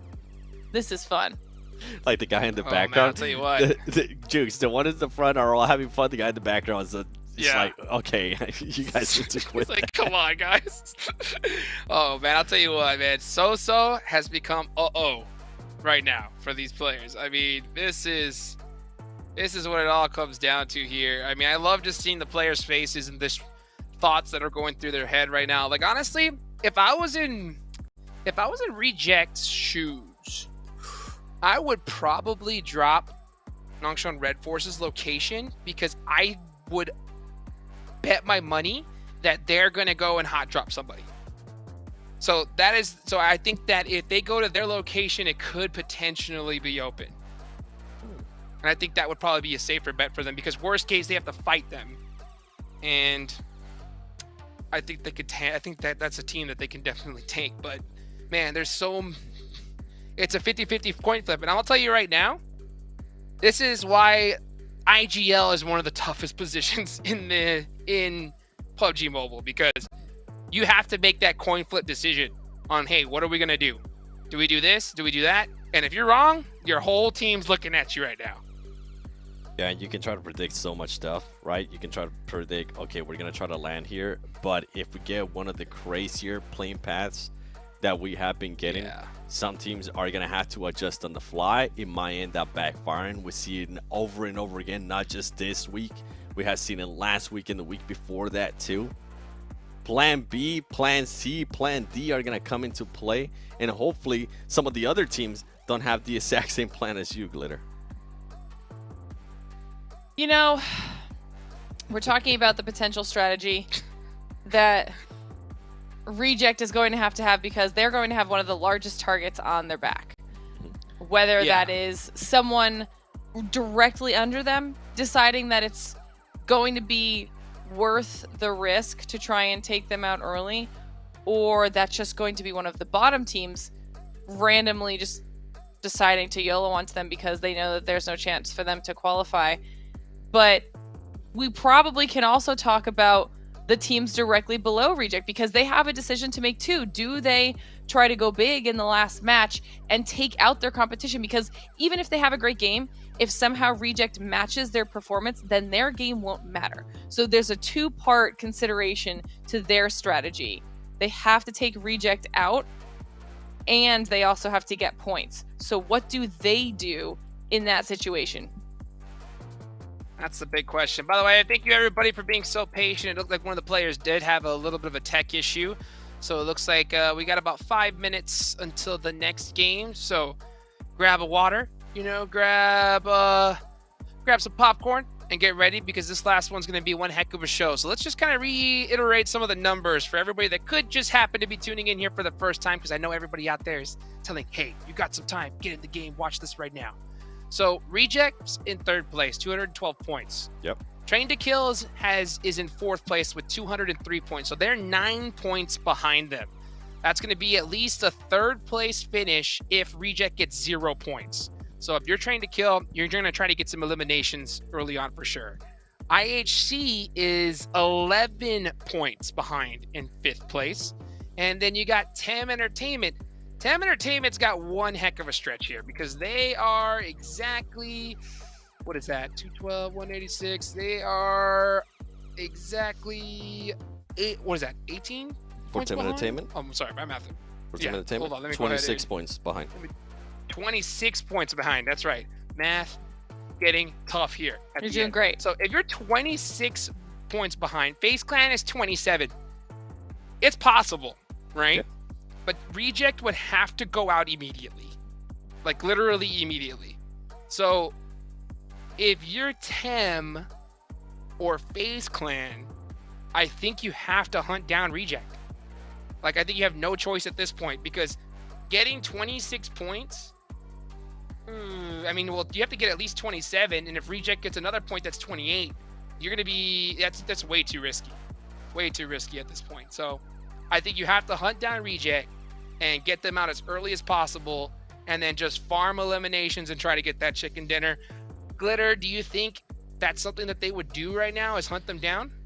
I mean, for my own selfish entertainment-based purposes, I would love to say yes.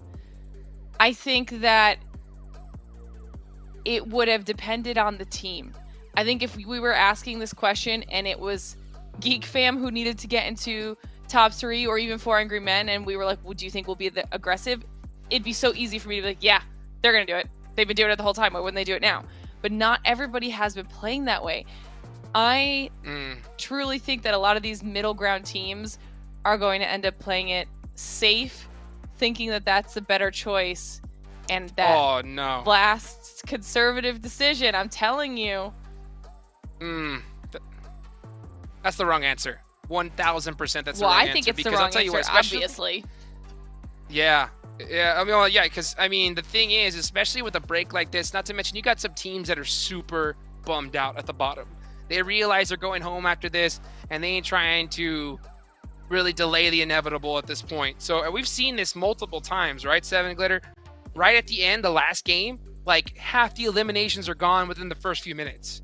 So for those teams that desperately need them, they're going to be just trying to hunt down teams to be like, where the heck is everybody going? So if they even try to play this slightly conservative, that's it. It's over. They're not going to get top 3. Like, I think they have to land and literally full push every squad and hope for the best if they want something to happen. If they don't do that, it's over.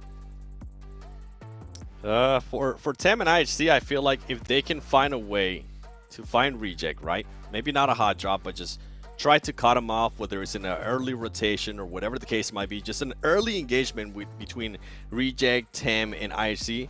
And if they win that engagement, then I would say start playing towards the final. Yeah, if you do see an opportunity to get into a fight, get into that fight. But I just don't know how confident this teams will be. TEM, I mean, TEM is in good mood, right? They're currently having the time of their lives. But when it comes to the game, when maybe you have one of your players knocked, the pressure is going to kick in because you're going to have to rethink what you want to do.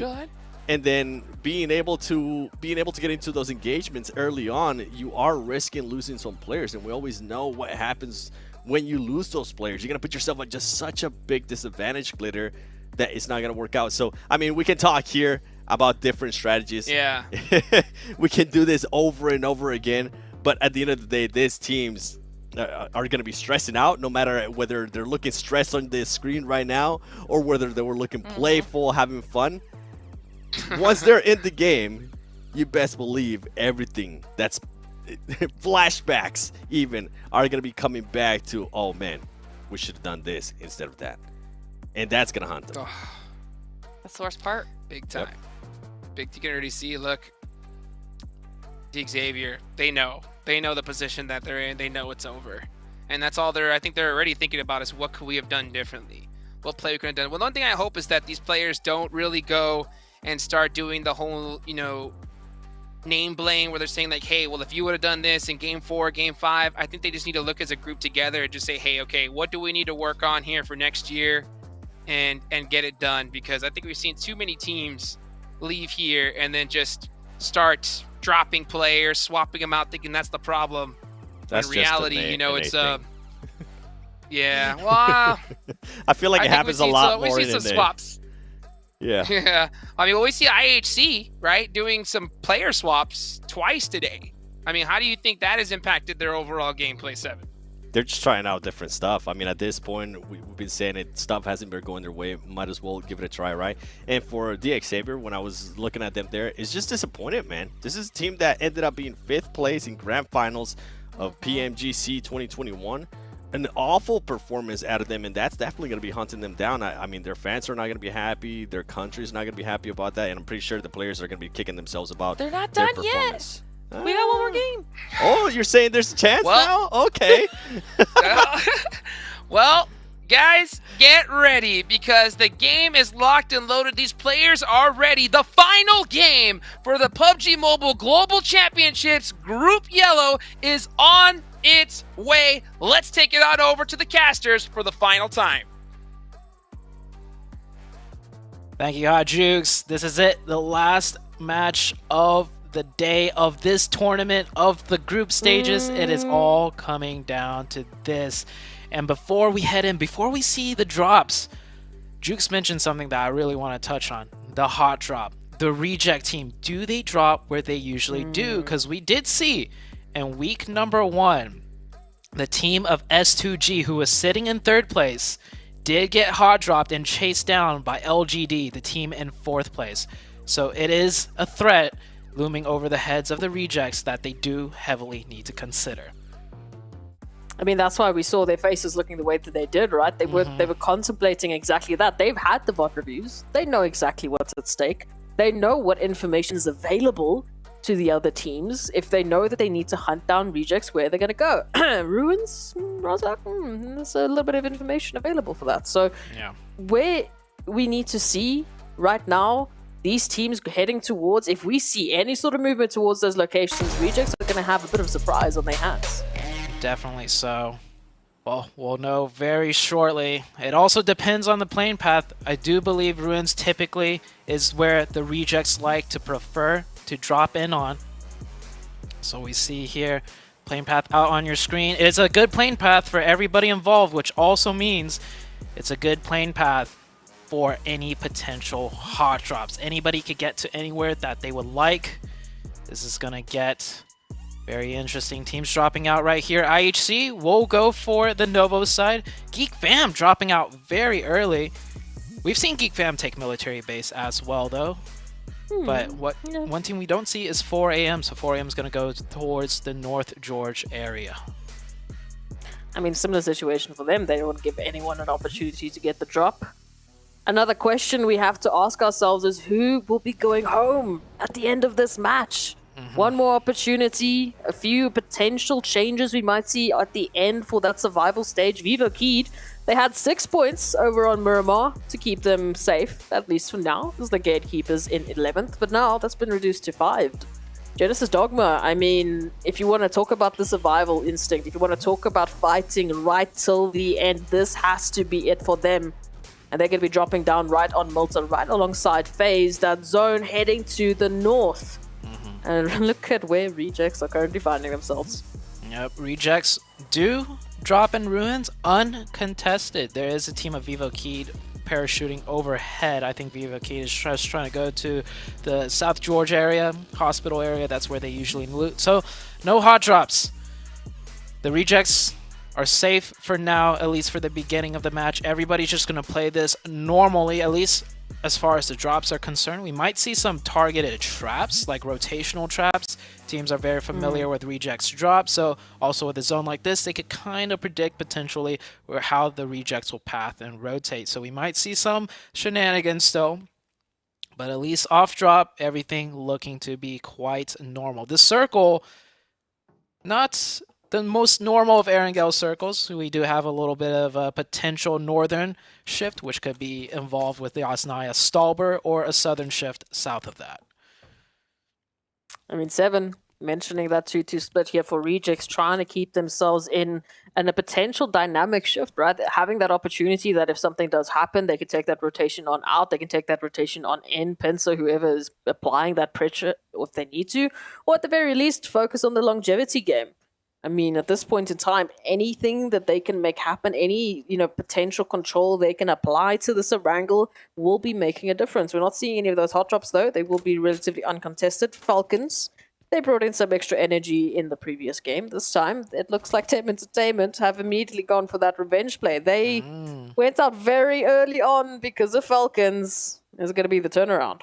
Yeah, we've seen these two teams share this drop almost every single match, but finally in the very last game, Team Entertainment, with somewhat of a far shot off into the top 3, they're gonna be aggressive. Furious Gaming getting one onto Besiktas. Ooh, that's very not good for Besiktas. Like, they are in 10th place, but if Vivo Keed and Genesis Dogma Gids come out strong in this game, Besiktas could all of a sudden find themselves knocked out of the survival stage. And Team Entertainment, they're gunning for it. Never alone. This time is very much alone in this compound by himself. His 2 teammates across the ways does put in some supporting fire to get a knock.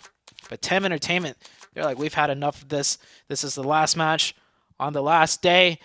We're not sharing this with you guys any longer. Falcons find themselves down to 2. Honestly, the only shared point, the only thing that I know for a fact that is concrete at this point in time is that Never Alone needs to change their name. Every single time, they are the only player left for Falcons. So please, can we talk about an IGN change here? Something is happening. But Team Entertainment, they are heading through into Napoliano with a vengeance, looking at Falcons, trying to kill. Again, I would love it for them to make it on into top 3 just purely based on the fact that what this an is one of aid. their first PMGCs. Falcons, they are still feeling the pressure. All the way up to the top. That was a homing missile, if anything. Man, Yusuf definitely wasn't expecting that. Powerful was thinking about running away, and then he realizes the only way we get into the survival stage is if I 1v4 this right here and then pull out a miracle run. So No point in running away. It's the last game. You need points. Why run away? And he's going to get that first aid off. And I like this. It's better for Team Entertainment to get these points because there's a potential there. Potential that they get themselves into a top 3 finish. Teams making mad dash rotations right now. Nongshim, Red Force making a rotation. Oh, Powerful's got 2. Okay, he gets taken down.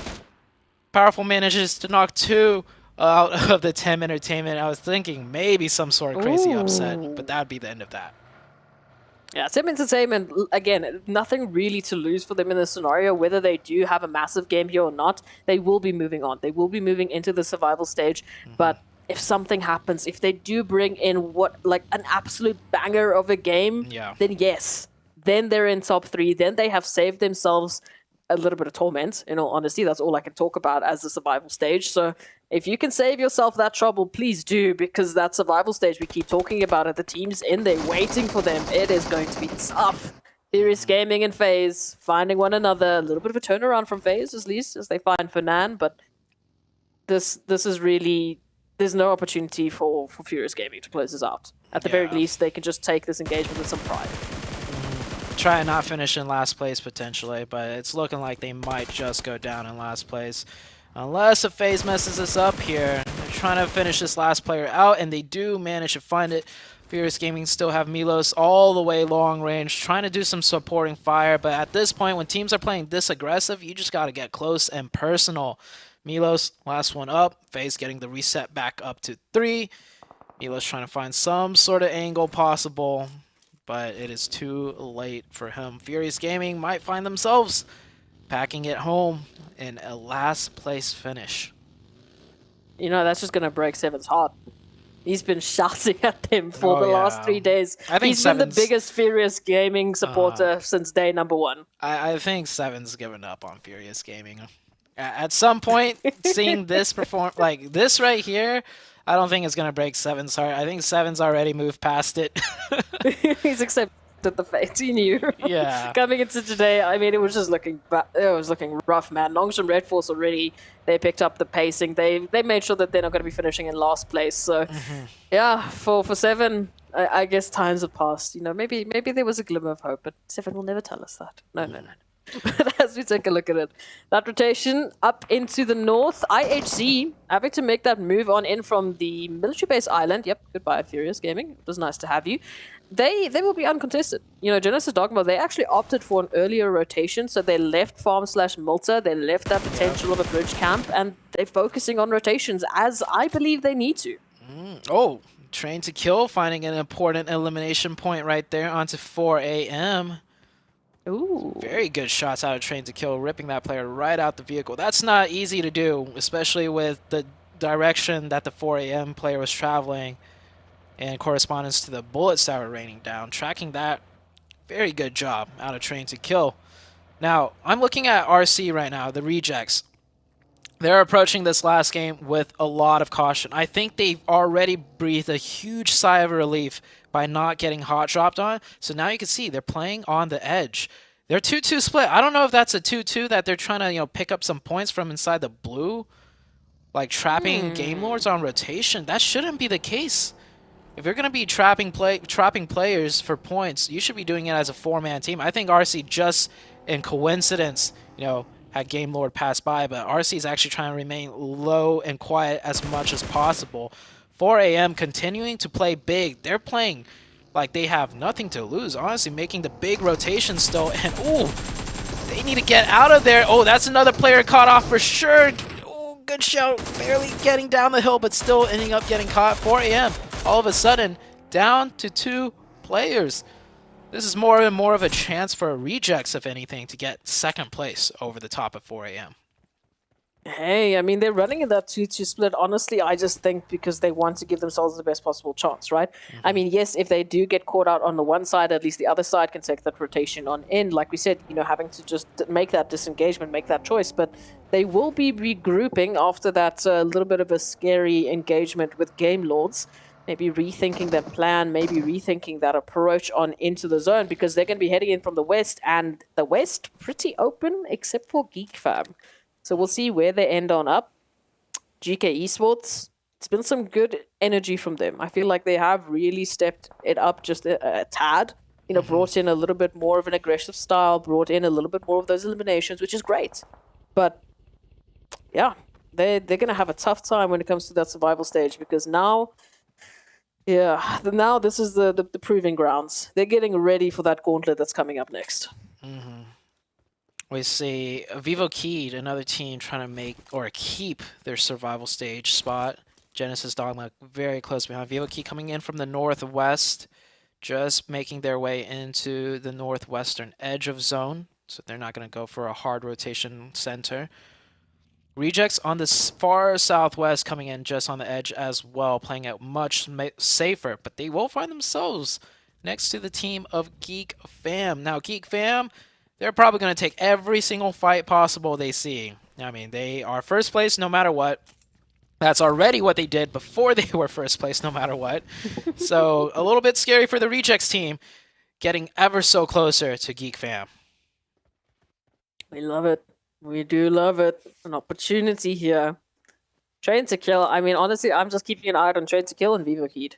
I want to see what these two can do, what Genesis Dogma can do. If we're going to have a difference, you know, coming into this last game, if the 5 players, or the 5 teams rather, that we're going to be saying goodbye to is going to change, it's going to be up to the zone as well. Moving into more to the north, Team Entertainment still near Sniperiana, holding in a fantastic set of buildings and hard cover to work with. They haven't really had to move at all. So maybe they can bring on in some crazy eliminations as those teams have to make the rotations. This is not the rotation you want to make, Rejects. Leave right now. That is all I can say. Yeah, a lot of Rejects players taking damage there, and I'm surprised Geek Fam didn't get in their cars and just decide to chase one of those buggies down. I mean, if I was Geek Fam, first place no matter what, I'd be having fun just like that. And luckily for Rejects, that is not the case. But Genesis Dogma, this is a team we need to watch out for. This is the team trying to break into that bubble. One of their players is knocked. FaZe, we saw them playing very aggressive early on. They get an opening knock, but even then, this compound might be too tough for them to crack as a 3-man team. So FaZe is going to leave them alone for now. Genesis Dogma gets the reset back up to 4. Ooh, we've got some scary prospects here. Rejects. Yeah, that made me very, very nervous. But Genesis Dogma, also a team that is fighting for their opportunity, fighting for their lifeline into this tournament. 5 points away from Vivo Keyed. We can see it on the screens right there. Vivo Keyed already picking up those 3 eliminations, just furthering that gap. Yep. Not spelling a good opportunity here for Genesis Dogma, but Game Lords as well. Losing at least a player almost immediately. Train to Kill, however, being the ones to pick that one up. It's so many storylines to follow. I think I'm just going to be staring at numbers the whole day. Yep, that's 2 more points. That's 2 more points closer for Train to Kill, closing that gap onto the Rejects team. Rejects coming in from the far eastern edge. So Rejects will have to fight their way into many of these circles. Definitely got very close to potentially losing a player or 2, or even the whole team when they drove by Geek Fam. Man, that was scary for the Rejects team. 4AM, meanwhile, has been knocked down to 2 very early on, doing their, kind of calculated risk rotations this time, not getting the better end of things, but they'll find themselves pretty central as a 2-man. Train to Kill with a really strong position, honestly, on the northwestern edge. They have a lot of options to play into the rest of the game with 4 members, and 4AM is probably the biggest roadblock for Train to Kill, and 4AM only has 2 members, so if Train to Kill play it correctly, they'd be able to pick up 2 more points and take over 4AM's strong position. Again, these storylines that are potentially building off of the fact that we're seeing these crazy rotations. It is going to be a treat. It is, like we said, coming down to the last game. That last zone, that last decision can make the world of difference here. That zone getting closer and closer. Yosnaya, Pauliana, right and center. We've got Nongshim Red Force. We've got Team Entertainment up towards the north. We've got Train to Kill up towards the northwest, holding that position. I mean, how do you think their odds are going to fare when all of those teams are moving now in from the south? The opportunities for them, the line of sights, Vivo Keyed right behind them. Yeah, I was looking at Rejects rotation. It looks like they're cutting down the middle, going somewhere. This is going to be a very messy rotation. So many teams will not want to take Yasnai. They don't want to, lock themselves into the city. And there's not much else left to play elsewhere. Xavier losing a couple members. Besiktas right there picking up some much-needed points for their safety. Genesis are getting very close to this. They're getting very, very close to this opportunity. Train to Kill just found out for Vivo Keed. There's points here. There's points available here, Zute.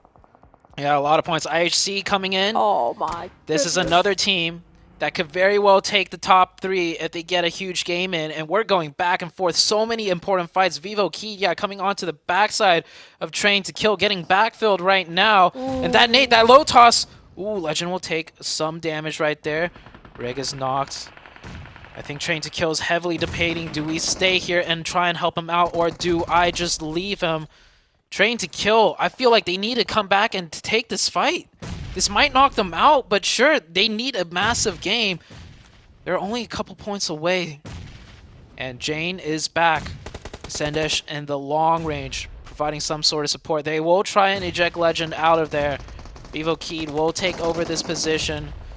They don't have the zone here, so Train to Kill is going to play from further inside the zone. They weren't able to get the revive, unfortunately. But Train to Kill hopefully can make it out with 3. The back of that buggy. They need to cross over, and I think they do manage to make it. IHG, meanwhile, taking over this position. 2 elimination points. I think they picked up 2 onto Genesis Dogma. Yeah, Genesis Dogma down to 2 players with 0 elimination points still. It is looking darker and darker for them. Tem Entertainment, meanwhile, on the other hand, 6 elimination points. I know they're a bit behind IHC and Train to Kill, but 6 elimination points, it's a start. Again, also have to note that Train to Kill, IHC, the teams that are hunting after rejects, have eliminations, whereas rejects have literally nothing. And they're going to be moving on into Yasnai Poliane right alongside Tem Entertainment. Storyline for that a little bit later on. That engagement with Vivo Keed and Train to Kill was spelling a little bit of opportunity for Genesis Dogma, but at the same time, they get forced on into a contention by IHC and Train to Kill back on off. So now, again, it's just looking darker and darker. As you've mentioned, Genesis, this is going to be a tough one. Nades moving on in from IHC. There's a little bit more pressure with the likes of FaZe when we consider it. As soon as they make that rotation, they put themselves out in the open. I do not see a pathing that they could take out of this. They have to just stay and fight by the looks of things. Yeah.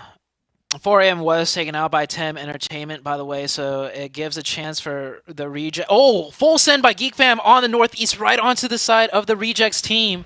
Rejects open it up with the initial nade knock, but Geek Fam's such a dangerous team, and Rejects is definitely playing, I wouldn't say scared, but they're definitely nervous here. So many teams potentially looking to take their 3rd place position. Rejects get a confirmation, it seems like, in that elimination feed onto 1. Meanwhile, elsewhere, IHC pull on up, and I think IHC might be done for. 1 player goes down for IHC. There's only 1 up. Alex, this is IHC's run for the top 3, pretty much closed shut. Yep, IHC is out. Geek Fam and the Rejects still very close next to each other on that northeastern side. They're pretty much sharing those apartment complexes now. What is happening here towards Yasnai Poliana? Genesis actually moved on up into the Wizard Tower, but they're right in front of Tem Entertainment. Tem Entertainment already running with 6 eliminations, make that an instantaneous 8. And I'm sorry for Genesis Dog. They do not have an opportunity to catch up to the lead that Vivo Keed have put forward. Geek Fam, they have found Rejects. Rejects now the potential next team to feel that action, and if they go down, it is up to Train to Kill to close that gap. And maybe, just maybe, Tem Entertainment. 8 eliminations. I mean, we've always said it when Tem has 4 and they're put into the clutches of clutch situations. They clutch it out. Vivo Keed getting a lock onto Rejects now. Long range knocks. I think Rejects are 2-2. It depends on where these 2 knocks are. If they're both revivable, Rejects could get a full reset. But if the knocks have happened in a way where it's a 2-2 split and both are on one side, that is bad news for Rejects. Rejects lose 1 confirmed. They still have 1 knocked. I need to see how the Rejects and Geek Fam fight is going out on that northeastern side, but there's just too much action going everywhere else. Train to Kill moving in on the very edge. Tem Entertainment have their sightlines set. That's Geek Fam losing another player back to the side of Rejects. Looks like Rejects are staying strong and putting up a fight. There's equal footing, yes, but here we go. Ooh, look at this opportunity. Yeah, okay. Rejects are down to 2. That's down to 2. There's no way the Duello is going to be revived in this scenario. Geek Fam are just applying the pressure. Ragey holding the line, at least in the same building with Divine. So if Geek Fam do ever make this push, or if Team Entertainment move on in, they do have an ability to run a bit of a bait and switch, to run and work together to just try and hold on to this. But they need to train to kill Team Entertainment, the looming threats. And again, Team Entertainment just behind Rejects. So with Vivo Kid involved, Geek Fam as well, this could turn around in a matter of seconds in any direction. There we go. Team Entertainment finding Train to Kill. Yep. Oh, Vivo Kid picking up to 5. Train to Kill, I think they made a mistake. They're just trying to stay alive, but they need to not just stay alive, but pick up points. They're losing all their vehicles out there. They're not going to get much further into the rest of the game unless they get circle blessed way down in the southwest. Yeah, Train to Kill, that buggy's definitely blown up. They still have 1 buggy left to play with. It's a tough task for Train to Kill to make a play here. Running back to his teammate, providing some more cover with that buggy. Next zone shifts out. They do get the zone very close to them. All the teams on the northeastern side lose the zone. So Geek Fam, Vivo Kid, and the Rejects forced to make a move. Team Entertainment get the zone at that city, and they're looking like they want the chicken dinner. That's a play for the chicken dinner. Sweep around, clear out the side, and control the whole western front. That would be huge if they could execute it properly. Not only that, but they could take out Train to Kill, one of the teams that they are chasing down for that 3rd place finish already with those 8 eliminations. Could they be adding 3 to the tally? That'll take them up to 11. Quick math, but that is an opportunity for them to get closer and closer. Here it comes. GK Esports actually going to be helping out as well. Team Entertainment will find that initial knock. Now it is a double bombardment. GK Esports from the backline. Team Entertainment right up ahead of them. Train to Kill, no opportunity to even breathe as they head into this engagement. They need to hold on, otherwise that is it. That is going to be survival. Oh, he crawls into the fire. No! Oh, he crawls into the fire, goes down to 1 HP. And a stray nade just within certain distance will get him knocked. And there it is, crawling into the molly. He does end up getting naded. Train to Kill only down to Legend. He finds a knock, however, and Train to Kill down to their very last legs. Team Entertainment's taking a fight on multiple fronts, so they only sent 2 players here. So it could get dicey for them. I want to see a 3rd player come up to support this front line push. Can they get the revive? Team Entertainment need all 4 up because they don't just need massive amount of eliminations. They need all 4 to secure the chicken dinner at the very end. And Bevy is confirmed. Team Entertainment go down to 3. We've only seen Team Entertainment make huge clutch plays late game to close out chicken dinners with 4. So now that they're down to 3, it's looking a lot dimmer for them. Unless they can isolate that final team. We saw them do it against the likes of Geek Fam. Of all teams, they managed to do that on Miramar, but it came down to Nexus hitting some ridiculous openers and then just that zone shift and the pressure they were allowed to add. Now, Geek Fam, in the meantime, they've moved on out from Sniper Liana. They're looking for FaZe Clan, looking to take hold of the southeastern portion of the zone. It will be a pretty easy opening if they can just make this move on now before GK Esports move in. There's only one. It's a 2v1 scenario. With a bit of a backline there from U-High, who's finding Rejects. Rejects is Rejects out. are out. Rejects are out, but they should be somewhat okay. Train to Kill with only 1 player up. And Team Entertainment, I mean, if Team Entertainment had 4, I'd be a bit more worried. But Team Entertainment down to 3. FaZe putting up a fight against Geek Fam. GK also coming in with a hard 3rd party. GK has 4 players up. They could do what they want with this lobby. And that is Geek Fam out and FaZe out in a blink of an eye. Vivo Kid, Nongshim, Red Force, GK Esports are 3 teams that all have 4 players up into this final map of the group stages. Train to Kill down to a sliver of HP as Nexus from Team Entertainment are moving in. Ooh, they're going to be spotting out GK Esports. Satan out. Will be healing just a little bit of a damage there. But Vivo Kid, Team Entertainment, that is going to be a discussion point because Team Entertainment, they are hunting for points. Any sort of eliminations, any sort of opportunities, and team wipes that they can take now to further themselves with those placement points could be a massive, massive change still on the overall rankings. Tem Entertainment, I can't help but to think they should have sent a 3-1.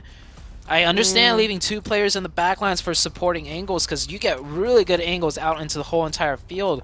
But the chances of a team full pushing you in Yasnaya when there's another compound open is very unlikely. So they could have just left 1 back here. Zone.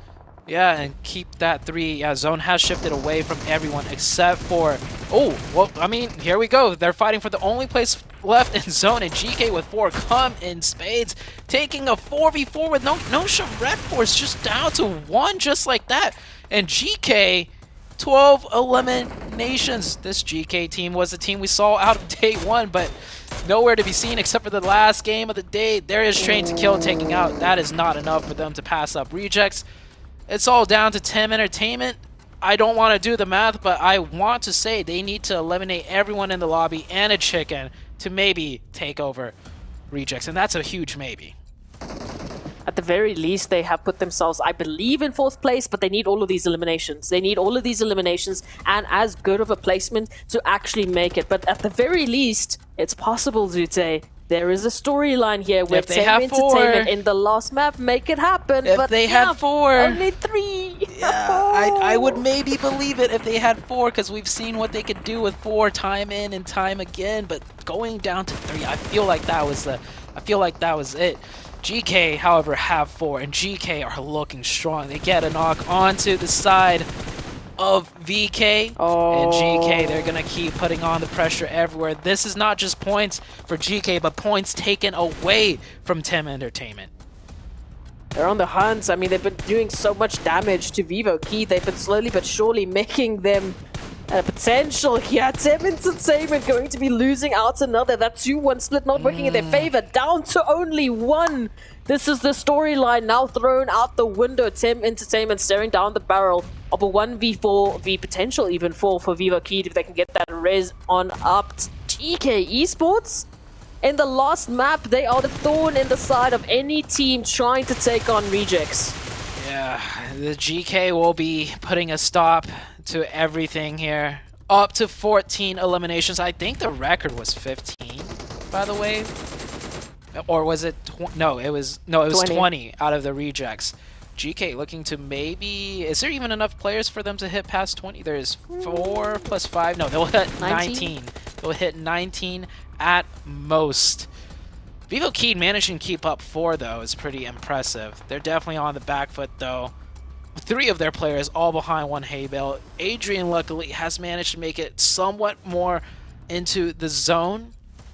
Tem Entertainment, if they sent that 3-1 split, they would clean out that west side. That could have been the opening for the west side to take over GK's spot.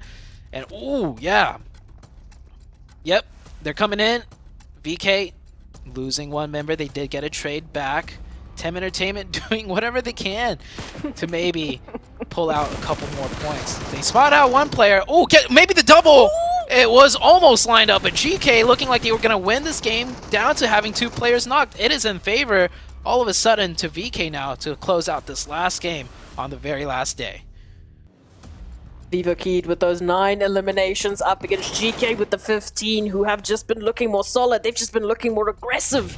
They've been moving in, being the guardians for Rejects. They potentially have already secured Rejects and their current position, but what else can they do on this last day? I don't think it's going to make a difference for them in that top 3, but at the very least, it will set some dominance. It will set a tone in for that survival stage to come on up. It will give them that momentum to take on forward, and they're going to need it.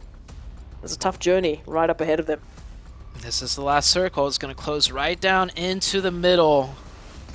Manpower goes over to VK for sure, and Gaith gets caught and found. It is a 4v2. Satan needs to put on his eagle eyes and get at least 1 or 2 knocks into these fields, but it's so hard to spot out players when they're prone in this.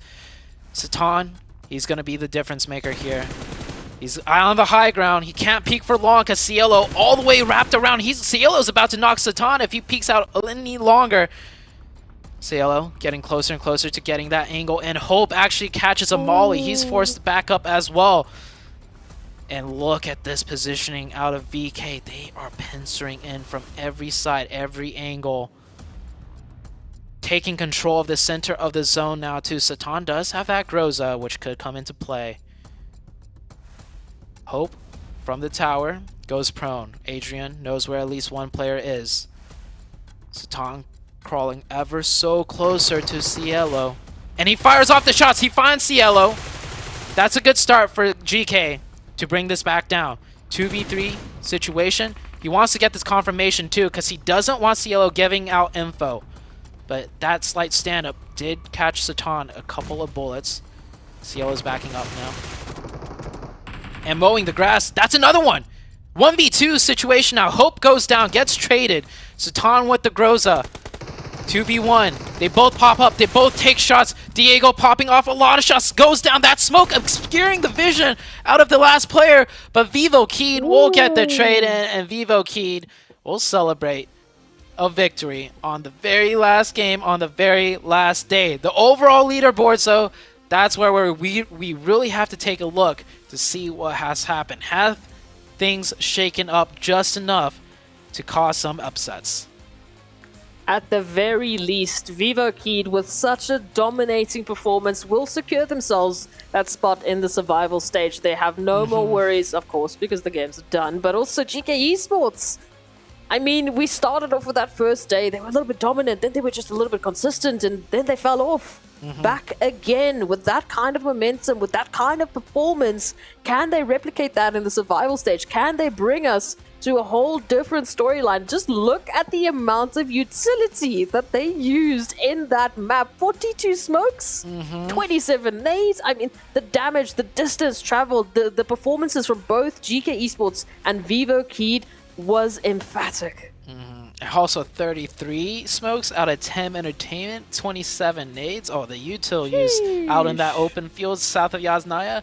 Oh man, every util had to be thrown and used, but that was it. That was the very last game of the day. We are moving on to the next stage now, and at the end, it was Vivo or GK with wait, I'm lost right now. Vivo Keed.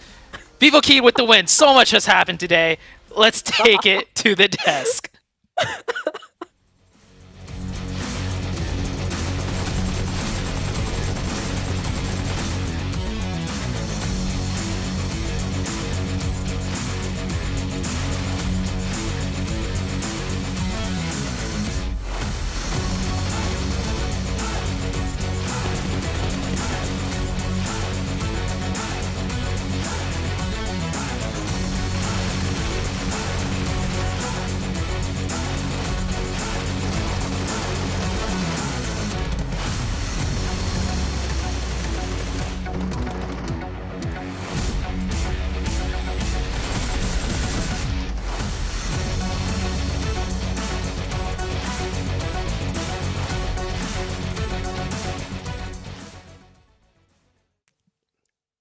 And that's the game. GK Esports end up with the most points here, 28 total. And you saw right there at the end that player slamming the table, frustrated because they felt they needed just even those little more points. Vivo Keed taking over that chicken dinner. I got to give a big shout out to Tim Entertainment though. This squad went ham right from the start and was so close. That lineup was so sick, Glitter.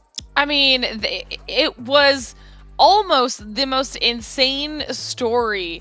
They put in such a solid performance and did what we were hoping at least one of the teams in that area would do. They needed to be aggressive, and it was so close. It was so close that one fight going their way could have changed the entire thing. But as we close out the day, our players to watch, I mean, we hyped him up earlier. 49 elims onto Yuhai. Phenomenal performance. We actually get Icy up here for the top damage, and then Snipes with the assists. I mean, Geek Fam crushed it all day, solidified that first place spot. Very deserved to have two players up here as well, Seven. I'm not surprised to see Yuhai there. 49 eliminations. I mean, we saw him completely pop off, especially today and yesterday. Great stuff out of them. And overall rankings, Geek Fam. Oh my goodness! Oh my god! T2K! Oh wow! Is that correct? Is that there's it came down to a tie and then rank points. rank points. They tied in chicken dinners, so then it goes to placement points, and Train to Kill outguns Reject. How many times have we said it? It comes down to 1 point. It comes down to 1 point, and that's exactly what happened. Reject has got to be devastated. Wow. I was not prepared for this. You know what's even crazier? GK could have... Oh, Besiktas. Okay, all right. You know what? Forget them. Okay, good for them. GK could have possibly ended up with 214 as well if they would have won that game. So could have Tem. Oh. It was so close. Wow. Oh my goodness. I was not expecting cannot that. believe it. Can you imagine the faces on Reject right now? I mean, I'll say it. That passiveness, that 2-2 split there towards the end. I mean, you said it, Glitter. Wow. Let's take a look at the qualified teams here for the grand finals. Give a round of applause, though, to Geek Fam. Absolutely dominating this tournament. 4 Angry Men as well. Second place, Train to Kill. I mean, the name speaks for itself, because that's exactly what they did to the hopes and dreams Reject. I am so speechless right now, Glitter. I was not expecting that. I actually totally forgot how close they were to Reject. And Reject, I mean, you said it too, Hot Jukes. We've been saying it throughout the whole day. This team was playing just to barely get some placement points here and there. They weren't playing to actually win and maintain themselves within this top 3. He ended up backfiring. And the MVP, Micah, 48 eliminations, 9,450 damage. Can you ask anything more out of Geek Fan, by the way, having 2 of the top players in Micah and Yuhai? Yeah, I know Yuhai is very close second. That's for sure. I mean, Glitter, what do you think about that? I mean, technically, they've got the MVP, and then they also had the player with the highest eliminations and the player with the highest assists, all 3 different players from Geek Fam. I mean, we've been hyping them up the whole time. They were giving us a level of aggression that we were really hoping to see out of this group, and that's just kind of the cherry on top, that they also get the MVP. Oh my goodness. I mean, Group Yellow did not disappoint all the way up until the end. I mean, it's so crazy to see. Tem Entertainment, I love their aggression at the start. And I always say, when you have a team that goes that aggressive and starts getting those early eliminations, other teams that have been sitting and waiting aren't as hot. They aren't as ready. Their movements left to right aren't just as fast. But Tem, just with that zone, could not make it in. But wow. All right, guys, big congratulations to the teams at the top, everybody that made it in. Geek Fam, overall, was the squad that dominated. So we have a great interview with them and Tash Bunny. Let's take it over to her right now. We have come to the very end of the 2022 PMGC Group Yellow League stage, and ending the week with a massive landslide is Geek Fam. And as a fellow Malaysian, I can't help but feel so proud of this very moment. Yuhai, how are you feeling? I rasa bangga dengan tim I. Alhamdulillah kita orang dapat nombor 1 dekat kita punya tanah negara sendiri. And thank you juga semua orang yang support kita orang dari kita orang start journey kita orang dari awal. And yeah, alhamdulillah, bersyukur. Yuhai says that he's feeling very happy that he's managed to reach this far here in his home country, and he says that he feels so thankful to God as well as their fans who's been following their journey from beginning to end. He cannot be more happier. Okay, so how do you guys manage to, did you guys think that you could make it to the top of Group Yellow this week? Adakah korang rasa yang korang mampu untuk sampai ke bahagian atas sekali Group Yellow untuk minggu ni? Mula-mula bukan kita orang tak expect, confirm kita orang target top 3. And mungkin rezeki kita orang punya hard work. Sebelum ni kita orang training sama-sama, and kita orang first day itulah turning point kita orang lah yang buat kita orang percaya yang kita boleh dapat nombor 1. what he says that honestly he was not expecting to make it all the way to the very top, but he was expecting to hit at least top 3. The turning point for him was on day number 1 when they managed to see their performance, and that's when they knew they could get the top spot here in Group Yellow. Okay, so how did you guys manage to make your aggressive playstyle work? Macam mana korang mampu menjadikan korang punya playstyle yang sangat agresif tu berjaya dalam korang punya tournament ni? Sebab in previous tournament juga kat PMPL MOSG, kita orang gunakan taktik tu menjadi, and dekat C kita orang more to passive.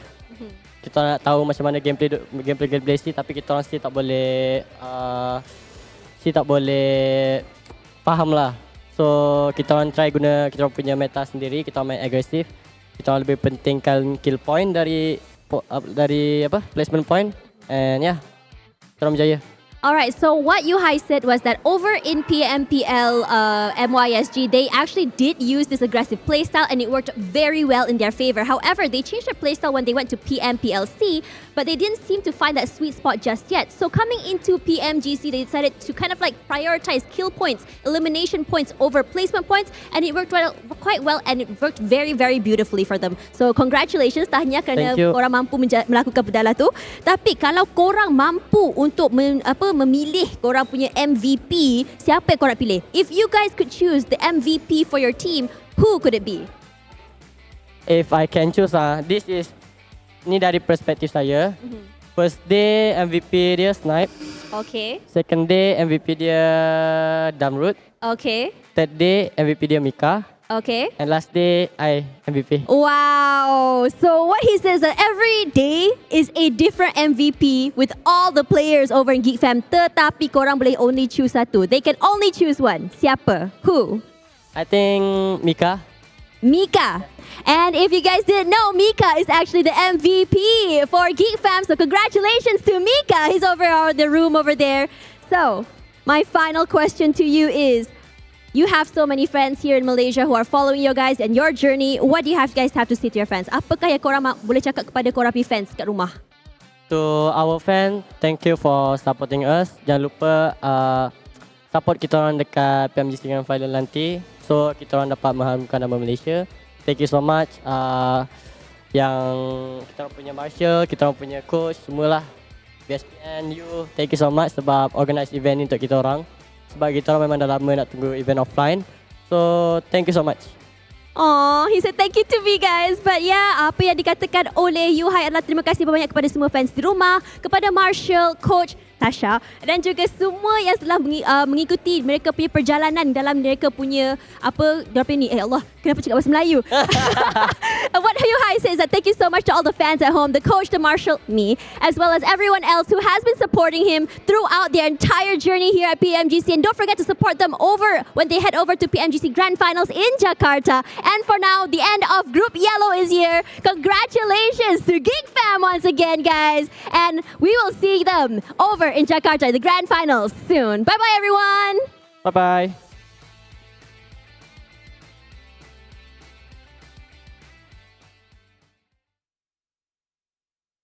Oh, baby. This is them realizing that they made it to the finals. Wow. Train to kill. Absolute total excitement. They are so... I mean, man, this is what it is all about, Glitter. I love that they didn't know just as much as we didn't know until the results were actually shown. Because when was the last time we saw a tie in overall points that had to go to the tiebreaker? That was a tie that had to go to the next tiebreaker. That hasn't happened in so long. This was a great way to close it out. That's just, by the way, that's So just not amazing. a grand final spot. That is also an increase of $58,000.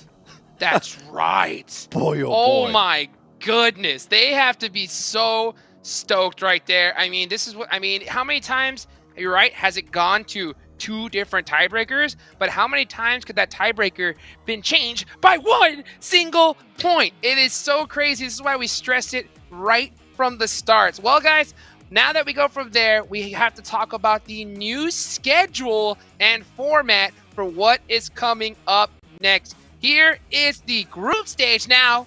Reject have to be absolutely devastated for not making it, but they are in the survival stage, and as you guys can see, there is a change. There is now 5 teams that can go and get a last chance spot to the finals rather than 4. And I'll tell you what, Reject and the rest of these teams are going to really, really need that next spot. They're going to be trying their hardest, because if you go back and watch the teams that made it to survival stage from Group Green, from Group Red, I mean, if you thought these group stages were amazing, you do not want to miss survival stage, okay? Mark it down on your calendar, November 30th to December 2nd. It's going to be a massive group of death, and from there, 16 teams are going to be moving on to the last chance. And like you were mentioning, Hajux, 5 teams from last chance are going to move on to the grand finals. And here we go. The teams, Glitter, that are going to be going to the grand finals in Jakarta, Indonesia.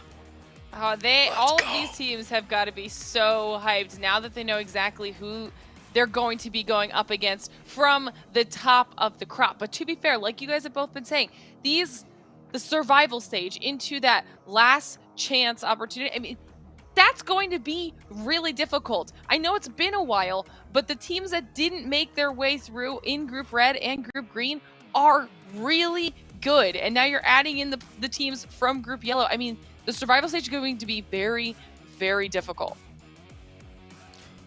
100%. It's going to be insanely difficult. Look at the survival stage teams that are going to be playing here very, very soon. You got Alpha 7. You got Bigatron Esports. You got Vampire, HVVV, Bacon Time. I mean, now you got... I mean, this is just crazy, Seven. Who stands out to you? Box Gaming, yes. Nick McGalaxy, LGD Gaming. Are you kidding me? HVVP, a team that pretty much dominated 3 days of Group Green, and they ended up not being able to clutch up the last day. You know they're going to be looking to make it. And then on top of that, you have Reject. This is... You couldn't have a bigger wake-up call, and hopefully you guys are going to be able to change something.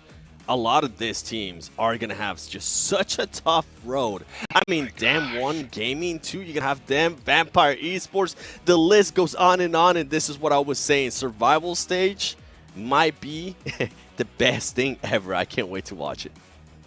I mean, it's so crazy that Group Yellow was so insane. We just saw it. It was amazing. But the skill cap in survival stage is going to go to another dang level. And then the finals after that, it's going to get even higher. What a show. What a championship round. Seven, Glitter, what are your final thoughts? I'm just appreciative, man. I'm appreciative that we got to do Group Green. I'm appreciative that I got to work with you guys. I'm appreciative for this week. Shout out to PUBG Mobile Esports. Shout out to VSPN, because this has been amazing. And I can't wait to see, Glitter, what's going to be happening. Survival stage, last chance, and hopefully we'll be there for grand finals. That's what I'm saying. I mean, it's been an absolute blast. I'm so happy that we could all be here and cover a lot of the teams that we get to talk about in the bigger events, but not as frequently as we would like to. Yes. So we get to be with all of the regions on the global stage, and we saw some incredible, incredible performances. I'm excited to see how the whole thing plays out, because if I've learned anything from what's happened so far, we have no idea how it's gonna go. Oh, we sure don't. I gotta give a big thank you to all the players that performed here, that traveled all across the world to entertain us. Everybody here on the desk, Seven, Glitter, Esproxy, Zute, Imperium, everybody behind the scenes to make this show, of sponsors that be able to support this. Guys, a big shout out to everybody. I hope you're ready for the survival stage. Mark your calendars, and the championship grand finals are coming up soon. Get hype, and we will see you then.